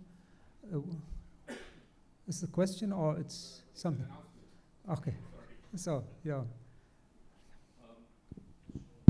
Yes, so please, we'll be starting the concluding session almost immediately after this panel comes to an end. I just wanted to say we have coffee available, so you guys might need some coffee and tea. You can, slowly go out, pick up your coffee, come back, and we will simply continue as things are. Go ahead. Okay. Thank you very much. If you don't mind, we can finish 5 minutes earlier, so we can have a break for 5 minutes. Okay, so thank you very much. The first question, the first 3 questions I'd like to have. 1 2 3 بدء تفضل. Thank you. First, yes, your first one, please. Assalamu alaikum. Alaikum. Thank you, Jazakumullah khairan, for the informative session. Trying to be quick. Thank you, Tala, for selecting that topic. You know that I'm really appreciative of this because I work in a children's museum. And I'm trying to combine between yesterday and today. I'm adding to the questions that you had added, and it would be great if you also can emphasize on that. I think we need to work on formal and non-formal kind of play or education, theoretical kind of considerations regarding how we're reinforcing that, especially that we have organizations in United Kingdom, for example, that they are attesting educators as a play worker. And the museum I work in is called Dedu, which means play in Arabic. While the community sometimes resists the concept of play, I don't want to send my children to a place only to play. We want them to learn. So we need to work on this. So formal, informal, non-formal, this is something. The other thing is about the educator's role, like kind of spirituality, Al-Ghazali, what we're talking about, in addition, like teacher preparation, in addition to emphasizing how we can utilize play within working with children and learners. The other part is for Canada. Please, thank you very much for sharing your experience. It would be great if you can utilize on school leadership and how those kind of decisions will utilize spiritual leadership and the decision-making process in schools. Thank you, everyone. Thank you very much. Jazakallah khair. تفضل. Very brief question to Dr. Junaid. Thanks for the elaborate presentation. I just have this in my mind. We have absolutely no control over the AI. No Muslims are involved in developing it, controlling it, or how to handle it. I was just wondering if there is anybody working among the engineers in the Muslim world concerning this. If not, then what to do? Barakallah feek. Thank you. Your question, please. That's you? Yes? My question is to Dr. Junaid. When I ponder upon the subject of AI, I'm in the AI industry, by the way, and I'm a PhD on cognitive science, so I've been wrestling a lot with this question. When I look at the simple way to understand whether there's any risk from a fiqh perspective regarding AI, I always keep on reminding the hadith about tasweer. And the justification for the prohibition of tasweer is imitation of God's creation. So when we look at artificial intelligence, it looks quite a bit like we are imitating something quite essential to human beings, like it's a differentia for human being, which is our rationality or nutq. So do you think there is a connection there, or is it like a bit of I'm extending too much or jumping to a different area? Another question to Ms. Tala. You didn't mention video games at all, so just as a follow-up question, kids are playing games, right? Video games, and it's also an imitated universe, like metaverse is also like an extension of that. Sometimes they're really immersed into it and they get lost. So how could we approach this subject from Ghazali perspective? Okay. Thank you very much. So I would like to start. Please be short in your statement. Okay. Assalamu alaikum, jazakallah khair. So your question is about school leadership and decision-making processes in schools in Canada. So are you thinking more about like principals and learning coaches, or what's the question more? Sure.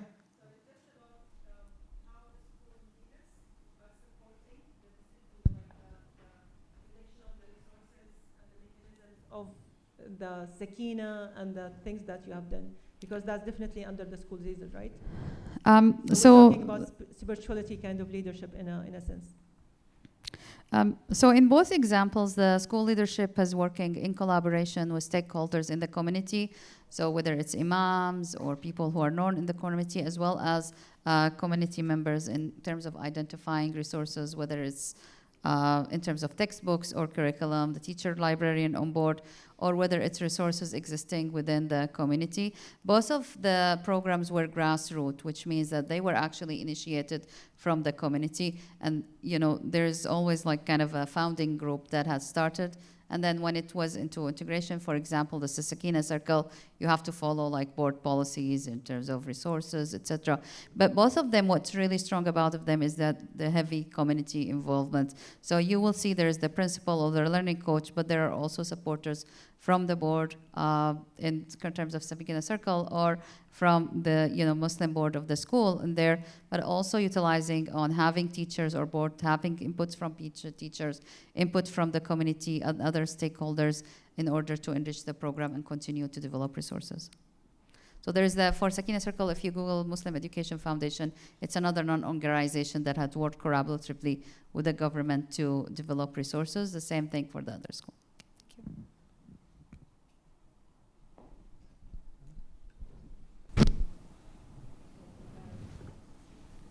Rania, thank you for your comment. It's true, I think from experience, a lot of, especially in the Middle East, parents have reservations about play, because I think it's painted in that progressivist sense.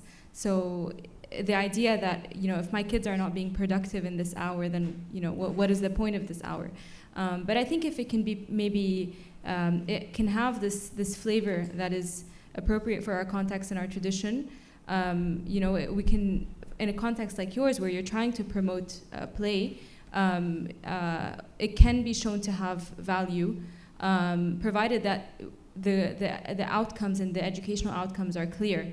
And I think that it's time for us to produce research that is context specific, that is rooted on play, so that we can show the true benefits of it, within reason, of course. So thank you for that. And on your comment about video games, I don't have personal experience because I tend to play with younger children. So when I refer to play, it's more kind of more physical, and we play with toys. But I would say that I don't think this is the kind of play that Ghazali is referring to when we say let children play, and for several reasons. I think a lot of the video games we have today are harmful, violent, they produce violence, and it's kind of circular, because what we see in real life, so what if it's theft or war, it goes into video games, but also video games, it's been shown in research that children who engage with harmful or violent video games also reproduce those types of behaviors outside. So I definitely think this is, on the one hand, just the concept of what type of video game they're playing might manifest in their real life, but also Al-Halimi states after this quote that I referred to, that anything that is addictive should be avoided.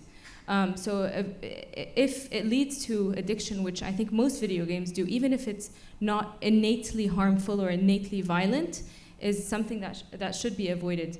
And this goes into AI, like this. There's this. It's created to be addictive. So I would say to be avoided.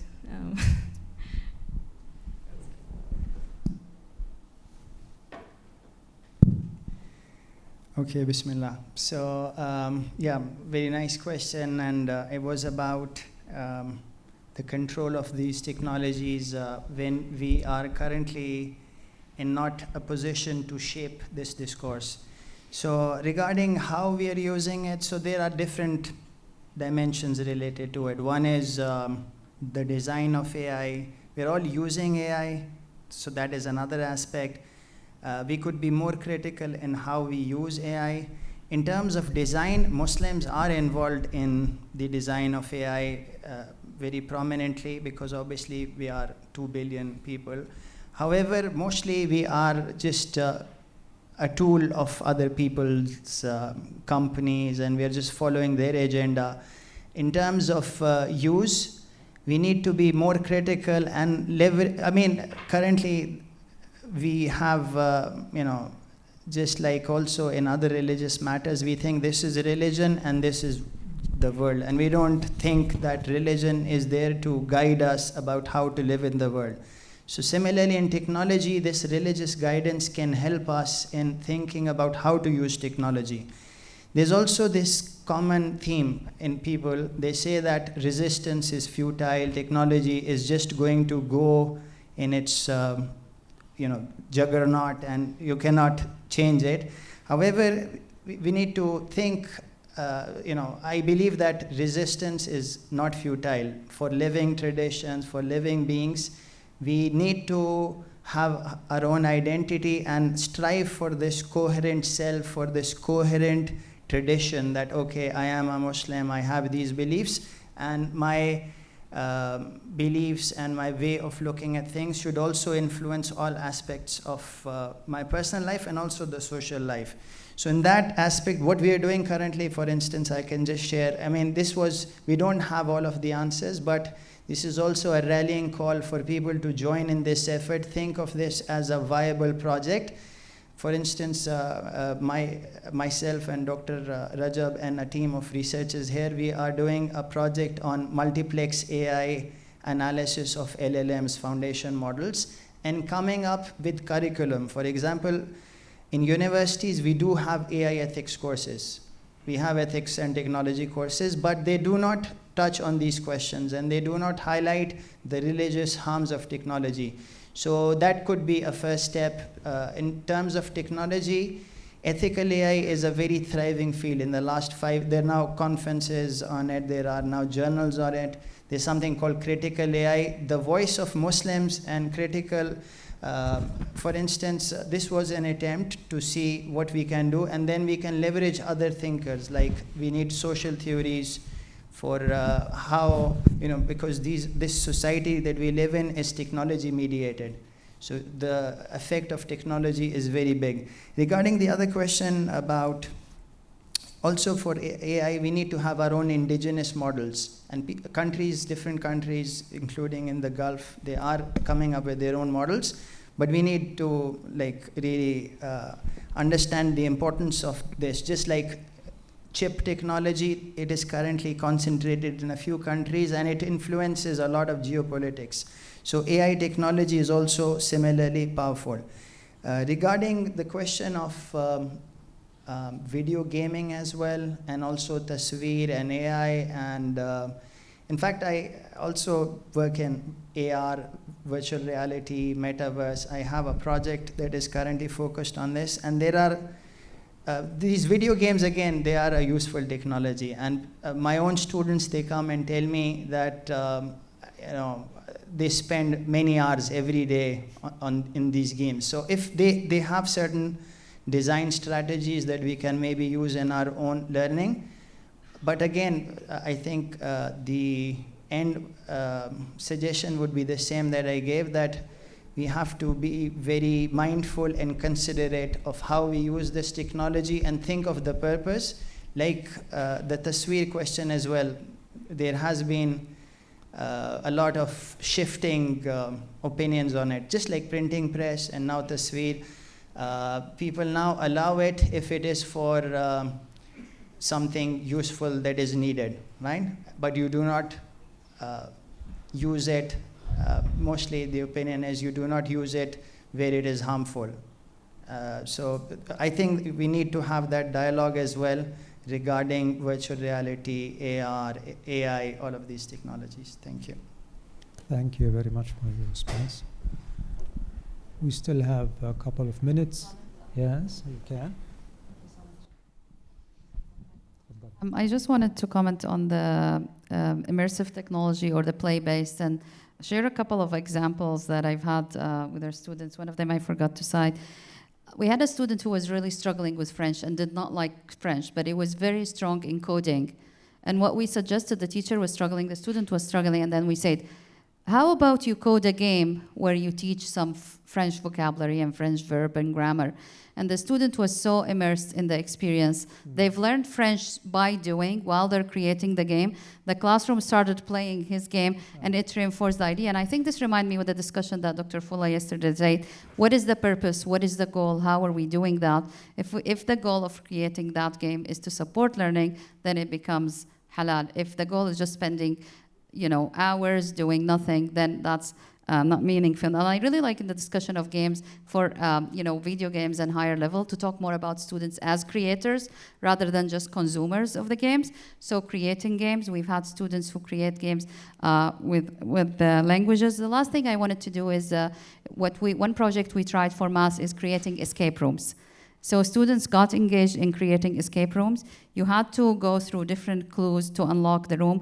We did this both on site and online, where students learned a lot of the technological tools. They'd have a form, and then you have to solve either some math or science, depending on the theme that they choose. And then after you answer all the questions, you unlock the escape room. We found this to be very helpful for students. So it's actually very purposeful. They know the goal, they know the objectives, and they integrate the curriculum in there. And in that sense, I found it helpful. Finally, I wanted to say one last word. In fact, actually, at the school, one of the way we've been doing is trying to have school plays and play. And in 1 year, we had an escape room as a theme for the school play, where high school students got in. The student got in.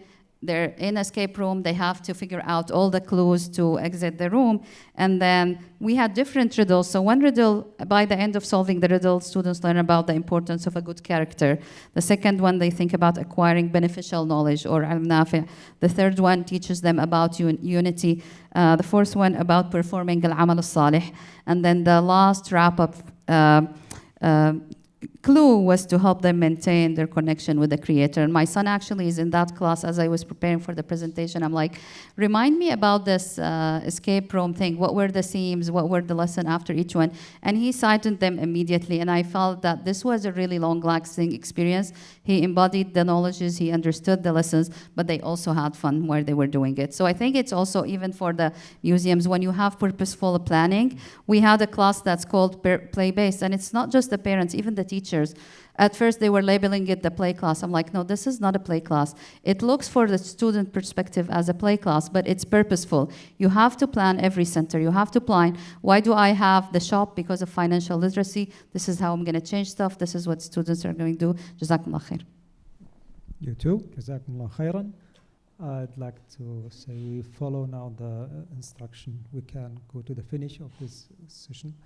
I'd like to thank you another time for your presentation, for sharing your knowledge and your experience with us. Jazakumullah khairan, and also for your questions.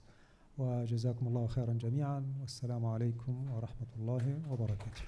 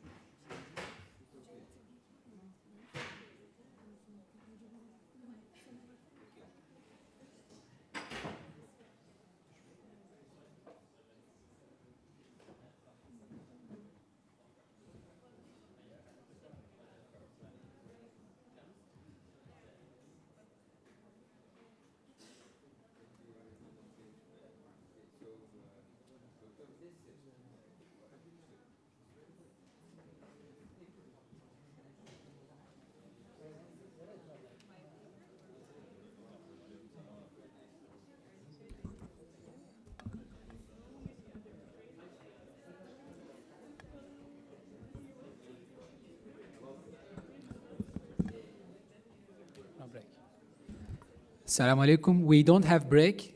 There will be concluding remarks for 20 minutes. Please stay in the auditorium. Hocam, yes. Okay, Assalamu alaikum wa rahmatullahi wa barakatuh. Bismillahirrahmanirrahim. I thank everyone for your contributions, and also I thank the attendants, for their patient and careful listening. Mashallah, we have very high quality presenters and also very high quality audience. When I talk to people, I see that they are really involved in the business of education and very well versed in the field of education. Alhamdulillah, now we came to the concluding session, and in this session I would like to invite a few colleagues to come and share their opinions about what we have done and also what we may do next year. I would like to invite Professor Sebastian Günther and Fulla Lahmer, and who else I should invite? Kayim Hoja, it seems, is he here? Yes, the samurai. Okay, all right, please. Yeah, we have one more chair here, so maybe we should invite another young scholar, someone who talked about the practical aspects of it, and I invite Tala Hamur. She is she here? Where is she, please? Oh, went out. Okay, then I invite Zeynep Çilingir. Okay.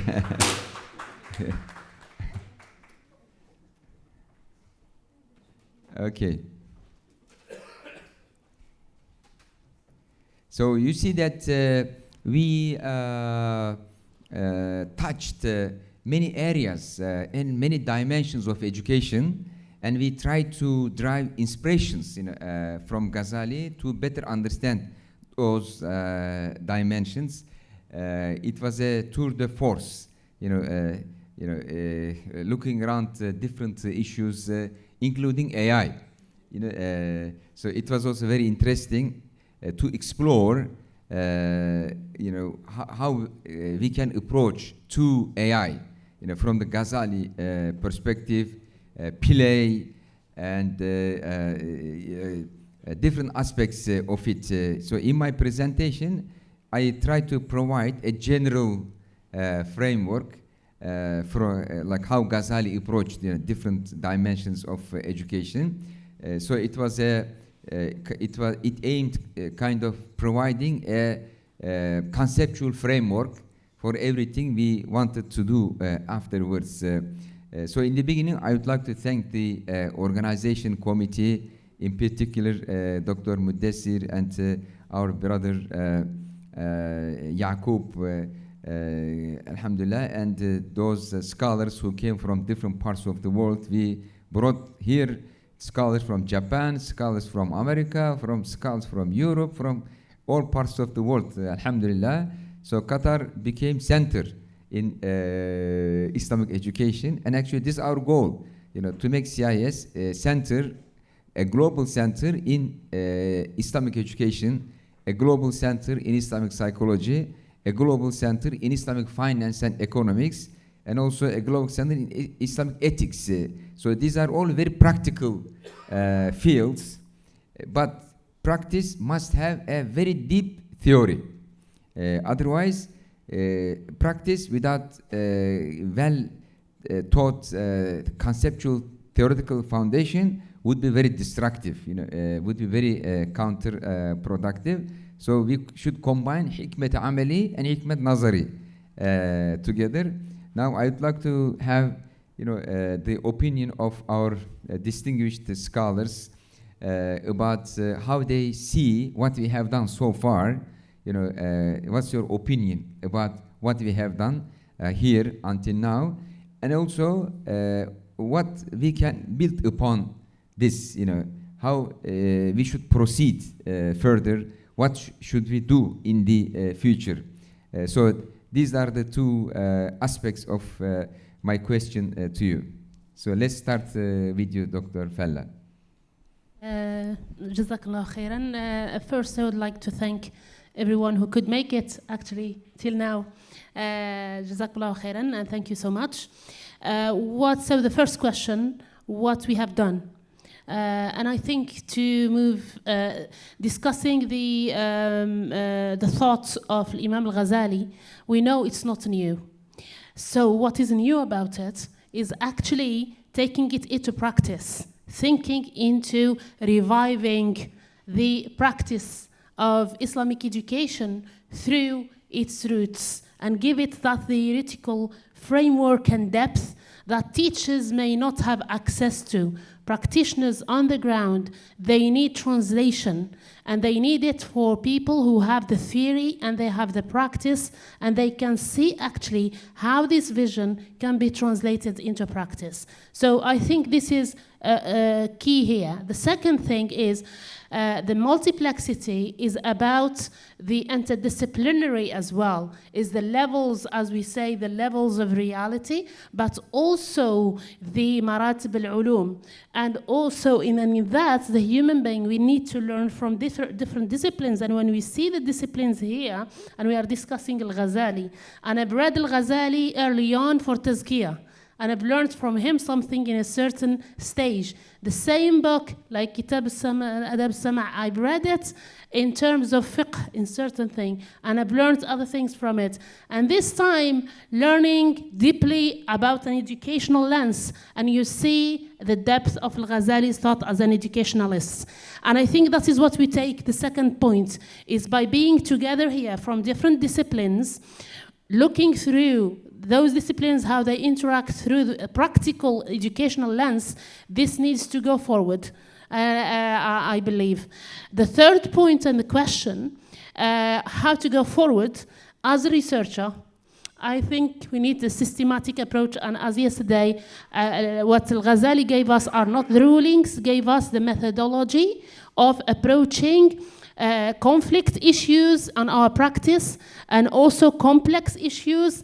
How can we approach them more systematically and put what he said, I give you the systematic way of thinking and looking for evidence, whether we take it or not, that is not fine, that's fine, and that's fine that you don't have to agree with me, but as long as you've seen how I analyze it and you've seen how I came to my conclusions. So if we can learn from his methodology into practice and how can we handle those issues in practice, this is something. So let us, from that, see the recordings, mashallah, all the recordings of the conference, take them systematically, analyze them systematically, identify the themes that are emerging, and see how these themes interact and what are the results and outcomes of this. This is what I would say. Then it will be what are the best, because we will find different things, and how can we go forward. Yes, so how we get the best out of this, but you don't have any specific idea, let's say, what would be the topic for the next year's comparative education symposium? Any suggestion? Personal suggestion? Yes. Because there is a personal one and there is a systematic one. My personal one is part of data from other scholars.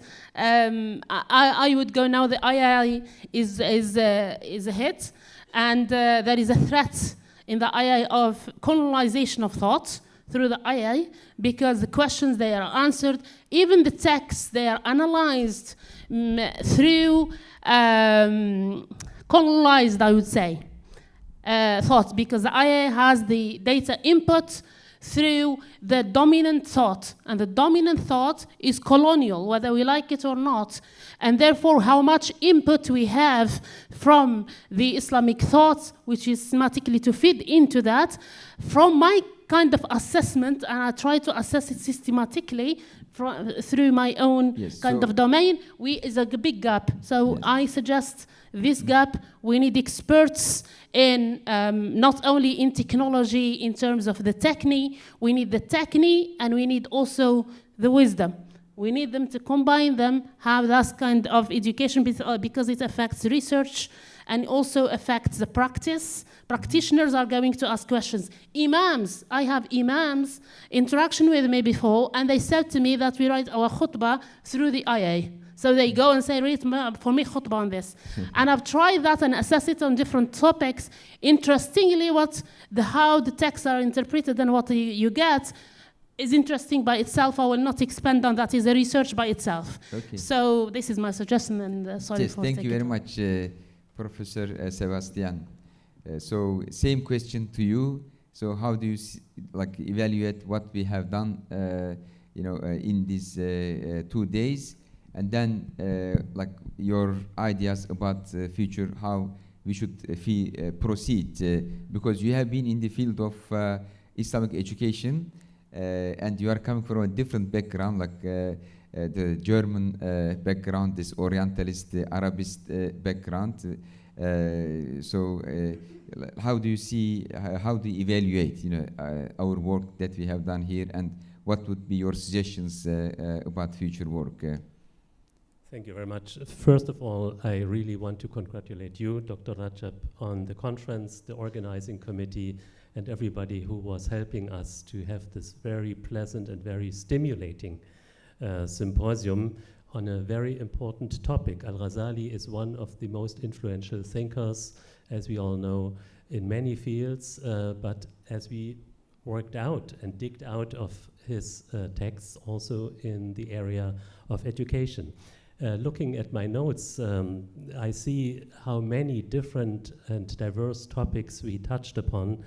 We started with Al-Ghazali's ideas on the significance of language studies and language teaching.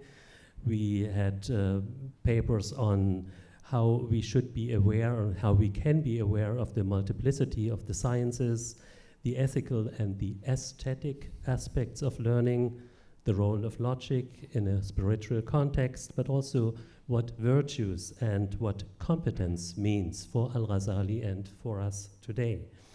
It was a topic in many of the contributions that Al-Ghazali advised us to be critical, to be analytical, and to use our brains and minds. On the other hand, what came up in many of the contributions, to be balanced.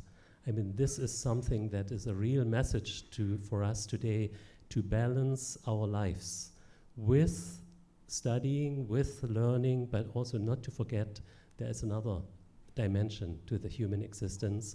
There's an ethical dimension, there's a spiritual dimension, and this is something that is speaking not only to the Muslim world, it's also something important to us universally.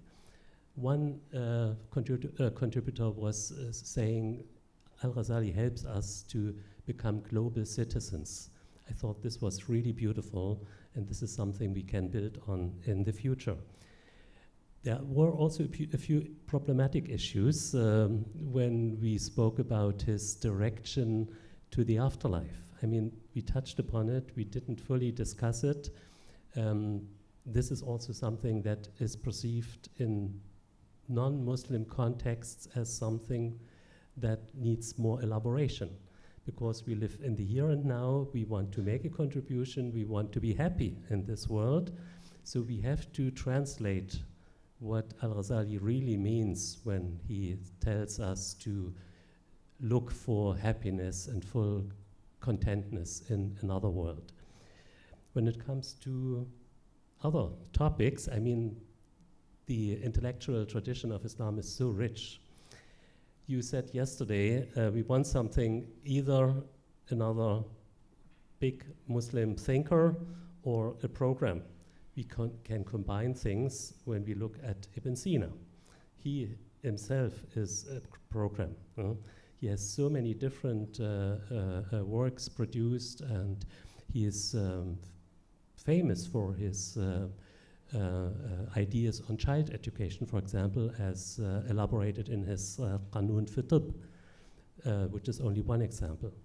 We could also take up your suggestion to do a more thematic approach to learning, and I thought, depending on the possibilities in the Qatar context, why not go for something Islamic education between the sacred and the secular? We have Al-Mawardi, for example, Adab ad-Dunya wa Din. There is a secular, a profane tradition also part of the Islamic world. Why not explore this for the contemporary society and contemporary contexts? But there are, of course, many other possibilities, and we can explore these. Thank you. Okay, thank you very much. Now let's hear from Kayyim Naoki Yamamoto Hoja Sensei. So he brought in a very different comparative perspective, comparing the Islamic and the Japanese and the Western and the Eastern approaches on education, and emphasize the importance of doing, practicing in education. Sensei Kayyim, how do you see, how to evaluate what we have done, here, and also what would be your future vision for us, to proceed further? Okay. First of all, thank you very much for inviting me to this conference. I myself also learned a lot. And if I can add something about what we have achieved, especially I wouldn't say in this, that, for example, there are lots of international conferences everywhere in the world, in Japan, in America, or the European countries. And for example, international conference on Confucianism, or Confucius, or international conference on like Buddha, or international conference on the Hegel, or the Kant. But what difference in between the our conference and the other conferences? Maybe I'm very arrogant. Maybe you can correct me if I'm wrong. But in the Muslim community, even now contemporary, the classic still has a power. It means the Muslims are still reading classic. It means like not just reading it, that they are trying to get the energy out of it. Because I have been organizing the Ikhya reading group with Rajab Hoja. Well, I think more than 5 years or 6 years, maybe in 7 years.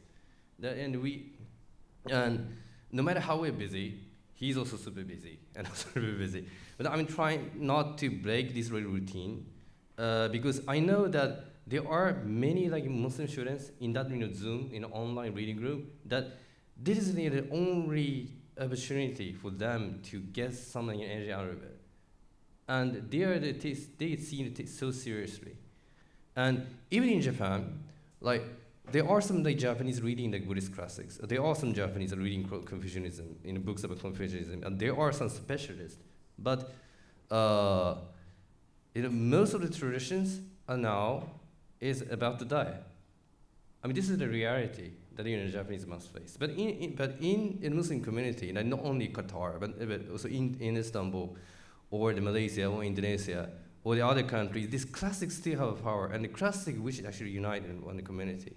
So that's why even this conference is not about just a conference. Like this is actually the art that was from the core of our ummah, that we keep united together. And what we can do next for this step is that actually when some teacher discussing video games, and I really want to add because I'm big fan of video game. Like, do you play PlayStation 2, 3, Nintendo Switch, Game Boy? Actually, I play all of it. And I'm so sad that some of the parents that say that هذا جائز or هذا غير جائز, because this is not about halal or haram things. Because do you know Metal Gear Solid? Metal Gear Solid. This is the action video games. And if you haven't played, I strongly recommend to play the Metal Gear Solid 2, the Sons of Liberty, because that video game is about AI. That how the AI would try to dominate the whole world. It means that what I'm raising this as an example is that, I mean, in the end, the video game is just a tool. For example, like if you can create like some kind of like action video game, which is like based on, for example, like Ottoman history, or the life of the Ghazalis, or I don't know, the life of the Yunus Emre, then children can study in the history of Islam. It's through it. Like, for example, I myself, I studied the religion, Japanese religion through the video game called Persona 4. Persona 4. I recommend you play Persona 4. It's so fun. And do you know Uyanış Selçuklu? Uyanış Selçuklu. It's a TV series. Guys, you have to watch TV series. I mean, you're teaching the kids, then you have to engage what the kids are engaging. So this Uyanus Selçuklu is a Turkish TV series. It's about the history of the Seljuk and the empire, and it was directed by TRT, national TV Turkey. And usually I don't like Turkish TV series because it's too long. But sometimes it's 2 hours and 3 hours, and they was all discussing each other. But what was so interesting about this Uyanus means like awakening, and Büyük Selçuklu is a great Seljuk empire. So what is interesting about this TV series is that there was a young Ghazali in this TV series. It was a young Ghazali. Now he was so energetic, and he also has a master, and he tried to correct something wrong in the society. And for example, right now in this conference, the most of the participants are educated, khawas or khawas, elites of the elites. And of course, the elites of the elites know the values of the Ghazalis. But imagine those who are watching the Uyanus Selçuklu. There's the awam. So maybe that is the only and the first moment that the people who watch what the Ghazali did. But still, that inspiring enough. At least even that TV series inspired me, and study the life of the Ghazali all again. So what I want to propose is that I think we should, we Muslim intellectuals, we should study about the power of the culture. But once again, that how we can create our new Islamic culture, not Islamic culture, Islamic culture. The culture which can be enjoyed by both Muslim and non-Muslim, but using our own historical resources. I think Ghazali's action game is not appropriate, but in something like in the strategy game or a TV series or the movies or the book or a novel, because this is how the Western world dominant us. So I think the thinking about the power of the cultural capital can be the big step, and also Furusiya studies, horsemanship. Yes. This is my favorite. So thank you very much. Okay, thank you very much, Kayyum Hoca.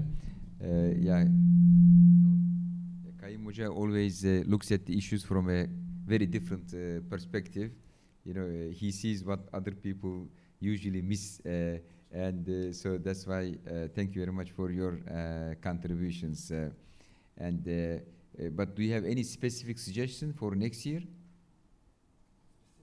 Don't say video games. We cannot do it. Say something else. I think but this power, the power of the cultures, there was something what I had in my mind. That the building the cultural capital. Yes. So especially for the last 2 years, my focus is more like practical things. Yes. Because we have been discussing theory, and I think this is enough. We are really becoming really educated. So what we think is that in Arabic or tatbiq, in how we can apply those knowledges. And I'm saying that for example, we can talk about the Ghazali, but we have to make philosophy of Ghazali exist in every corner of our life. It means that even this table should be the manifestation of the philosophy of Ghazali. So this is what I'm thinking. So yeah, something like a culture or the cultural product or cultural imagination, like takhayyur, the Yes. power of the takhayyur. Yes. I think this is what we're really missing among the Muslim Yes. intellectuals. So we can make a symposium on takhayyul. Okay, very good. Thank you very much. In this symposium, we wanted to include tabaqatul ulama, the senior scholars, and then the middle-aged ones and the younger ones, because we have to hear the young voices as well, because ultimately education is about touching young children, young people from different levels, elementary school, middle school, and the high school. So it's always very important to have young voices with us, especially the generation gap is now reduced to almost 3 or 5 years. Before generation gap was in 100 years or something like this, then it reached to 50 years, then 10 years. Now it's almost 5 years. People with the age difference 5 years, they live in different worlds. So it's very important for us to include young people with us, inshallah ta'ala. So we have one of the younger scholars, with us, Dr. Zainab. So we'd like to hear from her. So, like, how do you see what we have been doing, and then what would be your vision for us to go further? Thank you, Ustaz Rajab. I'm only in position to be your students, all of you. So I wanted to say that I've been following these symposiums on psychology and Islamic sciences, and then education and Islamic sciences, and I know your work in Istanbul also, always trying to mix the social sciences with the Islamic sciences, and I feel like we are in jihad, and I'm so happy being part of it, actually. So we are now creating the tools, the theoretical tools and applicable tools for this jihad, and I see that's the most important thing in my life right now. So my of course, I don't have the Nazra Kulliya that you have, so I'm going to be so particular in my suggestion. So let's go back to children's literature, and my suggestion is that we should write books for children. Okay. So we should definitely do that, and this is so easy to do that. And now actually we are doing in Istanbul, we are writing curriculums for children, how to teach them Arabic and how to bring the values that we want through these manahij. So, and it's too easy too, yani. It's not a big deal actually. So we only كل ميسر لما خلق له يعني. So maybe writing a program for Dr. Junaid is very easy, but for you impossible. But for her, if you ask him write a child story. And we can find people. Yeah, and maybe I cannot write children's book, but I can create the criteria for this, and that's an important work. So maybe like a topic like stories in education, using stories as a tool in education. Maybe something to explore. That would be a powerful weapon to use in raising our children. And for the next symposium, I think Ghazali, when he wrote his books, he looked at the problems that his asr was going through. And now we can do the same and look at the problems of our this asr. And I see that the biggest problem is the problem of individualism. And maybe next symposium could be around this, an individualized education and what we mean by individualism and how we can create counter discourses for this. I don't know. That's what I thought. Yes. So in your opinion, the biggest problem we are facing and we are fighting is individualism. This is the jihad. Yeah. Okay, Qayyim Hoja, in your opinion, what's the biggest problem we are facing today in one word? Yes. There's so many problems. No, I want just one.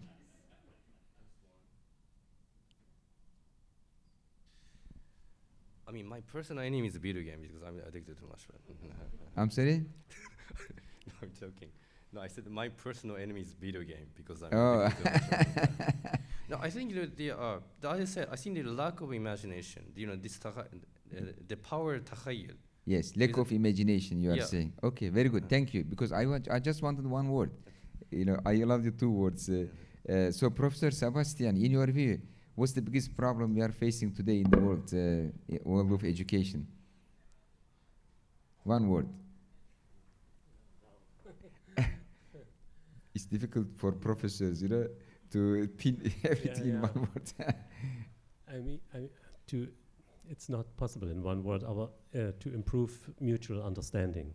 Mutual understanding. Yes. Okay, very good. Thank you.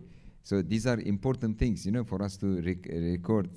And Dr. Fella, in your view, what's the most important challenge, problem we are facing today in the world? Or insaf. Adil. Yes. Justice. Qist. Justice. So, okay, thank you very much. Now I would like to hear from the audience. Now it's your turn to share your views, opinions about what we have been doing and what we should do to take this project further. In particular, what would help us, to reform our education, because we don't want like philosophical or theoretical discussions. We want contemporary applications. What would help us, to come up with contemporary applications to complement what we have been trying to do, and what would help us to take our efforts further. Okay. So, is there anyone from this line? You? Okay. So this brother over there. Yeah. السلام عليكم يعطيك العافية. عليكم السلام ورحمة الله. باعتقادي غياب القدوات على مستوى الإعلام lack of role models هذا مهم جدا يعني بلاحظ على الأطفال مثلا أكيد إذا بتابع برامج معينة حيبلش يقلدها تقريبا. فخلق القدوات سواء كان عن طريق القصص أو عن طريق مثلا تبسيط قصص الصحابة الأبطال أبصر إيش. أنا لاحظت على كثير من أطفال أقرباء لي بيقلد محمد الفاتح وبيقلد عمر بن الخطاب وبيقلد ليش؟ لأنه عايش على الشغلات هذه. في طلاب ثانيين أو أطفال ثانيين بيقلدوا مثلا لاعب كرة قدم Yes, role models. Role models. Yes, very good. Thank you very much. And here, okay, yes. Assalamu alaikum.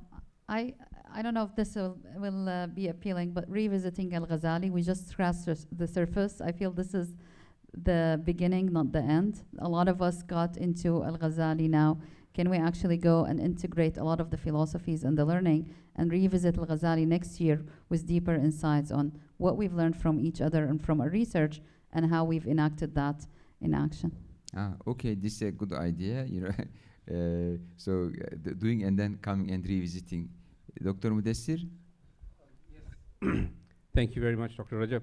I was telling Professor Sebastian yesterday that a lot of what we heard during the course of this two-day conference was music to Muslim ears. And somebody made that very important, pertinent comment that Ghazali makes us global. Now, he makes us, we are only global if we are going to look at the Muslims and the non-Muslims together. Mm-hmm. And Yes. we are exceedingly living in circumstances and situations where the non-Muslim is right next to us.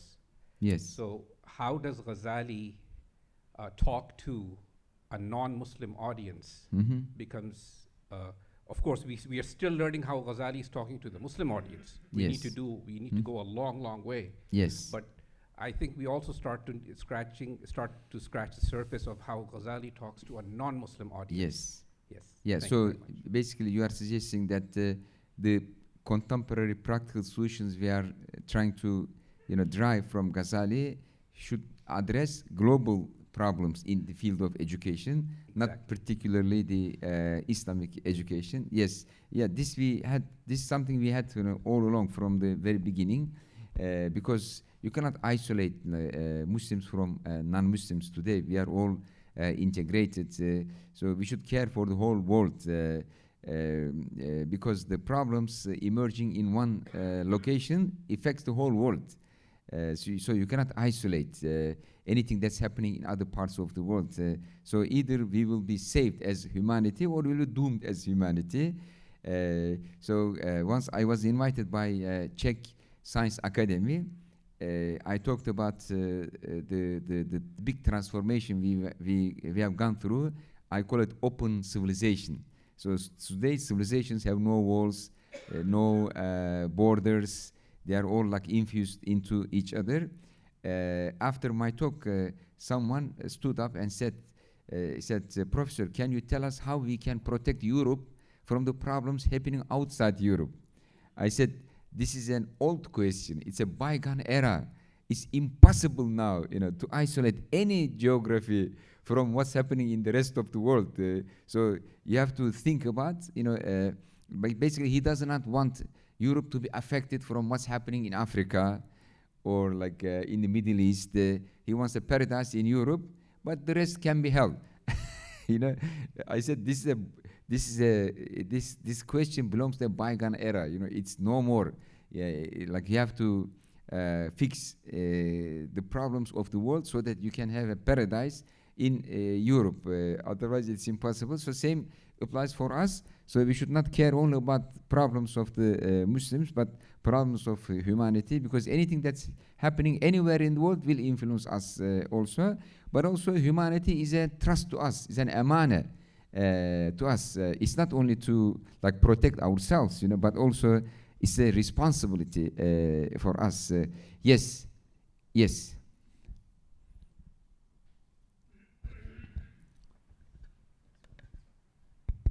Assalamu alaikum wa rahmatullahi wa barakatuh. First of all, I just really want to say Jazakumullah khair for putting this together. All of your guys' work and research is just so inspiring, and honestly, it gives me a lot of hope, which is wonderful. So thank you so much for that. I think what I'd love to see, given a lot of the discussions, maybe adding on to what Dr. Daniel was saying, it would be wonderful if this could be a week long and a bit more interactive, where this research, as Daniel was saying, is put into practice, and let us do some of those activities and see how they work and experience them ourselves, and so that hopefully we can take from your expertise and that can trickle down into our community, so that we're able to do some of the. I'd love to attend a martial arts session where that connects to Fatuwa and so on and so forth. So that'd be a wonderful a program for next year, if that's possible. Okay, thank you very much. Okay, so sister. Assalamu alaikum. I just want to build up on what you said. This is actually my idea. I'm coming from professional learning designer. So how can we build these theoretical frameworks and activity into action and teacher training? Is there any idea? Is there any plan to put this into action, make it more interactive? I'm sitting here and listening to you. It's very interesting. It's very fulfilling to my brain. But how can we put this theoretical framework into action and bring it back to our classrooms? Okay, thank you very much. Yeah. بسم الله الرحمن الرحيم. الحمد لله والصلاة والسلام على رسول الله محمد عبد الله، أستاذ دراسات إسلامية من السودان. البرنامج اللي بقترحه أنا برنامج القدوات في التدريس في المدارس والجامعات وغيرها. يكون في برامج عن القدوات الناجحة أو التجارب الناجحة في حياتنا وتاريخ المسلمين، ابتداء من سيرة النبي صلى الله عليه وسلم سيد الناجحين وإمام هذه الأمة وقدوتنا جميعا صلى الله عليه وسلم.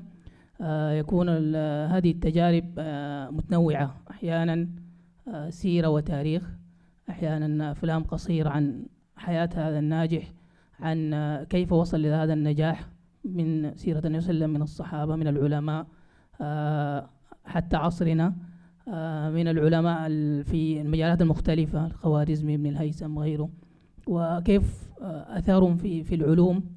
أظن أن فيها دافع كبير لأبنائنا ليترسموا طريق هذا النجاح. شكرا دكتور إحسان. دكتور أوكي تمام. طيب، بسم الله الرحمن الرحيم. خالد محمد عبد القادر، صحفي وأستاذ جامعي من السودان. وردت في النقاش في التفكير النقدي. معظم المتحدثين أشاروا لأهمية التفكير النقدي، وفي ناس تحفظوا عليه بطريقة ما، لكن أفتكر إنه التفكير النقدي ده ضروري جدا للناس ولحياتنا. إذا كان الله عز وجل في كتابه مثلا سمح لإبليس يعمل الحياة كلها، مثلا انظرني إلى يوم يبعثون، وإبليس داير يخرب مشروع الله عز وجل في الأرض، سمح له. فأفتكر إن المشكلة ما في التفكير النقدي، في نظرة بعض الناس للفكرة ذاتها، للتفكير النقدي، كيف يتعاملوا معه وكيف يتحاشوه. أنا أفتكر إنه ده حاجة مهمة جدا، إنه كيف نعلم الناس، كيف نتحاور. وده بقودنا لحاجة مهمة أشار لها أحد المتحدثين، إنه تقنية الحوار بيننا. كيف إذا قدرنا يعني عملنا الحوار ده بيناتنا بأي كيفية، أفتكر إنه نصل لأرضية مشتركة الناس يتحاوروا فيها ويعيشوا بيناتهم بفكرة كويسة. شكرا جزيلا. يعني بدلا من تفكير النقدي دكتور عصام، بدلا من تفكير نقدي أنا أود أن أستخدم التحقيق. يعني تحقيق هذا بنائي، يعني نقد بعدين إيش؟ نعم نقد لأي غرض يعني نقد ليس للتدمير يعني للإنشاء وتحقيق يحتوي النقد والبناء يعني تحقيق نقد بنائي نقد إيجابي نقد إنشائي هكذا أتفكر فأنا أستخدم دائما تحقيق يعني بدلا من نقد طيب دكتور إسام تفضل جزاكم الله خيرا. Many inspiring ideas, just especially the last question about what's the problem. So I found like through these like 2 days like thinking what's the deep problem like we have in our modern life. Mostly like I'm thinking about fragmentation. And this like in Quran like يقطعون ما أمر الله به أن يوصل. And it seems we have like individual fragmentation, societal fragmentation between West and East in a human being and the human faculties, and this like a deep problems. We are living in the world of fragmentation. And for like mostly like I'm suggesting a theme for maybe to address this, and especially for the first panel this morning, and coming from the comment of Her Highness, and this so about alternation or integration. So are we seeking for alternation or integration? I'm talking about two values, two systems, two apparatus in terms of ethics. So, and this mostly about talking about identity as individual, as society, and I think we need to add like for alternation or integration solutions, or maybe applied solutions for this.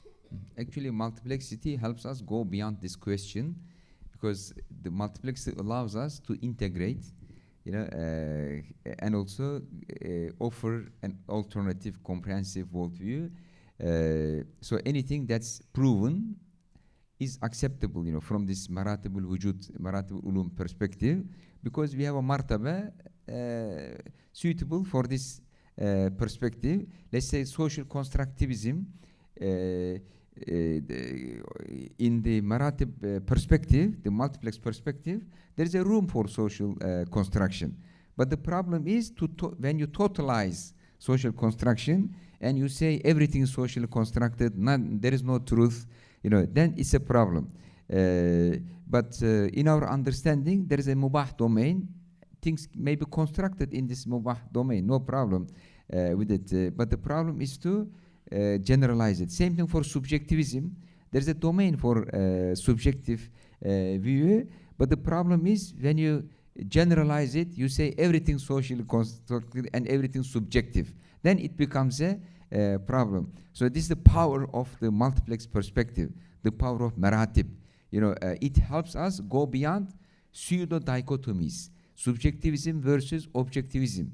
You know, we have room for subjectivism and we have room for objectivism, universal or particular. You know, we have room for the universal and for the particular as well. The problem occurs when you totalize, you generalize, and you try to reduce everything to this particular level. All right, so anyone from here? Yes.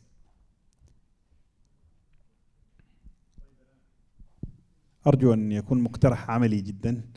اجتمعنا هنا ومن بلدان عدة، وكل شخص يحمل تجربته الشخصية، ونحن بلغتين، اللغة العربية واللغة الإنجليزية، وهناك من يجمع بين اللغتين. فأقترح كل أرقام تليفوناتنا موجودة عند الإخوة في الإدارة، فلو أنشأوا مجموعتين في التليجرام مثلا أو في الواتساب، التليجرام أفضل، بحيث كل من جاء التحق يستطيع أن يطلع، كل يطلع من دخل في مجموعتهم على تجربته، فيتبادل الناس ويحصل التثاقف الذي به يحصل شيء من إشباع الناس، فيكون هذا أسبوع أثيري الذي اقترحه الأخ، ويتبادل الناس، من أراد أن يستفيد يدخل ومن كان منشغلا، فالأمر يسير. بارك الله فيكم. شكرا، جزاك الله خيرا. اقتراح مهم. تفضل دكتور. يس. السلام عليكم. قلة من العلماء الذين تحدثوا عن سيرة حياتهم، ولا سيما قديما، والغزالي وربما كان الحارث المحاسبي أيضا في الوصايا أحد هؤلاء، لأن بحاجة إلى أن ندرس سيرهم ونرى العوامل التي شكلتهم. وأنا أشد جدا على كلام أخي بحاجتنا إلى القدوات، ولكن غالبا عندما تقدم إلينا القدوات الإسلامية نراها إما في جانب البطولي أو في الجانب العلمي ونغفل عن طفولتها، مع أن هناك من كتب مثلا في طفولة الإمام النووي أو غيره. يجب أن يكون عندنا أبحاث جادة عن العوامل التي صنعت هذه القدوات وهذه القيادات، وأن نعمق في دراسة سيرهم التي صنعتهم، لأن فيها أيضا عدة أبعاد. يعني الغزالي مثلا عندما يتحدث، ويجب أن نقرأ المنقذ من الضلال، وربما أيضا آخر كتاب ألفه كان منهاج العابدين إلى جنة رب العالمين، لنرى كيف مشى خطوات في فلسفة الحياة وكيف انتهى إليها. شكرا. Yes, thank you very much. So it's very important to study the childhood period of those heroes and role models, so that children can associate, with them, what kind of children they were, when they were young. Yes, this was a very good and interesting suggestion. Yes, now let's move to this side. So you are very far away. How are we going to take the mic to you? Yes, so maybe this brother will take the mic to you. Okay. Yes, please. بسم الله الرحمن الرحيم. بداية جزاكم الله عنا خير الجزاء على ما قدمتم وعلى فتح هذه الآفاق. صوت عالي شوية. نعم، وجزاكم الله عنا خيرا على فتح هذه الآفاق. سألتم عن تحديات التربية، ولعلي أتكلم الآن من السياق الأوروبي أو تحديدا من السياق الألماني، وأيضا يعني من إنسان موجود هناك وينظر في حال العالم العربي. ثلاثة رؤوس أقلام مرتبطة ببعضها البعض. الانتقال من الدين إلى التدين، هذه صيرورة لابد من إتقانها. النقطة الثانية فقدان الثقة، يعني نحن نواجه أزمة كبيرة جدا في موضوع الثقة. من الذي يتكلم؟ فيما يتكلم؟ ما هي الأصول التي يوثق بها أو لا يوثق بها؟ هذا موضوع حساس جدا. والعنصر الثالث هو الخلط بين الفكرة والأيديولوجيا، يعني منهج التفكير المنضبط، وأؤيد ما تفضل به الأستاذ من قبل في قضية التفكير التحقيقي أو التفكير النقدي. أنا أبقى مع مصطلح التفكير الناقد وعلاقته بمواجهة الأيديولوجيات. يعني لاحظت في خلط بعض الأحيان في استخدام مصطلح نحن نؤمن بعقيدة أو نؤمن بدين، وبعض الأحيان استخدم مصطلح هذه أيديولوجية معينة نؤمن بها ونتبعها. هناك فارق بسيط. يعني الثلاث محاور هذه أشوفها أنا مهمة جدا لمواجهة التحديات المعاصرة. شكرا. So is there any parent here, any parent here who came to listen? So we'd like to hear from them also, because I met some people who they are parents, just came to listen and to learn. Okay. So is there anyone who's a parent? Okay. Now it seems okay. Let's start with this brother and then you, inshallah ta'ala. طيب. بسم الله الرحمن الرحيم. نشكر المتحدثين طيلة اليومين الماضيين على تأصيل المعرفة، وخاصة في موروث الإمام الغزالي رحمه الله. فاقتراحي العملي لو تسنى إن شاء الله في مناقشاتنا القادمة أن نتبادل الأفكار في كيفية التكامل المعرفي عند علماء المسلمين، وهذا ما لمسناه في موروث الإمام الغزالي رحمه الله. فما يعانيه المسلمين حاليا هو تشتت العلوم فيما بينها. فلو حبذا في مؤتمر قادم نتناول نموذج من علماء المسلمين الذي سعى عمليا إلى التكامل المعرفي كالفارابي مثلا أو ابن سينا. جزاكم الله خير. شكرا. Okay, yes, please. أولا أتقدم بخالص شكري للأستاذ الدكتور معالي الأستاذ الدكتور رجب على هذا المؤتمر القيم والأساتذة الأفاضل الكرام على ما قدموا من أوراق بحثية متميزة. جزاكم الله جميعا خير الجزاء. ونشكر أيضا الإخوة الكرام في اللجنة المنظمة، ونشكركم على حسن الاستقبال وكرم الضيافة. يعني أكرمتونا وما قصرتم معنا، جزاكم الله خير. بالنسبة لأهم المشكلات، أتفق مع إخواني الذين تكلموا على غياب المعلم القدوة. أهمية القدوة في العملية التعليمية وغياب المعلم القدوة هذه إشكالية كبيرة. كذلك أيضا إشكالية غياب الحوار بين المعلمين وبين الطلاب في العملية التعليمية، إشكالية نراها كثيرا في مدارسنا وفي جامعاتنا. بالنسبة أيضا لفكرة مؤتمرات قادمة، كانت البداية مع الإمام الغزالي وهي بداية موفقة، بل بداية متميزة جدا، يعني لأن الإمام الغزالي شخصية يعني من العيار الثقيل المهم جدا في هذا الجانب العلمي وجانب التعليم. يمكن أيضا أن تكون مدرسة الأئمة الأربعة، مدرسة الإمام أبو حنيفة، وهي مدرسة متميزة، مدرسة الإمام أبو حنيفة، الإمام مالك، الإمام الشافعي، الإمام أحمد، في صناعة التلاميذ المعلمين. يعني عندنا فكرة الأصحاب، أصحاب أبو حنيفة، أصحاب أحمد، أصحاب مالك، أصحاب الشافعي، ومدارسهم العلمية. يعني لما ننظر إلى الإمام أبو حنيفة كيف دون المذهب، كيف نشأ أصحابا لم ينشئهم كتلاميذ أو أراد أن يكون سقفا لأفكارهم، بل قدمهم معلمين علموا الدنيا وأفادت منهم الدنيا، وكانت لهم آراء ناضجة اتفقوا فيها مع إمامهم وخالفوه في جملة كبيرة منها. هذه فكرة. كذلك أيضا فكرة المدارس، الإمام الشافعي في العراق مدرسة، في مصر مدرسة ولها تلاميذ، وهؤلاء التلاميذ هم أئمة كبار. وفي التراث الإسلامي الكثير، كما تفضل أيضا أستاذنا الفاضل الدكتور حينما تكلم على الموردي. الموردي مدرسة أيضا من المدارس.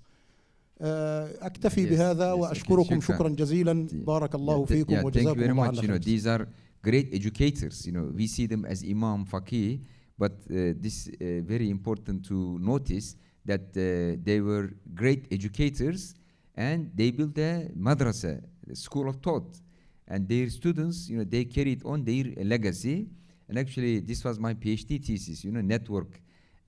If those scholars did not have great students to carry on their legacy, they would be forgotten. So it's what made them known later on was the efforts of their students.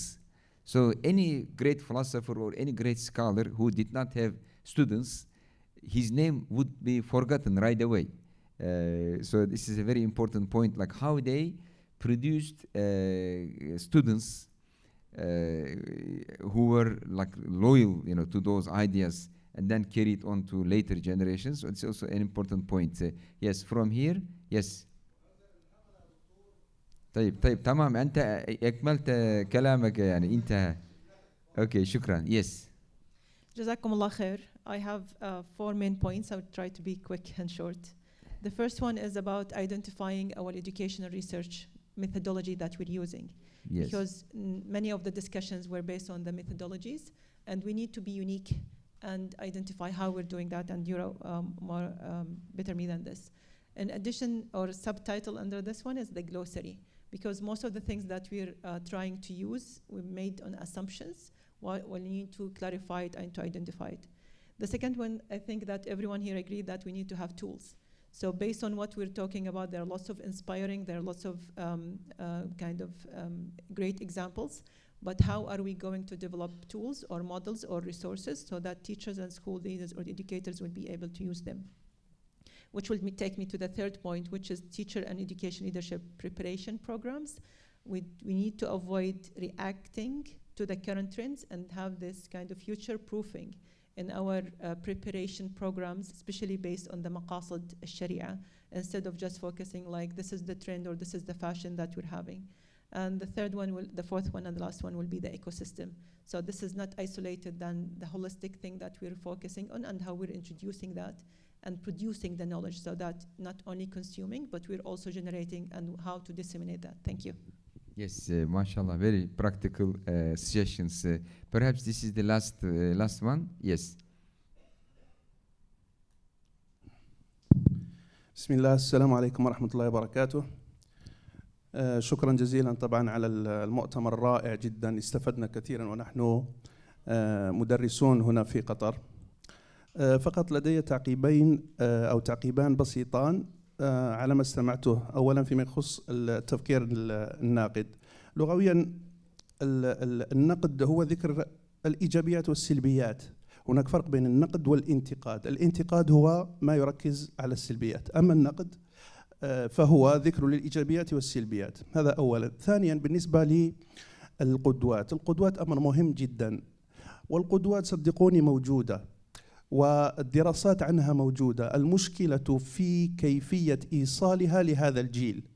هذا الجيل لا يتلقى مثل الأجيال السابقة. صدقني هذا الجيل فعلا قد يستمع إلى كلام لاعب عن كلام عالم. طيب ما الذي علي أن أفعله الآن؟ هناك تسابق كبير جدا بين كثير من الدول لاقتناص المؤثرين، هؤلاء المؤثرون الذين صار لهم جمهور كبير، ومنهم طلابنا. يعني أحيانا تدرس طالبك فيتكلم لك عن مؤثر معين وهو متأثر به كثيرا. ممكن بدلا أن يكون العمل على الطلاب يكون العمل على هؤلاء المؤثرين، احتوائهم، جذبهم وتوجيههم لتوجيه غيرهم. هذا التعقيب الثاني. كاقتراح فقط لو أمكن مستقبلا، وأظن أن الدكتورة في الأحمر ستوافقني، مالك بن نبي. يعني لو تكون هناك دراسة لأعمال مالك بن نبي وما كتبه عن الحضارة وما كتب واستخلاص يعني ربما مثل ما قمنا في هذا المؤتمر نستخلص ربما معايير أو نقاط بإمكاننا أن نعتمد عليها في البرامج التعليمية مستقبلا. شكرا جزيلا وبارك الله فيكم. شكرا جزيلا. I thank the panelists here in this concluding panel, and also each one of you who contributed. And Dr. Fella, you want to say something? Okay, go ahead. Yeah, Malik ibn Nabi, you asked us to give one thing. Yes. So you are stuck in so many things. Like Al-Khayal, it's great, we need it. And I'm working on it on storytelling as well. And I'm with the company, with the Khayal company, and producing a story from tradition, Algerian tradition, as a forum for resources, educational resources. So they are needed. For Malik ibn Nabi, for sure, I read a lot for Malik ibn Nabi, and there's a lot to take from him. Tahir bin Ashur al-Maqasid, I was about to say Tahir bin Ashur, and I think one of the scholars he has a really deep educational thought, but not enough about him as well. So this is one thing. The reason I did, why I chose the artificial intelligence, we have to ask the question, and this question is methodological question. Do we choose based on we have many priorities, but we are now in the crisis, and you just discussed, Dr. Rajab, the issue of the generation gap. The AI is making the generation gap, shorter and shorter. Yes. And the reason I just very quickly mentioned that the AI now is, I would say, الأمن القومي الأمن الأمة, I would say, is أمن الأمة. And that was basically is a bombardment of thoughts. I know it's getting into the imams preparing their khutbas. Actually, we had an AI and social sciences symposium 2 weeks ago at CIS. Yes, so we have the minbar, the AI is on the minbar. The AI is on the parenting. Parents, they go and ask the AI how to parent and how to sort out their problems. Is coaching. The AI is helping teachers to plan their lessons. Teacher training. Is doing teacher training for us, and is planning, and is creating resources, and is doing researchers, guiding researchers in their methodologies and theories as well. And I tested on all this. I'm not saying out of nowhere. I really systematically tried to work on this and see. The AI is coaching psychologically. They have issues and they go, how can I feel like this? How I'm going to handle this? The AI is actually producing text in literature. The AI is producing images as resources to, to visualize ideas. And I've tried all this. I'm not talking out of literature and theory. The AI is actually producing videos. The AI is analyzing textual and numeric data, qualitative and quantitative data. The AI is actually doing games for them to play, and the AI, and I can on and on and on. The problem with all this, and you know that, the problem is deep. You know that's iceberg. What we have now, the AI is not standing, is giving all that and guiding from a framework that doesn't have the ontological dimension of the spiritual and imani. And is coming from a very specific worldview that is guided. And therefore, and it's painting it lick of paint, and it looks so Islamic. But when you see and critique the words that are used, the guidance, the things, it look fancy, but actually is guiding the thought and guiding the practice and guiding all that on many circles and dimensions. So do we leave the AI to go with that worldview? And we are talking about Ghazali and the depth of his thought. And we know for Ghazali, action starts from the heart. And if the heart now is doing tarbiyah through the AI, whether we like it or not, then is it a luxury that we leave behind because it's trendy? Or is something of safety is actually urgent need for us to do? But obviously what we don't want to do is how to use the AI in my teaching, how to use the AI as a technique. We would like as scholars to go into depth on the AI. What does the AI mean to the Islamic to the education that has the Islamic values? Depth into the worldview of multiplexity. Yeah, thank Can you we very do much. that? This is my point. Yeah, thank you very much. As I said, like 2 weeks ago, we organized here AI and social sciences, discussing all these issues, the opportunities and the risks involved with the AI and how it's implemented in different fields in social life, in human life, and also, like we have been involved in a project of educating AI, in a particular way. It's very important. I cannot agree with you more. And thank you very much. So now we came to the conclusion. Jazakumullahu khairan. Wassalamu alaikum wa rahmatullahi wa barakatuh.